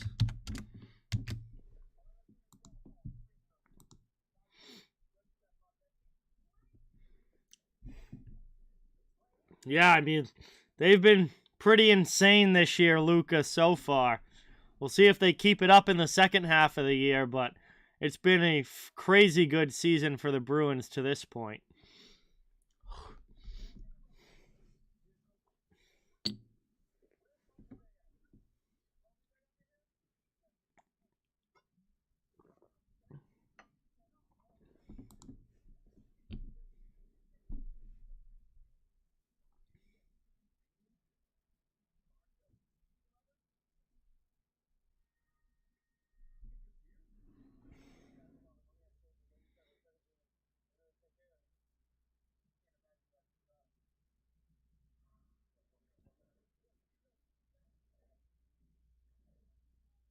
Hey, Hockey God, thank you so much for subscribing.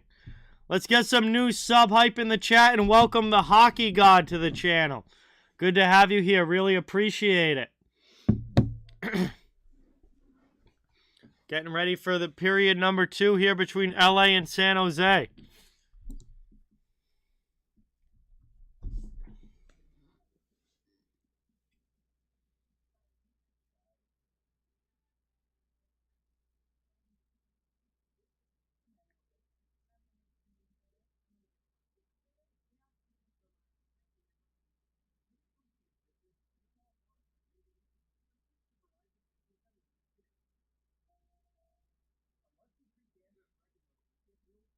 I have not been to a playoff game, no, Mander, no.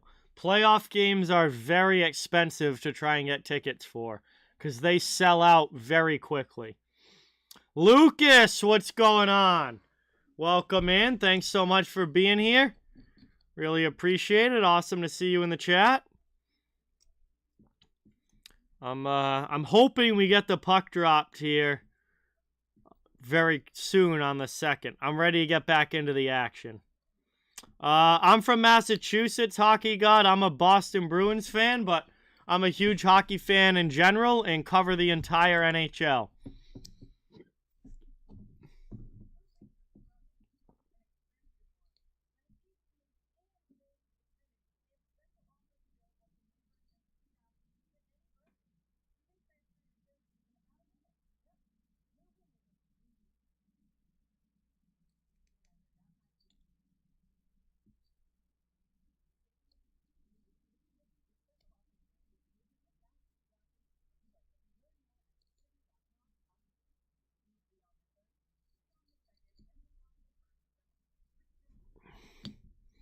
That was a big win for the Leafs. I mean, I didn't watch the game, Lucas, but I saw that they beat the Predators 2-1, and that's an important win for Toronto as they now go to 59 points on the season. Firmly in second place in the Atlantic Division.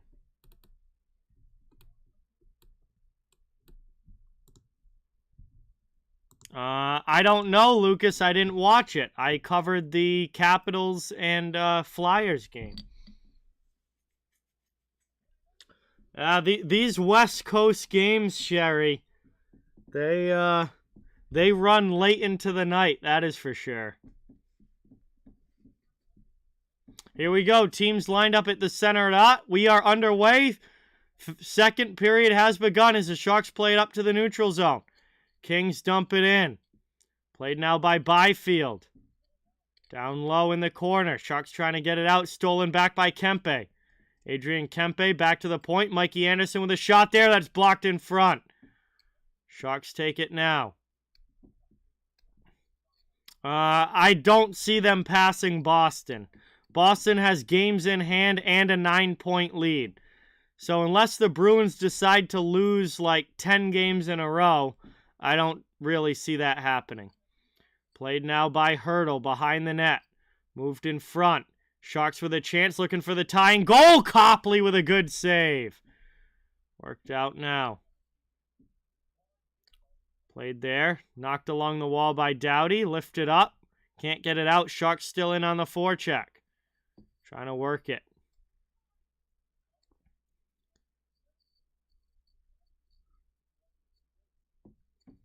Played in front. There's a shot by Meyer.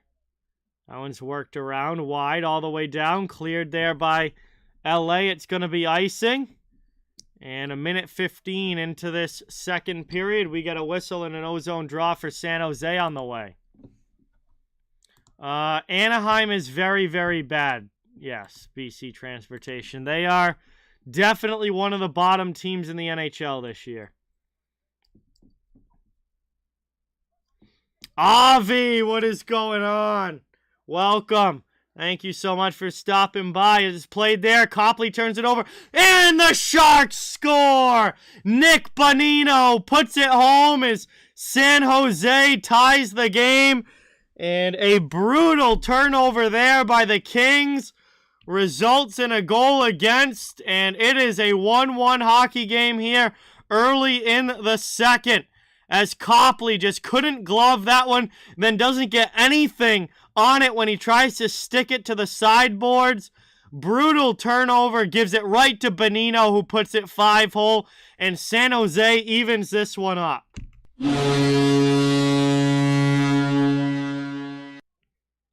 A gift of a goal there for the Sharks. And all of a sudden now this game is even. A big one there for San Jose. Round now up and cleared all the way down. Lucas, it's going to depend on who wins in the first round, who they play in the second round. But we could very well see a Bruins-Leafs second round if they both win in round number 1. Because you would have Boston playing against a wild card team. You would have Toronto likely playing against Tampa Bay. And then if the Leafs and Bruins both win in the first round, they would play each other in the second round. It would be a sick playoff series for sure. Back up now. Kings trying to get the lead back into the offensive zone. High slot shot there. Ripped wide by Fiala. Around now, down low. Bruins Islanders first round is definitely a possibility, Luca, if the Islanders get into a wild card spot. No, Moses, the game is in the second period. As that one gets covered up by Copley. 1-1 hockey game, 17:43 to go here in the second. Yeah, I mean, Boston should at minimum be in the conference final. And honestly, with the way that they've played this season, should be. I mean, this is a cup or bust year for the Bruins. This is a cup or bust year for the Bruins. Very likely Patrice Bergeron's last season. Very likely David Krejci's last season. Lots up in the air still with David Pastrnak and what his contract status is going to be if he re-signs. So this is a cup or bust year for the Bruins. No, Jake DeBrusk is out for a few weeks. He is certainly not out for the season.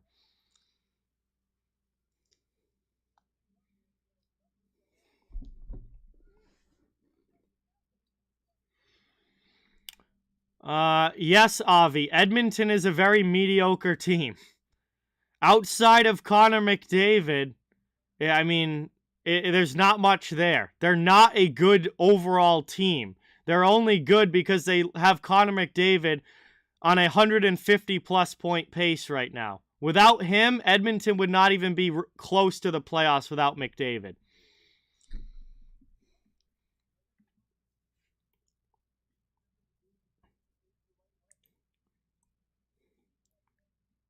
So that's rolled in. Copley gloves it.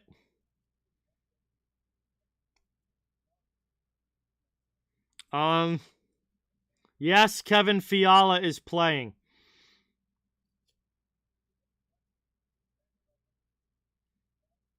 Well, the Leafs aren't going to have much of a choice, Lucas. They're going to have to play one of those, at least one of those teams, if not both. I mean, you can't run away from anybody in the playoffs. If you're going to go deep into the playoffs, you're going to have to beat some difficult opponents.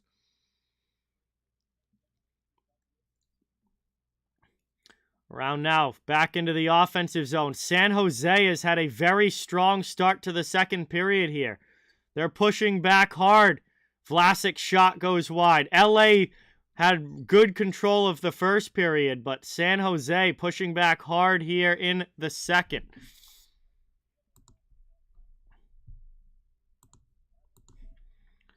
Taken in now, Vlasic behind the net. 1-1 hockey game, 16:10 to go in the second. Brought up now into the offensive end. Around now. Sharks back on the forecheck. Kempe takes the puck. Out of the zone, carried over the red line. Kings into the offensive zone. It's Byfield.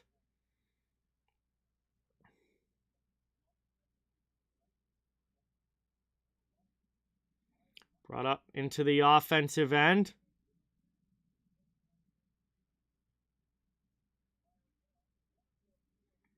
Taken behind the net. Trying to tuck it back out in front. Sharks with a chance. That one gets knocked down.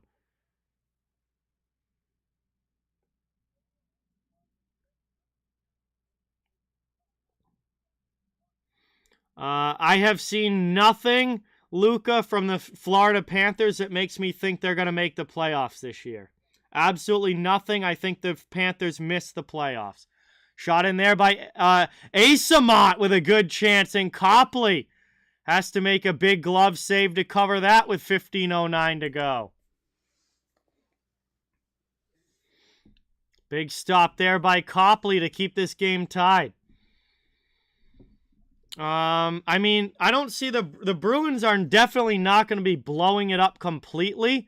They've got Ullmark and Swayman signed for multiple more seasons. They've got Carlo, McAvoy, and Lindholm all signed to long-term contracts.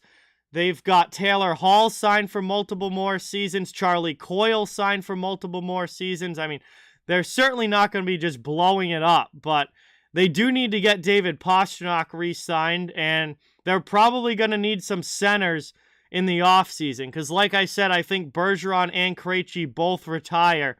So Bo Horvat would be a very, very good replacement option down the middle for the Bruins if they end up losing Bergeron and Krejci.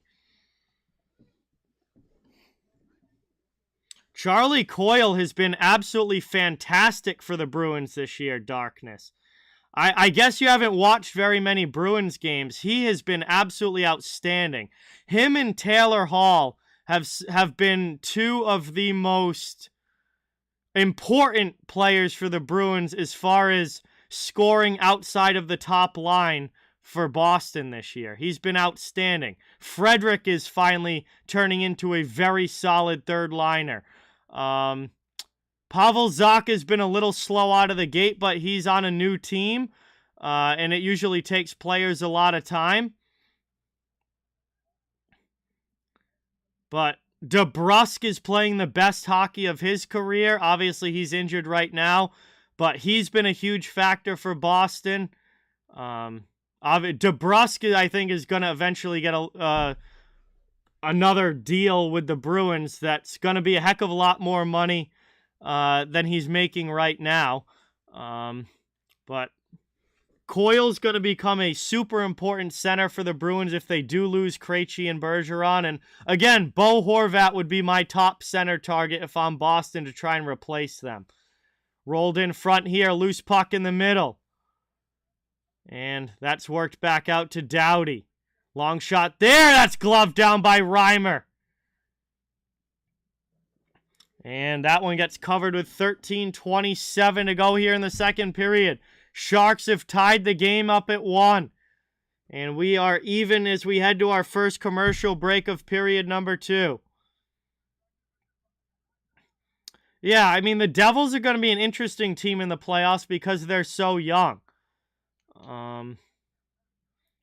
Well, Taylor Hall's got like at least 2, if not, I think it's 2 more years on his contract, no mander. So he's not going anywhere. Craig Smith is probably on his way out, but I think he's in the last year of his deal anyway. That won't be much of a factor. And he's been healthy scratched a bunch this year anyway, so it's not even like he's an important player to the team.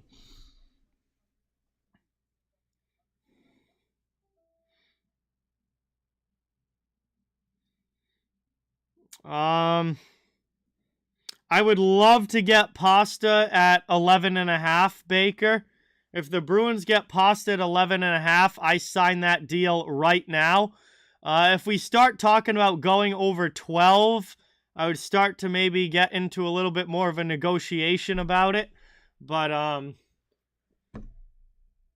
I think the Bruins absolutely have to re-sign David Pastrnak to continue to be a contender. So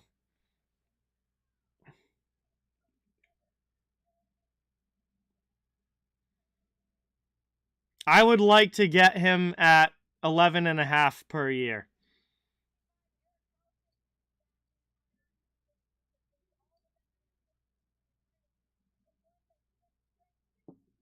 I mean, almost everybody's playing great for the Bruins right now, hockey god. You don't have 32 wins in your first 40 games if you don't have most of the team playing really well. I mean, I don't think people are realizing how ridiculous this start to the Bruins season has been. It is the best start for an NHL team in their first 40 games since 1945. Literally we're talking about when World War II was still going on, was the last time a team has been this good in the first 40 games. So, I mean, it's really a historic run for the Bruins here to start the season. We get a long shot from the point, and a goal! LA able to get the lead back. It is a 2-1 lead now for the Kings. As the long shot by Quinton Byfield is going to get credit for this one. He tipped it in. Anderson with the long shot from the point, but Byfield gets it on the tip, and the Kings go back up by 1.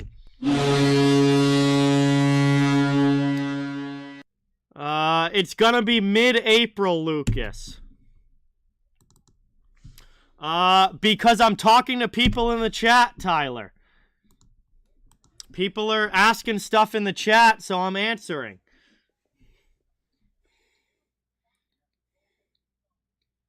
I really don't give a shit if I do play-by-play or answer questions or not. It doesn't matter to me. If people are going to ask questions, then I'll talk about it with them.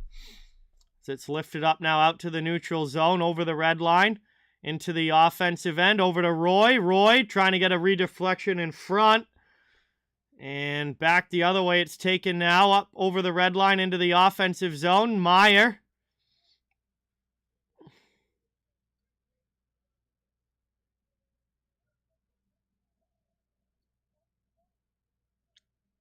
$12:15 to go here in the second period. Down behind the net. Wraparound shot there. Chance for Vlasic. Oh, he's robbed. Oh, my God. Vlasic there would have had a wide open net, but he couldn't get it through the D. Iafallo takes a hit now. Kings trying to work it up. Played back. Sturm with it. Sharks retake possession. Closing in on the halfway point of this game. 11:40 to go now in the second. I just dropped my bottle cap. Around now, Sturm with it in the offensive zone. Back to the point. Over to Ferraro. Long shots blocked by Velarde. Up and out of the zone. Cleared here by the Kings. They go back the other way. Around down low. Dumped back in by San Jose as they look to work it up the wall. Giveaway there. Magnus steals. Throws it in. Copley's got to make a good save on that one. Around now and out to the neutral zone.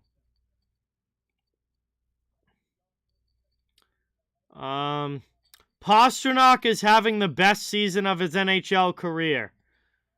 He is on pace for over 60 goals this season so far. As it's worked up now through the middle, over the red line. Played there by Edler. The Montreal Canadiens hockey god. To the middle, it's played by Velarde. Pass up into the offensive zone. Fiala drops that one back to Lizotte. Lizotte back to the point. Top of the circle now.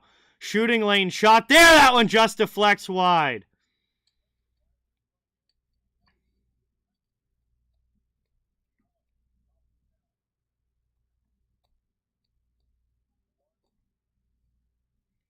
Worked back out high.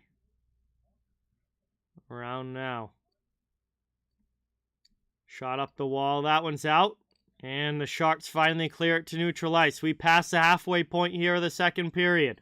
Kings back in on the attack, looking to make it a 2-goal game. Sharks steal the pass, though. Back out. El Nieto goes flying into the sideboards there in an awkward collision with Sean Walker. The play was getting whistled down to begin with, I believe, for offsides. And then an awkward collision ends up along the sideboards. And he does get back to his skates, though, quickly. No worse for wear. And we're going to head to our second commercial break now of period 2. LA with the 1-goal lead, up 2-1 in this one. So we head to the commercial break. Thank you guys so much for watching. Good to have you in the chat. Appreciate you coming by. Please don't forget, it really means a lot if you get that thumbs up and subscribe if you haven't. I cover the entire NHL. Fans of all teams are welcome and wanted here. And Just trying to build a hockey community where everyone can come together, enjoy hockey, and have some fun.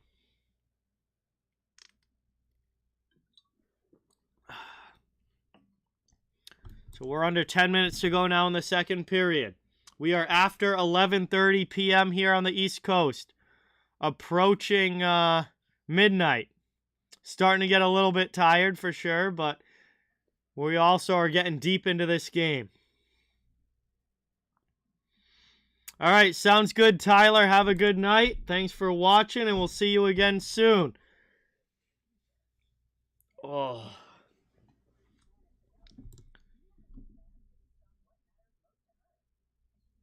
No, I'm not drinking coffee at 11:30 at night, Vernon. No.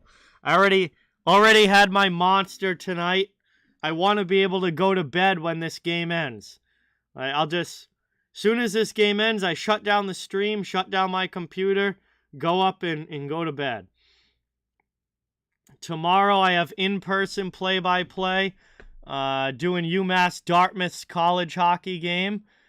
And then Friday, I don't know what's on tap for Friday yet. NFL playoffs start this weekend. I know I'll be seeing my friends at least one day this weekend, if not both. And also waiting to hear back about my new job on when the start date is going to be. So I got a lot going on right now. So just trying to roll along and do as much as I can.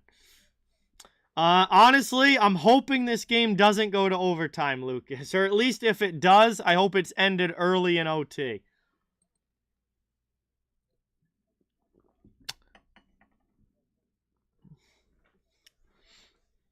Hey, thanks, Jay. Appreciate it.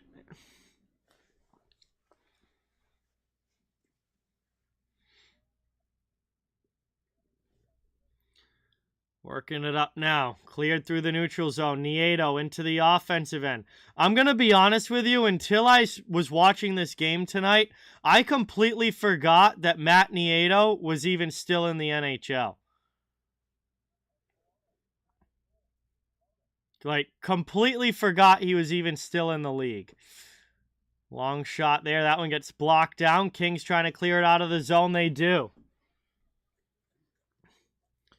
We'll see, Darkness, but Copley has been LA's best goaltender by a mile so far this season. Peterson absolutely has stunk. Quick has been pretty bad. Copley, honestly, is keeping the Kings in a playoff spot, because if the Kings had to keep playing Peterson and Quick as the tandem, I don't think they'd be in a playoff spot right now. A lot of their wins have come with Copley in goal. We're going to get a penalty call here. It's going to be holding against Tomas Hertl. That's going to put LA to the power play and an opportunity to try and get this to a 2-goal lead now. Kings to the man advantage, holding penalty against Tomas Hertl. 8.5 to go here in the second. All right, Luca, have a good night. Thanks for watching. Really appreciate it. Good to see you in the chat tonight, and hopefully we'll talk soon.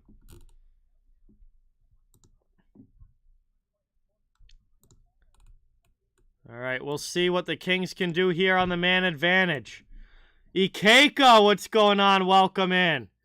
Thanks for being here as that shot gets blocked and cleared out of the zone as the Kings bring that back in offsides. It will be after midnight when this ends.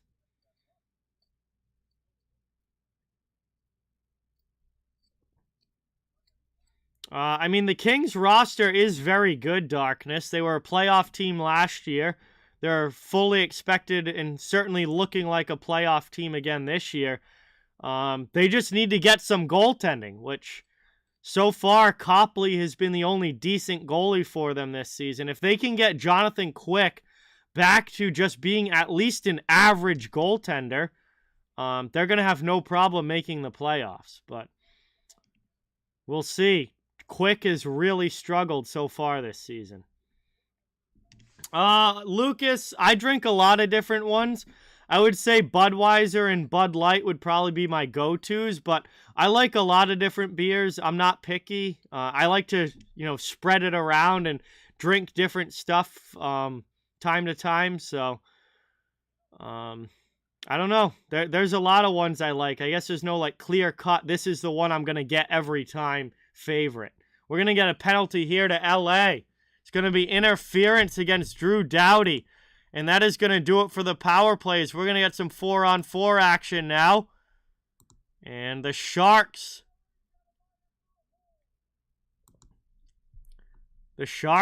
We're doing a great job on the penalty kill. But Doughty's going to get called for holding. And now we're going to get some 4-on-4. And then the Sharks will get an abbreviated power play when the initial penalty ends. So, a minute and 1 second of 4-on-4 time now with 7:34 left in the second period.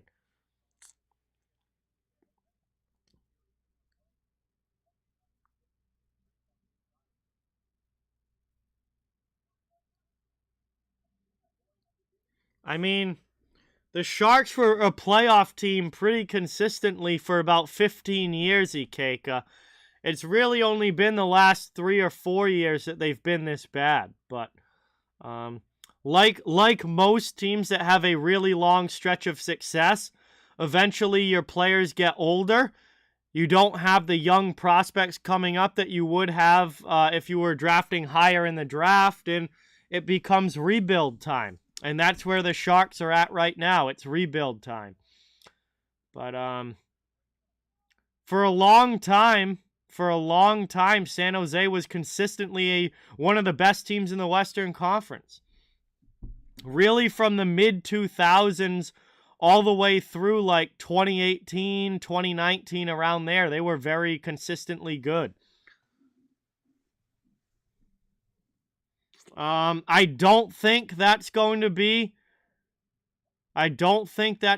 the finals, Lucas, but it would be a pretty exciting series if it was. Very offensive series, I think, if it was.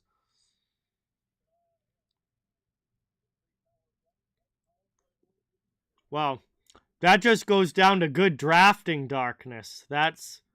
If you're a team that's consistently in the playoffs and getting high-level players that through the draft, even with the later picks, that just is great drafting by your general manager. As the 4-on-4 is over now. Long shot there. That one gets blocked. Puck is loose in the crease. Copley trying to find it. Everyone diving into the crease here, and eventually it's covered. Somehow, the Kings keep that out. As the Sharks, with a great chance on the power play, down to just 3 seconds left on the man advantage. The 4-on-4 had come to a close. Sharks were on the power play, and somehow that puck doesn't find its way into the back of the net. An absolute scramble in the crease, but Copley pulls the Dominic Hasek and grabs it with the blocker hand glove. No, I am definitely not a hockey capper. Not at all, DNT. And I have no preference on who wins this game, just hoping for a great game.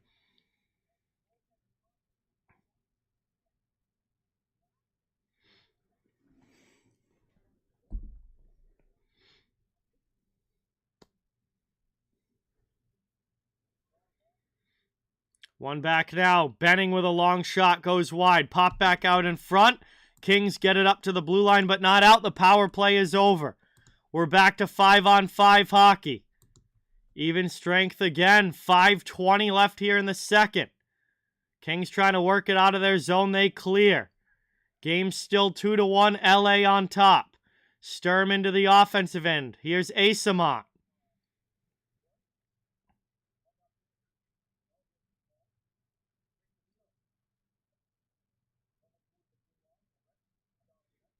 Around now in the corner. Bonino with it.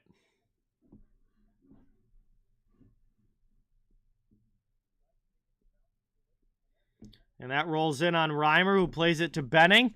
No icing on the play as the Sharks carry back up. Stolen by the Kings by the blue line. Into the offensive zone, Kupari. Rasmus Kupari with it. Around it goes. 4:35 left here in the second. Digging for it along the boards. Lemieux takes a hit there from Vlasic. Then Grundstrom comes over and throws a shoulder into Gadjevich. Down low, Gadjevich comes in with a big hit. Trying to return the favor. Kings get it out. Kupari to the neutral zone. Over the red line, he'll dump it in. Lemieux first on it. Poked away from him. It's played by Magna. He's in the corner. And he takes a hit there from Lemieux. Heavy check on the forecheck, trying to steal the puck. Brendan Lemieux throws it back in front, but only the Sharks are there.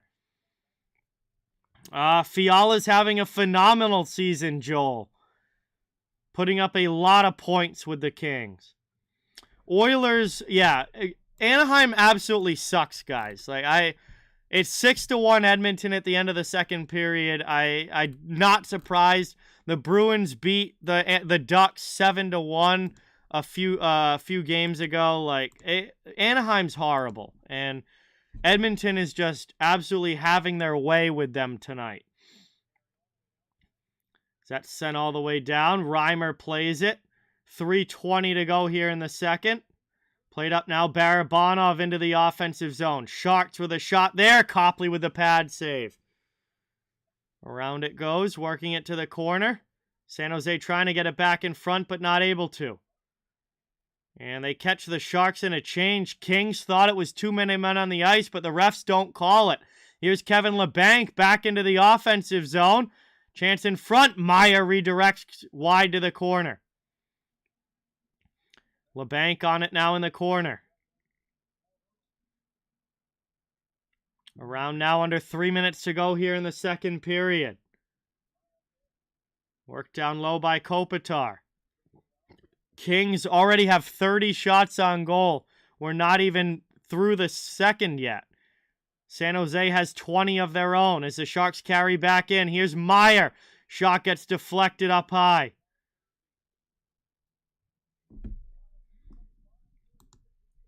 And that goes into the netting as we get a whistle with 2:25 remaining.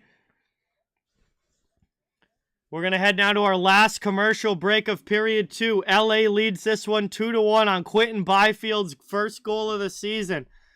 And that is where we are at with about a couple minutes to go here in period 2.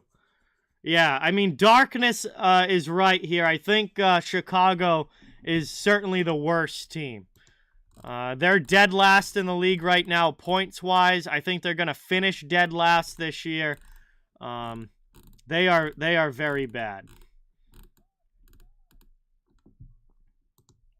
As is Columbus. Columbus is pretty horrific as well. As far as I know, BC Transportation, Shillington is still in the Players Assistance Program as far as I'm aware. So, last commercial break here of this period. Still a 1-goal hockey game. Kings on top. And obviously thankful that I did this game instead of the Oilers-Ducks one, because that's an absolute blowout. This game's at least close.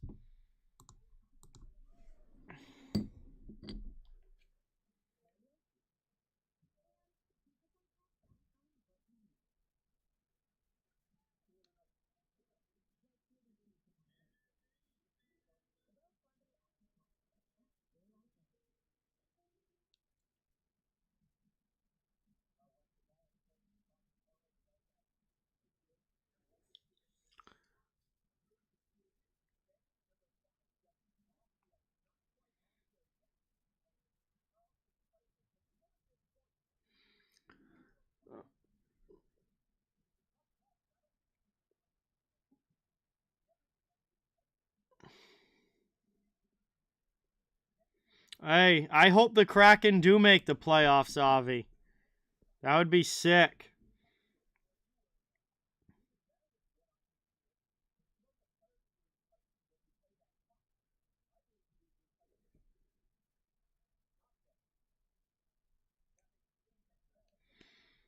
Here we are now, up and out. Cleared to the neutral zone. Through the middle, Sharks have it. Trying to get it back to the attacking end. They'll dump it in deep. Chasing on the forecheck is Meyer.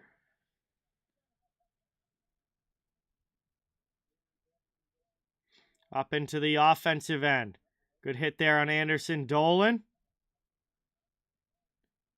1:50 remaining here in the second as the final minutes tick off the clock in period number 2.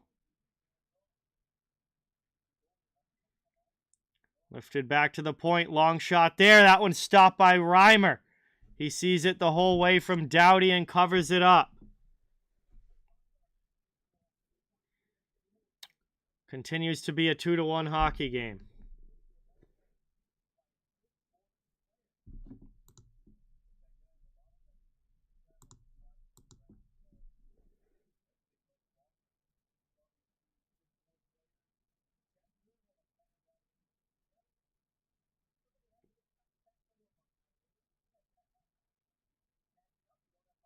Brought up now into the offensive end. Down low. Behind the net. Chance in front.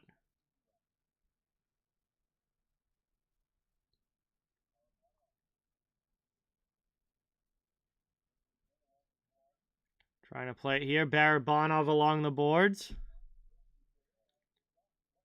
Lifted out to the neutral zone. Barabanov coming back with it. Sharks still trying to get it to the attacking end. 1 minute remaining in the second period. Stolen away there. Chance in front. Not able to get it through on goal. Velarde up to Fiala now. Into the offensive end. Kings dump it deep. Vlasic back to play it for San Jose. 45 seconds remaining in the second. Steven, what's going on? Welcome. Around now. Good hit there. Edler crunches Asamon along the boards. Behind the net, final 30 seconds. Walker passes up and out of the zone. Deflected into the offensive end. Here's Kopitar with a shot. That one's sent up high off glass. Walker keeps it in. Cross to Roy. Now a chance for Kempe. That goes off the skate of Asamon. Down low now, Byfield. 10 seconds to go in the period. Worked out. Long shot. That one gets knocked down. Walker with a pass in front. One last chance. Edler from the point. And that is going to do it as the horn sounds. 40 minutes down. 20 minutes of hockey to go. Kings lead by a goal as we head to the second intermission. 2-1 hockey game. And we will head to the break with a chance now to hang out and chill in the chat. Thank you guys for watching. Please don't forget, it helps a ton if you can hit that thumbs up and subscribe if you haven't. I cover the entire NHL. Fans of all teams are welcome and wanted here. Just trying to build a hockey community where everyone can come together, enjoy hockey, and have some fun. I really don't know anything about him, Lucas, so I don't know. I really hope Montreal does not get Bedard, Jay. I think there are more deserving teams that need him. Have a good night, Mr. C. Thank you for being here. Really appreciate it. So, if we're looking at the Western Conference right now, I think Dallas and Winnipeg are certainly playoff teams this year. Top 2 teams in the Central Division right now. In the Pacific Division, Vegas leads the way at 56 points. LA has a chance to tie them tonight if they can hang on and win this game. They're currently at 54. And then Seattle is holding strong in third place at 52 points. They're firmly in a playoff spot right now. They've also won 6 games in a row. They're trying to make it 7 tomorrow night against the Bruins. Then in the wild card spots, you've got Calgary and Edmonton, 47 points and 45 points respectively. St. Louis is at 45, just outside.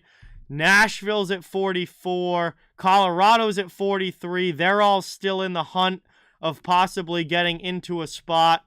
Minnesota's third place right now in the Central at 48. I mean, the standings are pretty tight out west. And the teams that are outside that I still do think have a chance to get in are St. Louis, Nashville, and Colorado. The teams below 40 points right now, Vancouver, San Jose, Anaheim, Arizona, Chicago, they're not making the playoffs. But it's going to be a big battle out west the rest of the way. The Leafs are going to have no chance of getting Connor Bedard. You have to be a bottom team in the league to have a shot at that first overall pick. Leafs are not getting it.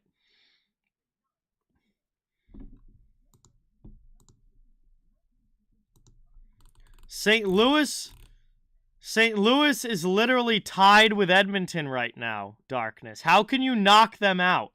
They have the same number of games played and the same number of points as the Oilers.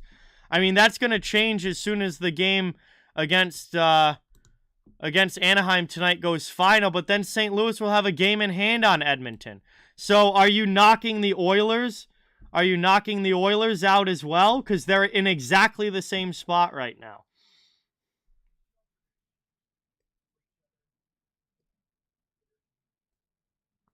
Yes, Chad. The Lightning are absolutely a playoff team. Absolutely. No question.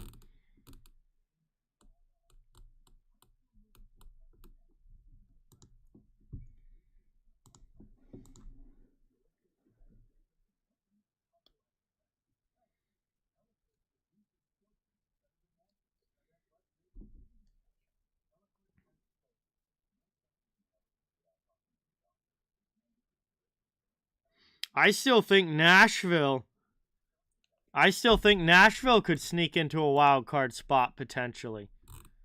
The Predators lost tonight by 1 goal to Toronto, but overall, the Preds have been playing really well in their last few games, and they've got games in hand on everybody except Colorado, but they've got 2 games in hand on St. Louis, Edmonton, and Calgary. So I think Nashville could still potentially sneak into a spot if they ever get their games going, or their game headed in the right direction.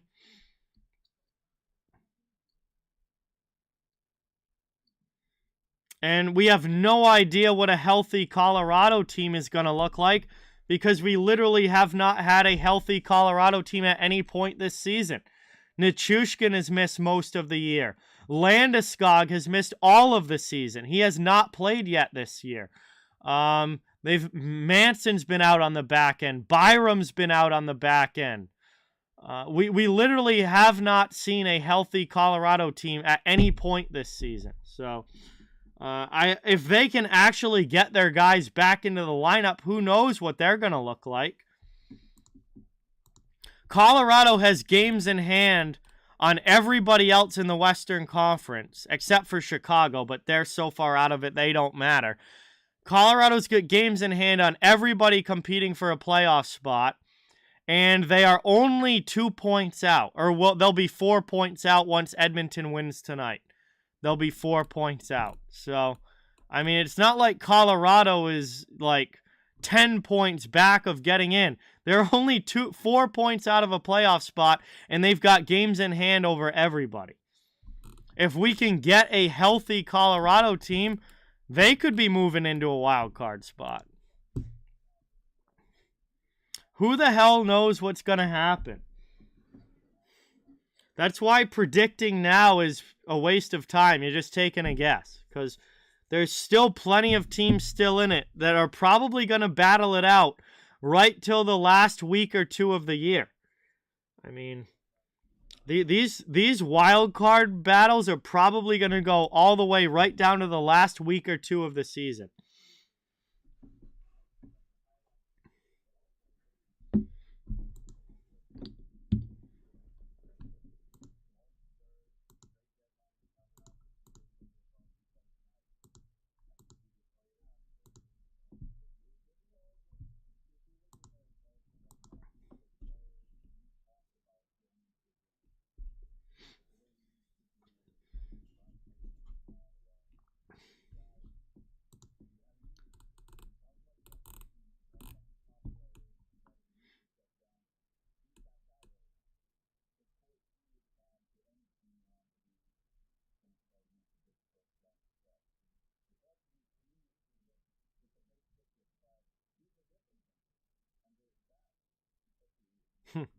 I'm just realizing here Seattle has less regulation losses than the Kings and Golden Knights, who are ahead of them in the standings.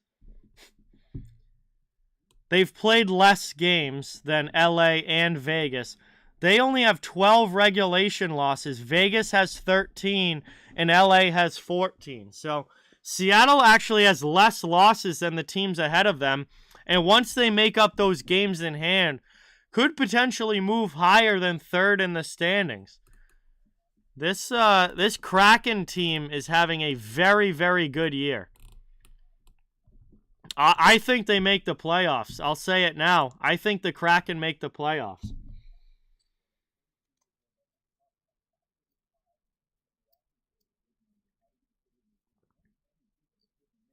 All right, have a good night, Red Rubber. Thanks for watching. Really appreciate it.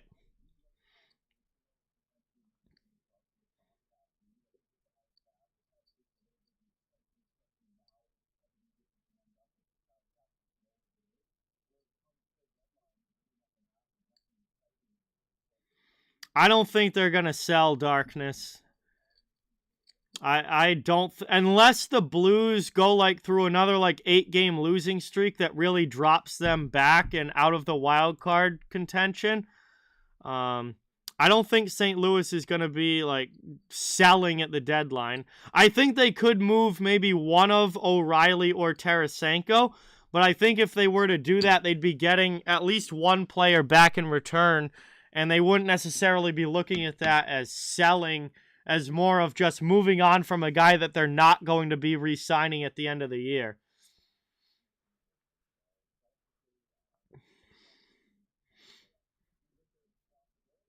I think they could move one of O'Reilly or Tarasenko, absolutely. But I don't think they're going to go into full-on sell mode. Like, they're going to still try and make the playoffs. I think Tarasenko is most likely to be the one gone. Because he's not... At this point, I don't think he's re-signing in St. Louis. So the Blues either trade him by the deadline or lose him for nothing in the offseason. Those are the two options. He's not coming back. So I think you might as well trade him at the deadline.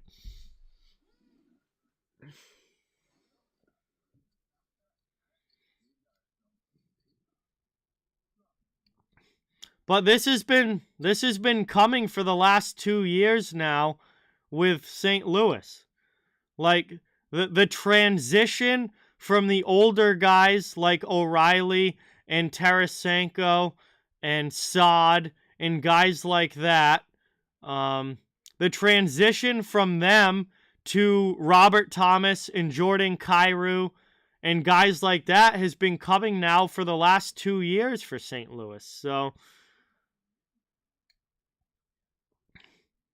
I don't think the Blues are trying to like step back and go and like purposely miss the playoffs. I think they might move on from some of their older guys, but I think they're just hoping that Kyrou and Thomas and guys like that just fill right in seamlessly, and the Blues stay the team that they've been. And I don't know if they make the playoffs or not this year, but they're certainly still in contention right now. I'd rather have the Blues roster than the Edmonton Oilers roster in every single way other than Connor McDavid. Obviously, I'd rather, Connor McDavid is what puts Edmonton over the top, but in every other, from a depth standpoint, from a defensive standpoint, from a goaltending standpoint, I'd rather be the St. Louis Blues than the Oilers. But Connor McDavid is the difference maker there with Edmonton.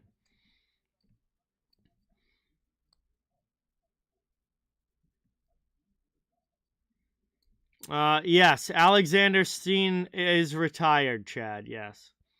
The Blackhawks are the worst team.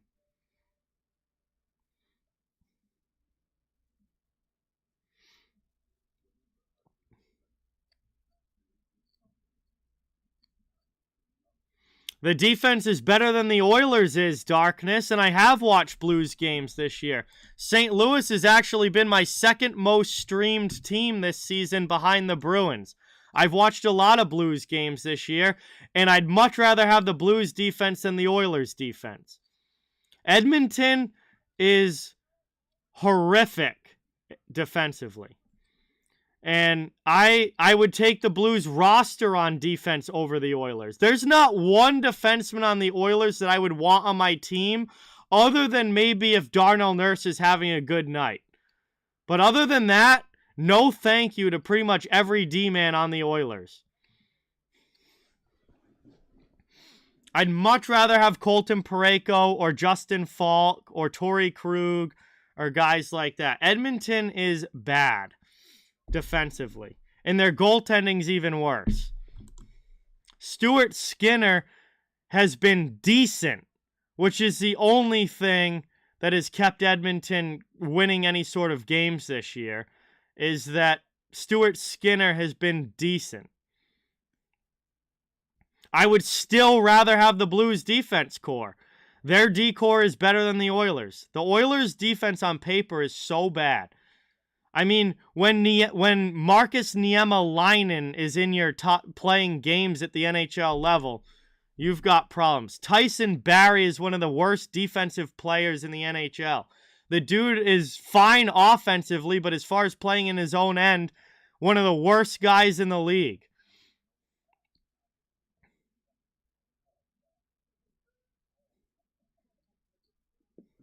No. No, Ikeka. I think this is it for Patrice Bergeron. I think the Devils make the playoffs, Monkey Boy. It's going to be... They may drop to a wild card spot, although they have been playing much better as of recent. They've kind of made it through their rough period and are now back winning again.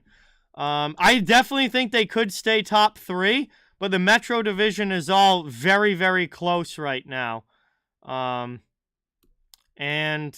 I think at worst they drop to a wild card spot. But I definitely think they're making the playoffs.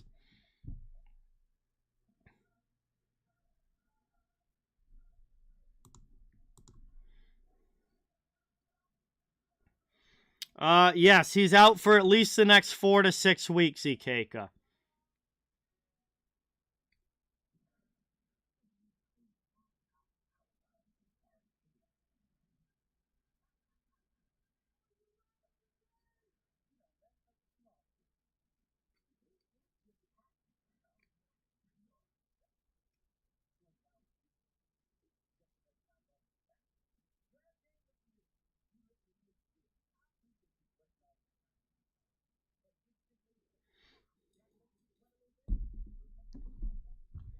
All right, third period should be starting soon here.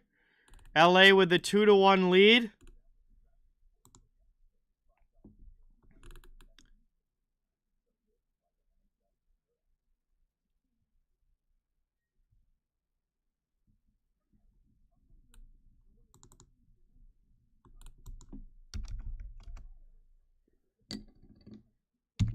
Third period action coming up.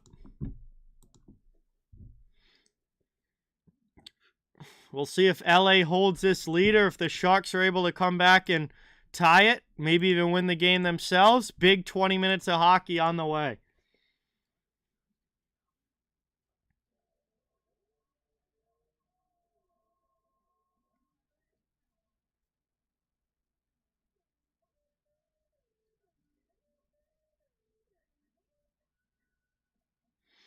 Well, you're right about that, Avi. There's definitely a lot of young teams that are making significant strides at getting better. We've seen rebuilds really pay off this year with the Sabres, with the Devils, Detroit, Kraken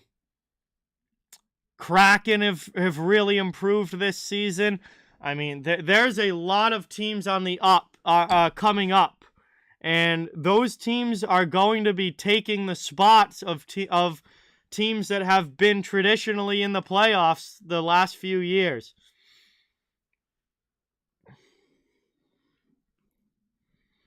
It's going to be dope. And there's a lot of good young talent in the league that's rising those teams up. And I mean, literally, Tage Thompson is an MVP candidate this year. Like, if Buffalo makes the playoffs, Tage Thompson could absolutely win MVP. That's how ridiculously good he's been this season. Yeah, Bruins still have not lost in regulation at home. It's wild. I wonder if Boston's going to try and beat the record for most wins in a season this year. Detroit and Tampa Bay have tied for the record with 62 wins in an NHL season. That's the most so far. We'll see. Bruins could potentially beat that this season, depending on how the rest of their year goes.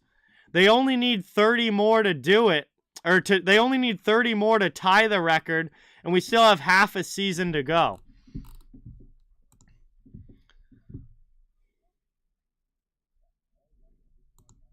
But ultimately, I think they're going to end up right around 60. I don't think they break the record.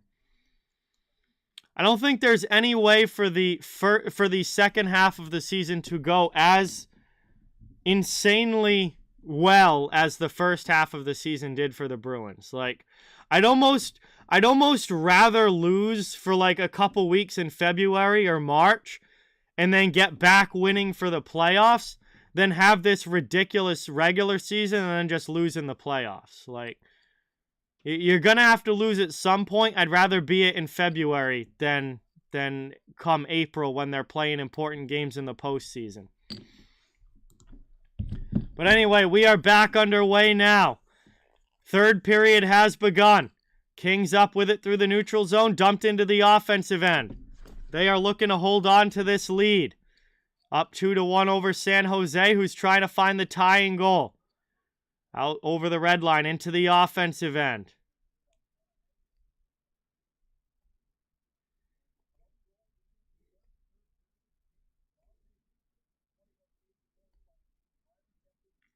Around now it goes. Anderson Dolan down low. Carlson takes it now for the Sharks. He'll carry out. Back up ice.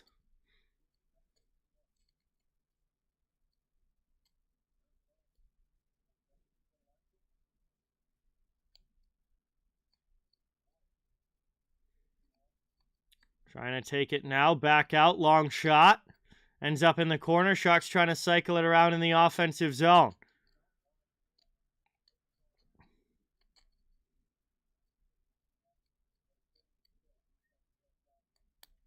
Around now. Icing here against San Jose.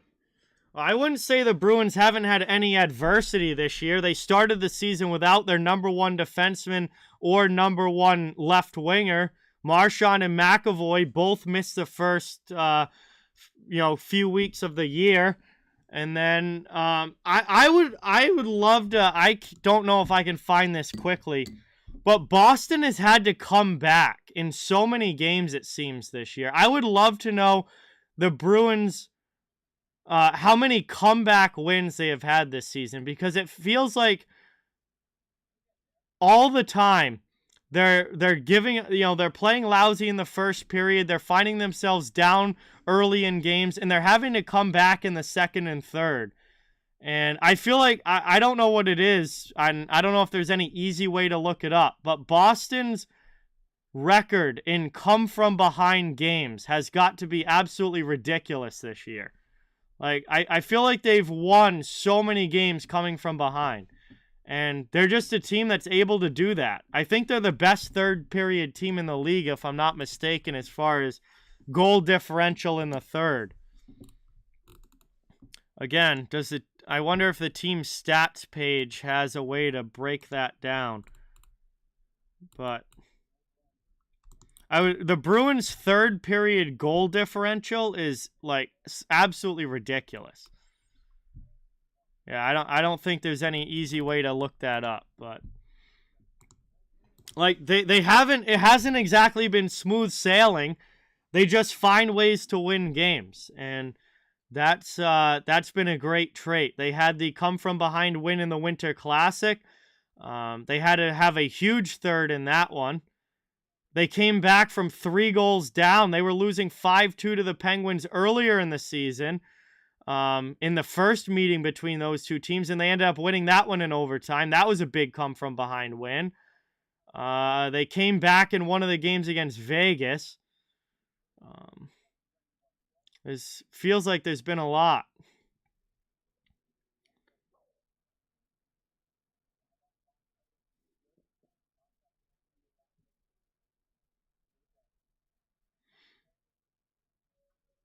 They're gonna have a losing streak at some point. I mean, it's bound to happen. No team goes through an entire NHL season without a losing streak, but I have no worry whatsoever about how the Bruins will respond. Like, they're the leadership group there, tons of veteran players in the lineup.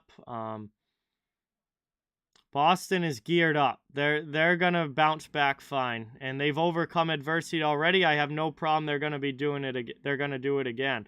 It's just about performing in the playoffs. It's just about performing in the playoffs for Boston. Whether they do it or not is going to determine whether this season was a success or not.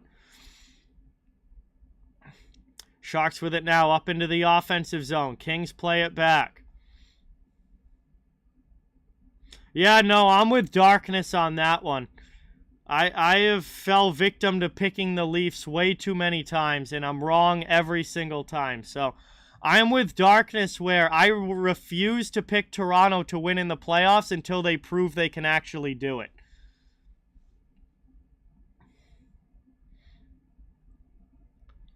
Taken now. Vlasic steals back from Velarde. Sharks carry up ice into the offensive zone. Down in the corner, Doughty takes a hit. Sharks trying to get in on the forecheck. Moved up the wall. Moved to the middle. Here's Deneau over the red line. Played there, taken away. Back up ice it goes, carrying it into the offensive zone. Sharks looking for the tying goal. Behind the net, played out in front. That goes off a body and out. Taken there by Anderson Dolan. Played by Deneau. To the offensive zone. Iafallo. Off of his stick. Kings trying to get it back. The Sharks trying to clear the zone. 16 minutes remaining here in the third period. Sharks ice the puck. We'll get a whistle and a stoppage and an O-zone draw for the Kings on the way. The series for Toronto that they lost that really made me mad was when they lost to Columbus in the bubble, in the play-in round. Not even, it wasn't even technically the first round. It was the play-in series against Columbus, who wasn't really even going to make the playoffs. It wasn't for the expanded postseason that year, or may not have made the playoffs that year. When they lost that series, that's what really turned me on Toronto. And then for them the next season to lose to a team in Montreal that they never should have lost to, and the only reason that Montreal was even in the playoffs was because of the realigned divisions for that season because of COVID. And then Toronto blows that series as well after having a 3-1 lead. It was at that point I said I will never pick the Toronto Maple Leafs in a playoff series again until they prove that they can win. Because the last time the Leafs won a playoff series, I was in elementary school. I was literally in like 3rd grade. So, until they prove they can do it, why pick them? Why pick them until they prove they can do it? Long shot high there off glass. Sharks have it in the offensive zone. Pushing hard here for the tying goal as that goes off a skate. Behind the net, it's Lizotte. And finally, the Kings are going to try and work it up and out. Out to the neutral zone. Knocked down there off the body. Kings take it back. It's Edler with a nice play. Dursey passes up into the attacking end, top of the circle. Here's a shot. Nice save there by Reimer. And he'll cover that one with 14:38 remaining here in the third.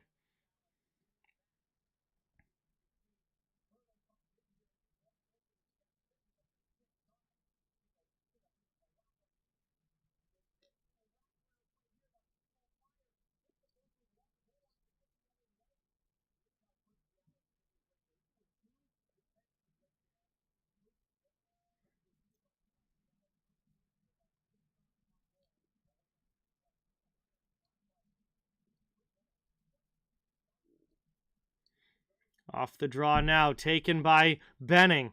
Up and out of the zone.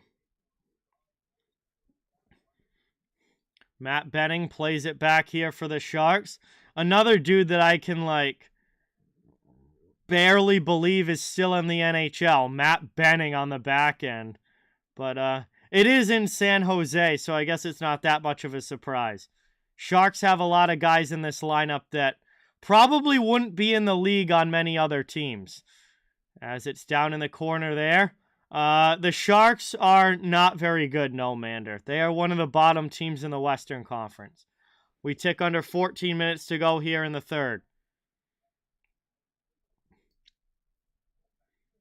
Worked up now. Taken here. Edler to the middle over the red line. Hey, Sherry, thank you for looking that up. So, Boston is 4th in the league in come from behind wins.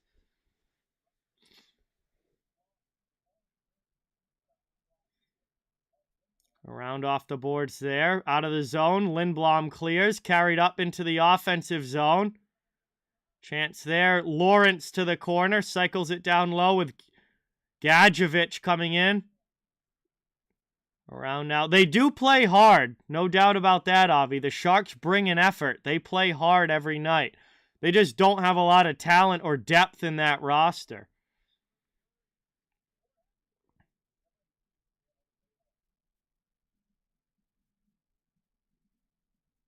Matt Benning being 7th on the Sharks in points is all that you need to know about the San Jose Sharks' depth right there.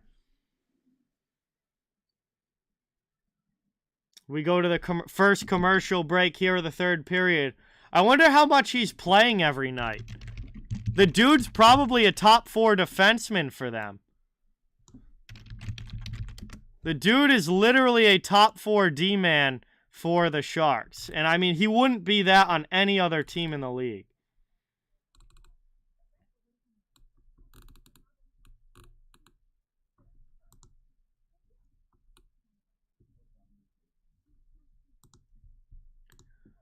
Let me see quick here. Skaters, Sharks.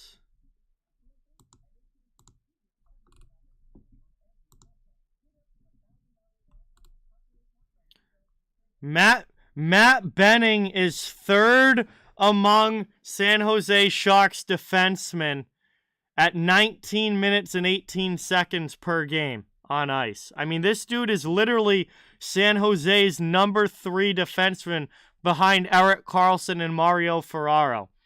And he honestly probably would be a 6 or 7 on most other teams. In a team with a good defense core, he's in the AHL. And the dude is the number 3 defenseman for the Sharks and has 18 points in 41 games in San Jose. So, yeah. So, I mean, at least good for him. Good for Benning. Like, he's, he's putting a solid year together. And he hasn't been bad. But it's just crazy that he's a number 3 defenseman on San Jose, whereas most other teams, he's probably a 7th D-man at best. William, what's going on? Welcome in. Good night, Lucas. Have a great night. Taken here by Karlsson out high. Have a good day tomorrow as well. 13 minutes to go here in the third period. Sharks still trail 2-1. They have it in the offensive zone. Trying to tie this game up. Here's LeBanc. Around now, back to the point. Moved around to the corner. Played here. Hurdle sends it back to Megna. Cross ice. That one's ripped wide. Another guy, Jacob Megna. Probably not in the NHL with most teams. But he's like a number 4 D-man for the Sharks. Is LA now on the steal with a 2-on-0 into the offensive zone. Iafallo tries to tuck it as he drives the net. But Reimer makes a big save there and covers that one. Keeping this a 1-goal game with 12:29 remaining. Boy, oh boy, the Kings with a golden opportunity there in the offensive zone to try and extend the lead to 2. But Reimer makes the save as Iafallo tries to pull it back and he flubs the shot.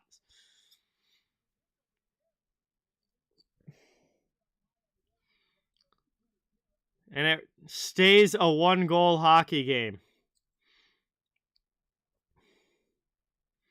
Yeah, but Darkness, the thing with the Sharks team is that the roster on paper is so bad, but they're far from the worst team in the NHL. They're far from even the worst team in the conference. Anaheim is worse than them. Chicago is worse than them. Arizona is worse than them. Like, the roster on paper is brutal, but they're not like that bad. Like, they're not going to be drafting 1 overall. There are worse teams. And I think that just goes, I mean, at least they're putting in an effort every night. Like, they're at least competitive in games, which there are some teams right now that are not. As Kings get it back in the offensive zone, trying to make it 3-1. Sharks steal that one. That's deflected into the offensive zone. Heavy on the forecheck comes Asamont. Asamont trying to get a shot off now. Walker pokes it away from him in the slot area. Long shot misses Copley, but we got a delayed penalty coming up here against LA. I do like Mike Asamont. San Jose just picked him up on waivers from the Winnipeg Jets, and I thought he played pretty well as a bottom 6 guy in Winnipeg, and I think that's a solid 4th-line pickup here for the Sharks, and he's a guy that's a really good grinder on that 4th line. So we get a shot now. That one off the post and wide. Delayed penalty still as the Kings haven't gotten possession yet. Now they'll finally touch up. And we're going to get a hooking penalty here against LA. It's going to put the Sharks on the power play. And they will be looking for the game-tying goal, down 2-1 on the man advantage when we get back from this commercial break. And it is going to be Sean Walker headed to the penalty box. I mean, their good players are old, no mander. And they haven't really had a lot of young talent coming up that makes it. Actually, no, never mind. No commercial here. 10:39 to go in the third, and they're going to drop the puck on the power play. We are 39 seconds away from a commercial, but not quite there yet. With it now, Sharks offensive zone. Barabanov cycles down low. Trying to play it.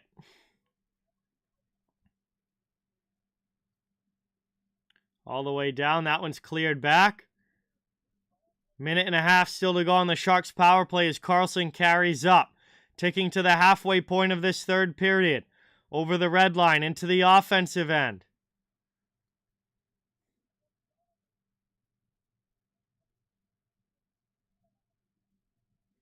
Back to the blue line. Carlson. High slot. Shot deflected. Back to the top of the circle. Meyer. And Timo Meyer roofs that one. It comes right out, but I think it hit the back bar. San Jose has tied the game on the power play. It's a goal for Timo Meyer. And this game is 2-2 with 9:45 to go here in the third.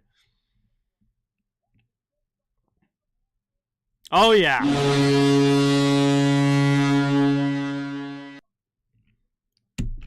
And that was an absolute snipe. Just under the bar. And out for Timo Meyer as he puts that one home on the power play. Could not have asked for a better shot there. High blocker side. And this game is tied at 2. With just under 10 minutes to go here in the third period.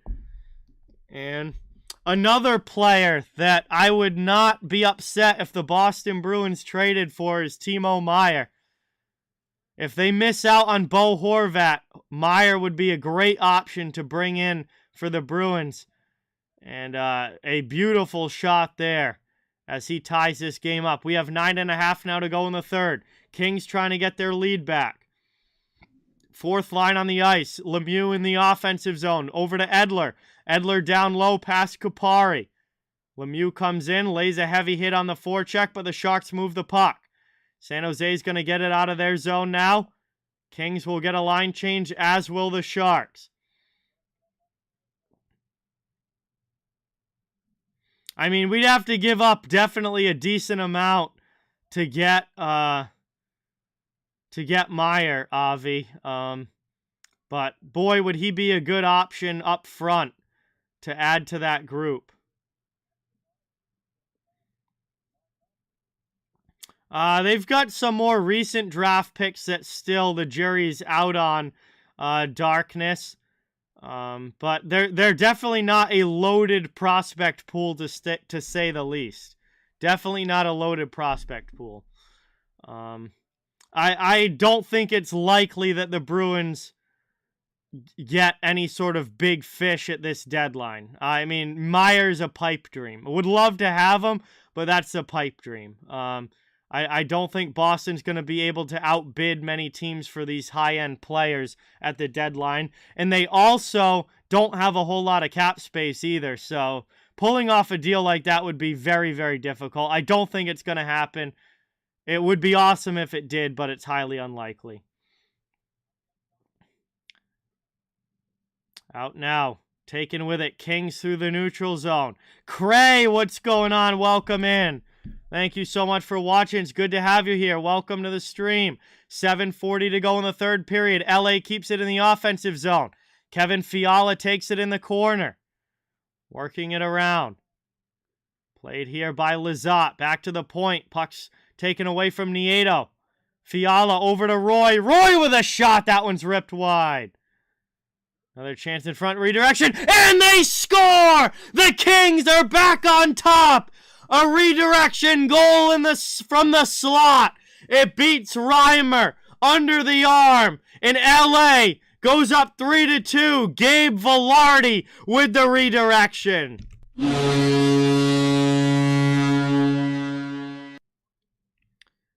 Gabe Vilardi having such a strong season for LA. A beautiful redirection in front, right from the slot area. And the Kings go back up by a goal. It's 3-2. That goes right by the blocker of Reimer. 7:13 remaining here now in the third. Vilardi assisted by Dursey and Roy. And the Sharks take it now back to the offensive zone. Back out high. Chance there, faking the shot, now getting one through. Copley makes the save and he'll cover it. 6:56 left. Sharks tied the game, but then the Kings quickly answer. And they go back up by a goal. We're going to head to a commercial break with just under 7 minutes remaining in the third. And we'll see if San Jose has another tying goal in them, or if the Kings are going to hold this lead. We head to the break now. Thank you guys all for watching. Please don't forget, it really means a lot if you get that thumbs up and subscribe if you haven't. I cover the entire NHL. Fans of all teams are welcome and wanted here. We're just trying to build a hockey community where everybody can come together, enjoy hockey, and have some fun.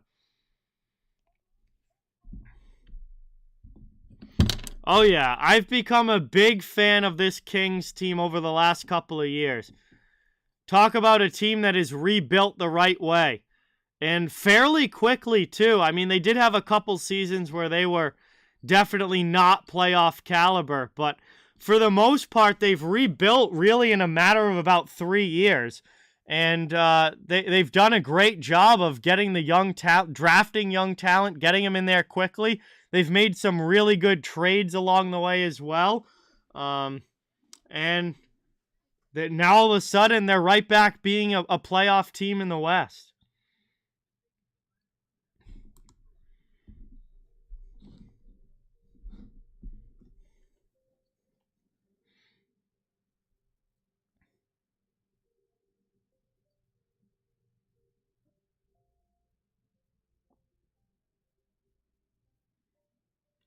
So, I've become a big fan of this Kings group over the last couple seasons.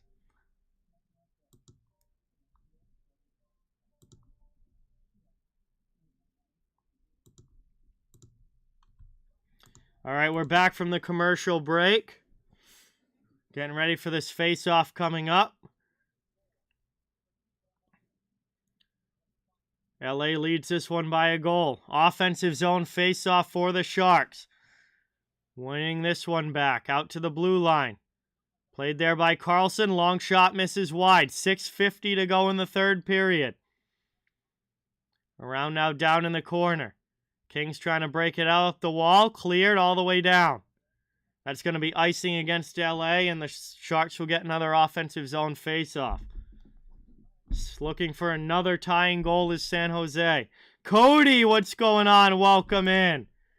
Thanks for coming by. Really appreciate it. Well, they are very bad this year, but the good news is that they'll have a really good shot at Connor Bedard if they finish last in the league.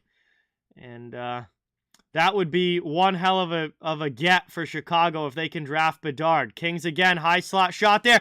And Drew Doughty rips one home. It's 4-2 LA. And we finally get our first multi-goal lead of the game as Drew Doughty rips that one top shelf, his third goal of the season, and the Kings go up by a couple.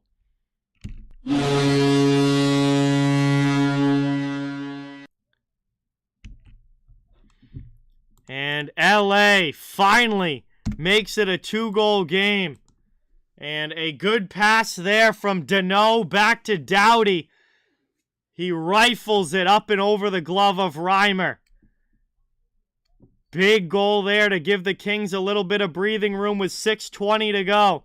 This is a 4-2 hockey game. Brought up now. Kopitar wins it back. Played down low. Byfield not able to get it. Taken by Ferraro in the corner. Benning's in there as well. Byfield comes away with a puck. Throws it out in front. Kings right back into the offensive end. Around now. Trying to play it down low.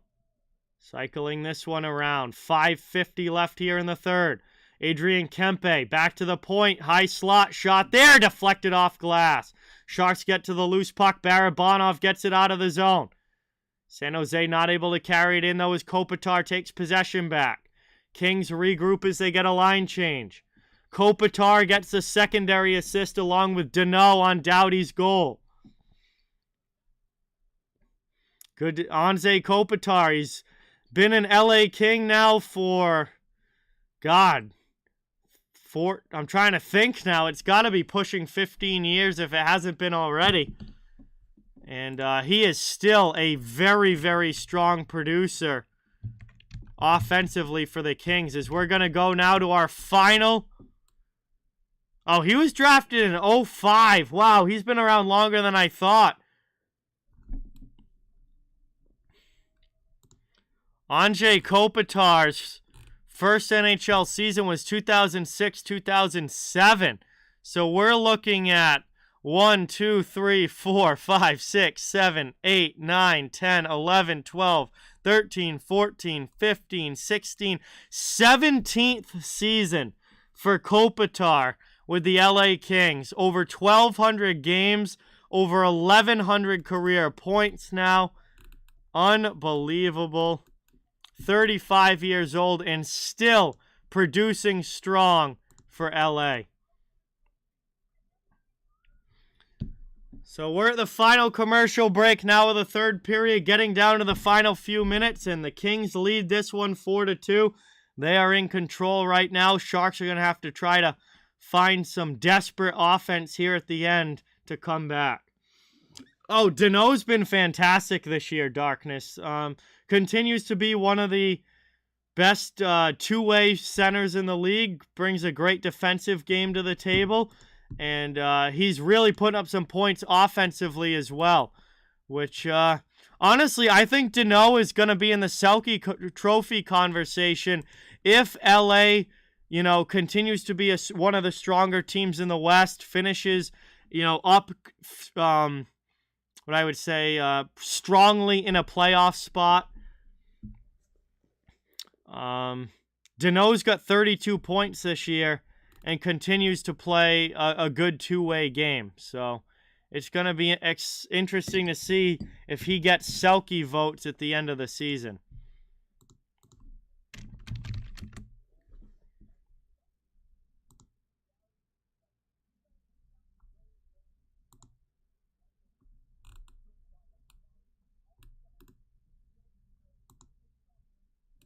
He's also very strong in the face-off dot.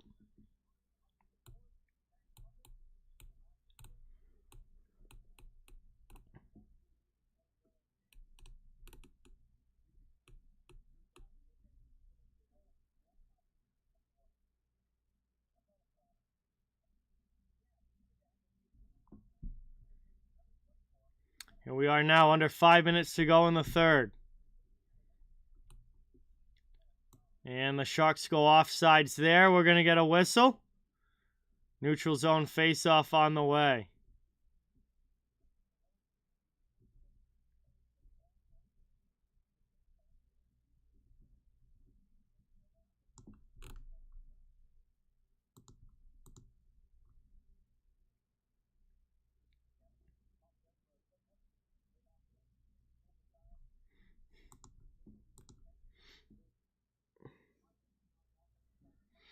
Well, the Blues have a Stanley Cup in 2019, Darkness, that they almost certainly wouldn't have without that trade. I mean, Ryan O'Reilly was a huge piece of that cup run and that cup team, and I don't think the Blues win that cup without O'Reilly. So, I mean, obviously, long-term, Thompson has turned into a phenomenal player. But are you trading that for, you traded that for a Stanley Cup. And when the ultimate goal in the NHL is winning the Stanley Cup, you make that trade every time. And you, especially the Blues, who were very, very much a win-now team at that time, they were going all out for the Cup. And Tage Thompson now, sure, 5 years later, has turned into a superstar, but you didn't know that at the time, and the Blues needed O'Reilly at the time to win the Cup. So I agree with you. You make that trade, you won a Stanley Cup because of it, and that's the ultimate goal in the NHL, is to win Stanley Cups. 4 minutes now to go in the third period. LA still has it in the offensive zone. Karlsson trying to break out for the Sharks. He takes a hit as he goes off glass. San Jose here, trying to find some offense, but running out of time. Brought up now, Lizotte back into the attacking end. Down in the corner. Out in front. Exactly, like Thomas and Kyrou have turned into stars as well. So it's not like the Blues are left with nothing. Over the line, played there by Benning. Taken back by LA. 3:20 to go here in the third. I haven't seen a ton of the Senators this year, Cody, but I haven't heard a whole lot about DeBrincat. So it seems like he's kind of had a quiet year because I haven't really heard a whole lot about him. And Ottawa's, not really close to being in the playoffs. So just doesn't seem like it's been magic right out of the gate for DeBrincat. Under 3 minutes now to go here in the third as the Sharks carry back in. Mexican Giant, welcome in. Thanks for being here. Good to see you in the chat. Appreciate you stopping by. Here's Iafallo back for LA into the offensive zone. San Jose is trying now to get the extra attacker on the ice. 2:25 to go here in the third.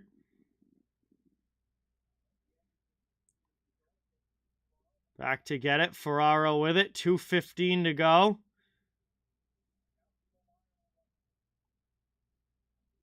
Into the offensive end. Driving behind the net. Finally, Reimer's going to come off. Shot there. And Barabanov scores with 2:05 remaining. The Sharks are back within one, as Barabanov makes this a 4-3 game. A big goal there for San Jose, and this game is not over yet.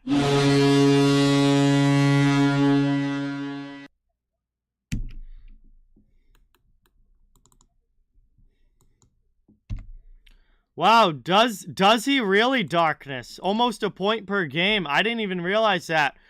He is not getting really any sort of attention media-wise. Again, not much has really been said about him. I've only seen 3 or 4 Senators games this year.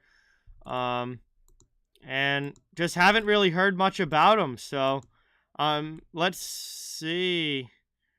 Yeah, DeBrincat's got 36 points in 40 games. He does only have 13 goals, though. And it's more of like the goal scoring. He's got a lot more assists this year, but the goal scoring has significantly dropped off after he was a 40-goal guy last year.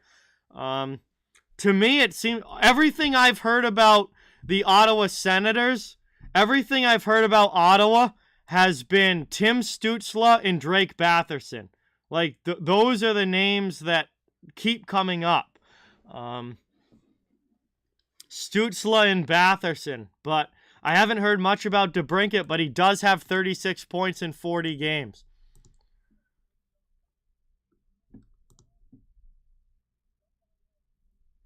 Yeah, Buchnevich has been very good. Absolutely.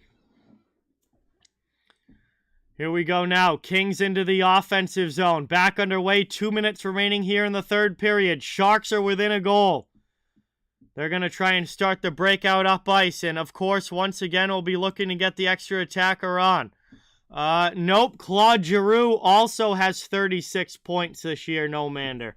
He's still putting up point production as far as Ottawa is concerned this year. Carlson carries it now. Pass up through the neutral zone. Around now.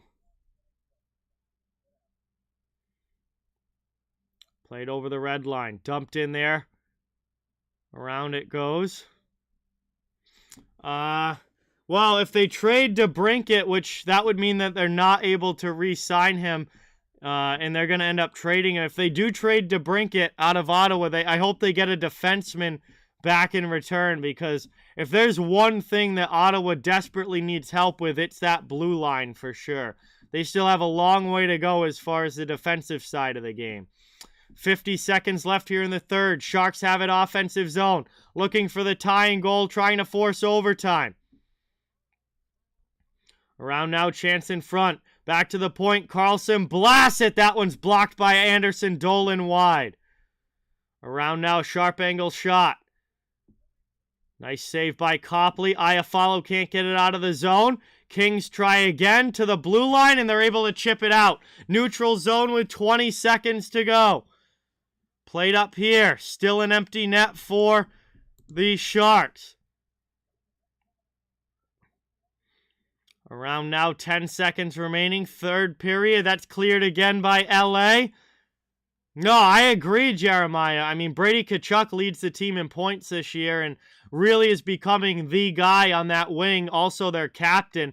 As this one goes final, the Kings hold on. Sharks came close to the comeback, but weren't able to complete it as they dropped this one 4-3. And the LA Kings pick up another win as they have won now their last 3 games and have tied the Vegas Golden Knights at 56 points. However, do have more games played, so they don't pass them in the standings. But they tie Vegas at 56 points, and the Kings continue to win. So that brings us now to the end of this one. LA, congratulations. Good GG's to the Sharks, but this one comes to a close. It is almost 1 a.m. here on the East Coast, so I am going to be headed off to bed.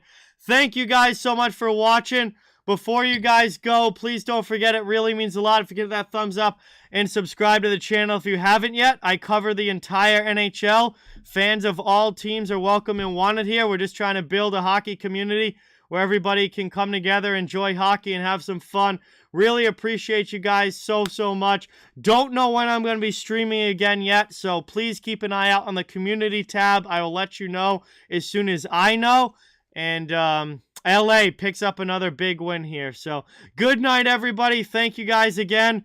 Really appreciate it. And awesome to see you as always. We'll catch you guys next time. So good night. Hope you guys have a great day tomorrow as well. And see you all next stream.